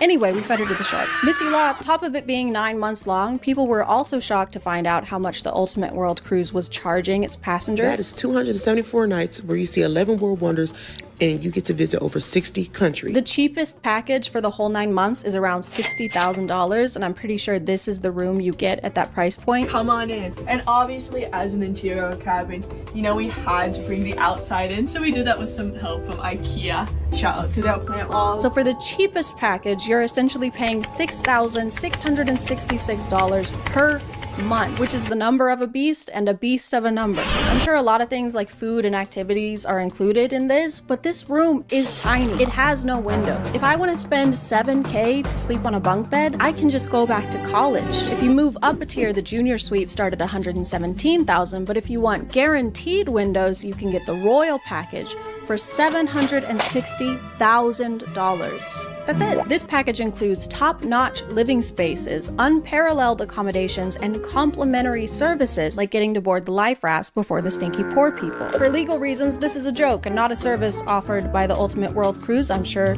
they treat every passenger equally and would never sue a YouTuber. A lot of the ship's passengers started posting videos to kind of document their journey, including ship tours. The Centrum is also just the main meeting area for any big party that the ship is having. So, and a few other things on Deck 5 is Next Cruise, which is where you can book your next cruise. They even have a place dedicated to where you can book your next cruise in case you're still feeling a little too financially stable. Because if there's one thing I love to do on vacation, it's pay for a whole nother vacation. The passengers have also been posting videos to give us an idea of what the food is like. That was like an American night, so look what my husband had. That burger looks so good. The ship has a buffet that's included in everyone's package, and if you want some variety, there are restaurants you can eat at for extra money. But if you have the royal package, you get to eat the freshest members of the basic package. For legal reasons, this is a joke and not a service offered by the Ultimate World Cruise. I'm sure they eat every passenger equally. The cruise only left Miami on December 10th, but some people already seem kind of over it.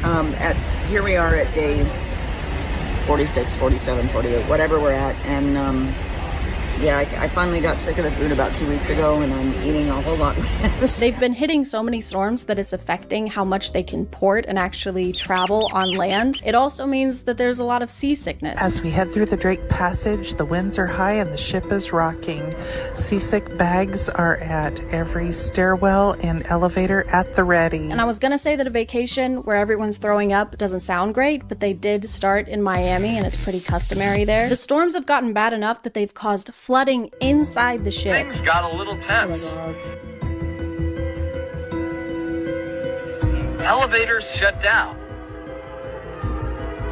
But this amazing crew jumped into action. Which looks really scary, but some people on the ship don't seem very worried about it. Like, I get that the crew is probably prepared for things like this in a storm, and they are on the ocean, but water inside the ship notoriously is not a good thing. These people are running on treadmills like nothing is wrong. Did nobody tell them? Guys, it's a swamp in here. What the hell, man? I put on deodorant this morning. No, I mean it's wet. I have hyperhidrosis. You need to run. I know, I am. I'm not sure who started it or if it was a collective kind of thing, but people have been speculating on how this cruise is going to play out. I made an Ultimate World Cruise bingo card for anyone else who is buckling in for this 9 months TikTok reality show and wants to have a little fun. They've been making bingo cards and lists of what they think is going to happen during the 9 months, but they usually involve horrible things happening to the passengers. Mass illnesses, mass STDs, pirate takeovers. You guys are going to manifest something really bad for these people. None of this can feel great for them. Imagine how unnerving it would be to see the internet essentially betting on your trip going wrong somehow. Oh, you're going on vacation. Great. That's great.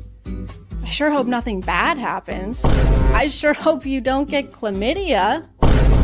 Eventually, the cruise was being termed a reality show, with the lens, I guess, being the passengers' TikTok videos. Several of them are influencers, and whenever TikTok finds one of their videos, a lot of the comments will say things like, "New character unlocked," or "I love finding a new character." And I think it's funny to act like these normal, real people are like playable characters in Super Smash Bros. Dark Samus versus Natalie from Rhode Island.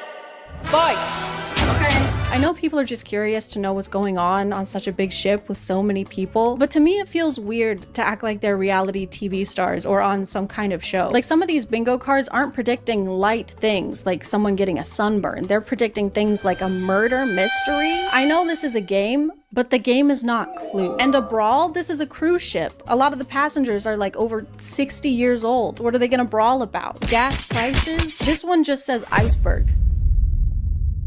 Are y'all okay? Here's just some more examples of a bingo card. Heart attack or stroke. Fire. Port kidnapping, man overboard, parasites, flesh-eating bacteria, alcohol poisoning, rats or mice, overdose. Do you want these things to happen? I'm not a very spiritual person, but I genuinely feel the need to make a positive bingo card to try and cancel out the energy they've been sending their way. So I went ahead and made my own. I predict there will be a kidnapping of our hearts. Fire.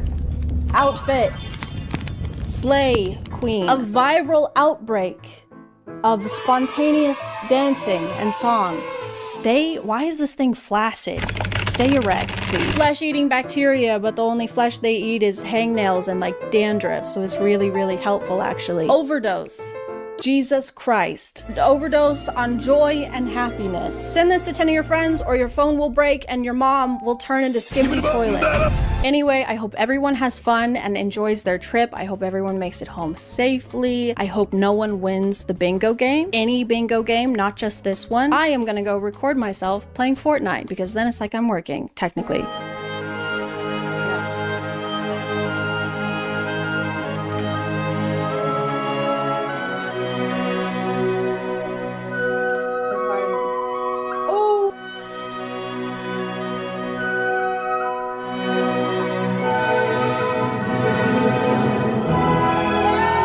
Okay, bye.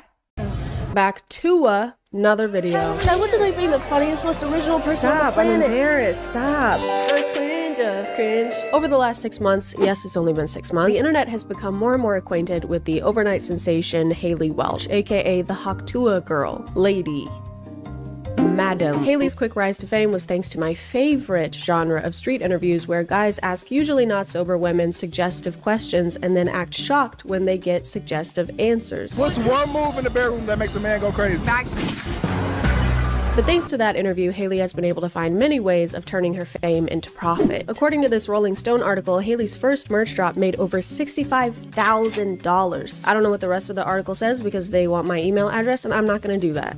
Also, I can't read. And that amount of sales makes complete sense when you see the variety of merch they have to offer, like this crew neck that says Hawktua, or this hat that says Hawktua, or this shirt that says Hawktua, or this shirt that says Hawktua. Since then, Hayley's also started a podcast, made a fanfics account, and launched a jewelry collection with the slogan, "Who says fashion has to be boring?" Which doesn't quite make sense to me because I don't think anyone has ever said that. Fashion doesn't have to be boring. You don't have to put the same 2 words on every item of clothing. And I can't really fault Hayley for any of this stuff. You can't blame her for taking advantage of a viral moment and making as much money as possible. Is what I would say if it was opposite day. The sky is down. To a hawk. Unfortunately, over the last few weeks, the only spitting Miss Welch has done has been directly into the faces of her followers. Between a meme coin launch with alleged insider trading, I mean, just look at this. Do you have any idea what this means? Do you know what this means? I don't know what it means. To her questionable response to alleged insider trading. Actual, like, hey guys, I hate to interrupt you, Nick. Well, hello there. But anywho, I'm gonna go to bed, and I'll see you guys tomorrow. Hayley, no! You can't leave the conversation when the conversation is about how you just scammed people. You have to stay and listen. You're named after a grape juice, so just concentrate. But we're not even here to talk about that. None of these things are what I'm annoyed about right now. Today, I want to explore yet another Hawktua scheme known as the Pookie app. Today we're going to be leveling up our dating game with Pookie, made by Hayley Welch, the Hawktua lady. Are you comfy? The official app of Hayley Welch. Find your match, tools to attract and connect with the one you want. Level up your game, learn how to talk, flirt, and win like a pro. Excuse me. Plan legendary dates, perfect ideas and outfits tailored to impress. Zodiac compatibility. Uncover your cosmic connection instantly. What? The app's description says, Gen Z's relationship guru Hayley Welch launches Pookie Tools, all her newest cheat codes for a smarter, more enjoyable dating experience. I tried to find out what qualifies Hayley to be a relationship guru and found out that the app name is in reference to her boyfriend, Pookie, who she's talked about since the beginning. Leave a message to your last body. I love you, Pookie, forever! But they seem to be in a kind of situationship thing. That is until about 10 weeks ago when Hayley and Pookie finally made things official. Pookie's your man? Pookie's officially my man, first off. And if there's one thing she's learned in those 10 weeks of dating, it's everything there is to know about dating ever. Even though Haley claimed this app was the easiest way for us to find our forever Pookie, it isn't a dating app or anything that helps you directly connect with people. You have to already be using dating apps and chatting with people because a lot of the features rely on that. So you have to already be doing all of the things that this app is supposed to help you do. It's kind of like downloading an app that gives you advice on how to download an app. Pookie Tools is designed to help at every step of your relationship. Pookie's AI tools assist you in making connections, enhancing profiles, and planning dates confidently. I like that the description claims that these are Haley's cheat codes for dating, then in the next sentence reveals that all the tools are AI. She's not doing anything. She can't take credit for AI generated responses. She's not the one giving the cheat codes. Hey kid, you want some advice? Sure, yeah. Well, fucking go ask that guy over there then. The app was free to download, but now that I'm actually here, we can either subscribe weekly for $4.99 or we can get the annual subscription, which is only $40 a year, and it's 85% off. I got the weekly subscription, so I'm paying about $20 a month to use this app. But you know what? That's a small price to pay for information I could already get online for free. Zodiac compatibility, you put in your birthday and their birthday, which is something that you can do on Google. After browsing the features, it became very clear that the Pookie app aims to create long-lasting relationships based on genuine connection and non-superficial factors like there's a height detector and bald predictor. What is this? And also this one called Wealth Detective that helps you find out if your date is rich by asking hard-hitting questions like, well, does it seem like they are? Do they have any particular interests or collections that might indicate a level of affluence? You mean, do they do things that rich people do? Not necessarily. I'm asking if they have any specific interests or collections such as art, antiques, or rare items that might suggest they have the means to acquire such things. So like, if they have a bunch of expensive cars. Yes, exactly. Collections of expensive or rare items can sometimes indicate wealth. Oh, I get it. So if they have expensive things, that means they must have had the money to buy those expensive things. Precisely. Collections or interests in expensive or rare items can be a subtle indicator of wealth. Thank you, detective. You're welcome. Case closed.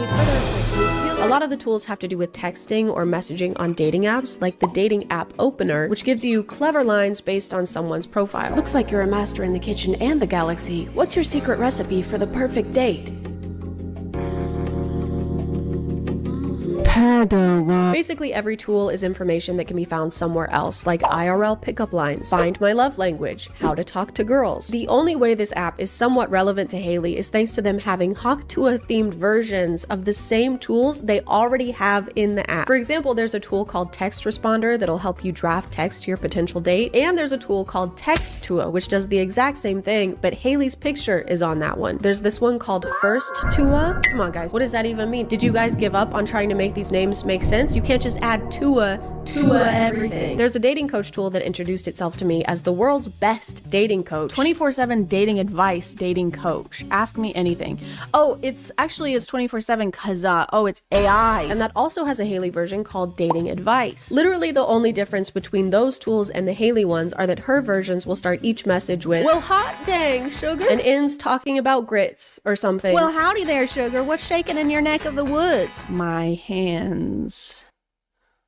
I'm so nervous. Aw, darling, don't you worry none. Just take a deep breath like you're about to dive into a big old plate of biscuits and gravy. What's got y'all jittery? Hawk to you talk to much. It's really frustrating to try and explain the features of each tool because it's basically pointless to do that. There isn't a lot of variety when it comes to the function of each one. If I ask what I should wear on my first date in this tool and then I ask the same question in this one, it's going to generate the same kind of answer because this is all the same AI. There's no point in leaving one tool and going to a different one. Did you hear that? Ladies. It's kind of like that picture of that trash can that says trash on one side and recycling on the other, but there's no divider in between and everything is just mixed together. Do you know what I'm talking about? There's this illusion of multiple features on the Pookie app, but really it's all just the same big pile of garbage. Hey, that was a trash metaphor. It was a metaphor about trash. A few days after I explored the app for the first time, I reopened it and realized there had been an update, and now there were even more Pookie tools. There was now an apology writer, a roast me tool, and a soccer skills tool. Something's not right. This is more mixed up than grits in a blender. Even though learning how to play with balls might be helpful in the dating scene, I was a little confused on why this was here. So I asked how it's supposed to help, and it actually let me know I'm not allowed to ask it any questions outside of soccer coaching. But I don't need soccer coaching. Haley already told us how to dribble the balls. I tried contacting support to see what was going on with this update, and it ended up just being some guy's phone number. The Pookie app has a soccer skills option, and I'm wondering when that update was added. The team is always beta testing me. Haley plays soccer. Jesus Christ. Sorry, but I just provide technical support. Do you have feedback?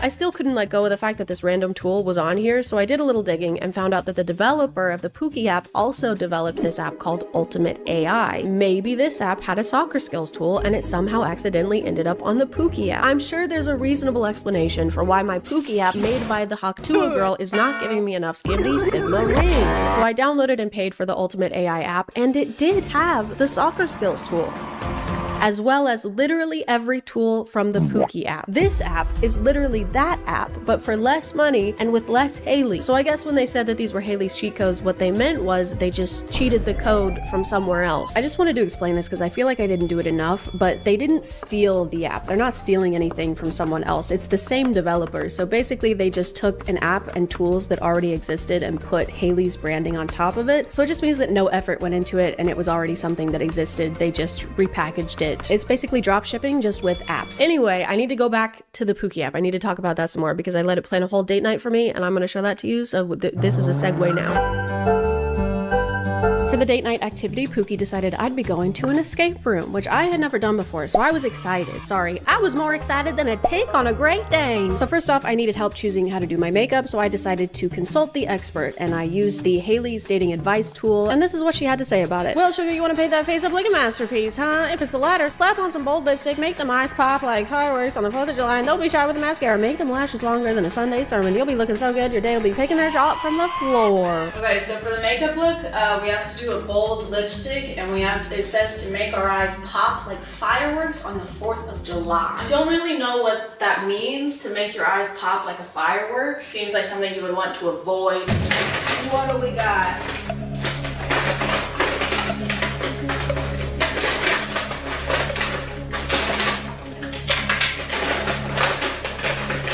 I decided to interpret the firework description to just mean colorful and very sparkly or glittery, so I ended up grabbing these sticker things that I usually use on my nails and just started putting those all over my eyelids because they have blue and pink and they're very sparkly and they kind of look like a firework if you close your eyes and you can look at it. She didn't specify what color lipstick, so I went ahead and asked her, and she let me know to wear a red lipstick because then it's bolder than a bull in a china shop. If I hear one more analogy, I am gonna jump off. Red lipstick is definitely not in my comfort zone as far as makeup goes, but if it's gonna help me find my Pookie, I'll do whatever it takes, baby. Next up was my hair, and since she did such a great job the first time, I decided to consult Haley's tool for that as well. Well, bless your heart, darling. You want to look finer than a frog hair split 4 ways, huh? You going for that I just rolled out of bed but still look hotter than a jalapeno look, or you want to be slicker than a grease pig at a county fair? The pig one. Well, yeehaw! Grab yourself some of that fancy hair gel or pomade and slap it on like you're butter in a biscuit. Comb it back nice and smooth, so shiny you can see your reflection in it. I didn't finish reading it. Go back. Oh my god. For the hair, Haley told us to grab some hair gel or pomade and slap it on like you're butter in a biscuit. So I put on all of those things, and then I put on more layers of all of those things, and then I sprayed everything down with some Got2b hairspray, and voila, my hair was date ready. Date outfit suggestion. Let's see what we got. A vintage trench coat or cape for a dramatic flair, lace gloves and vintage brooch or earrings, a mini backpack or a belt bag for a trendy touch, a fringed shawl or a kimono style jacket, suede ankle boots, no. But whatever the Pookie app says goes, so I ended up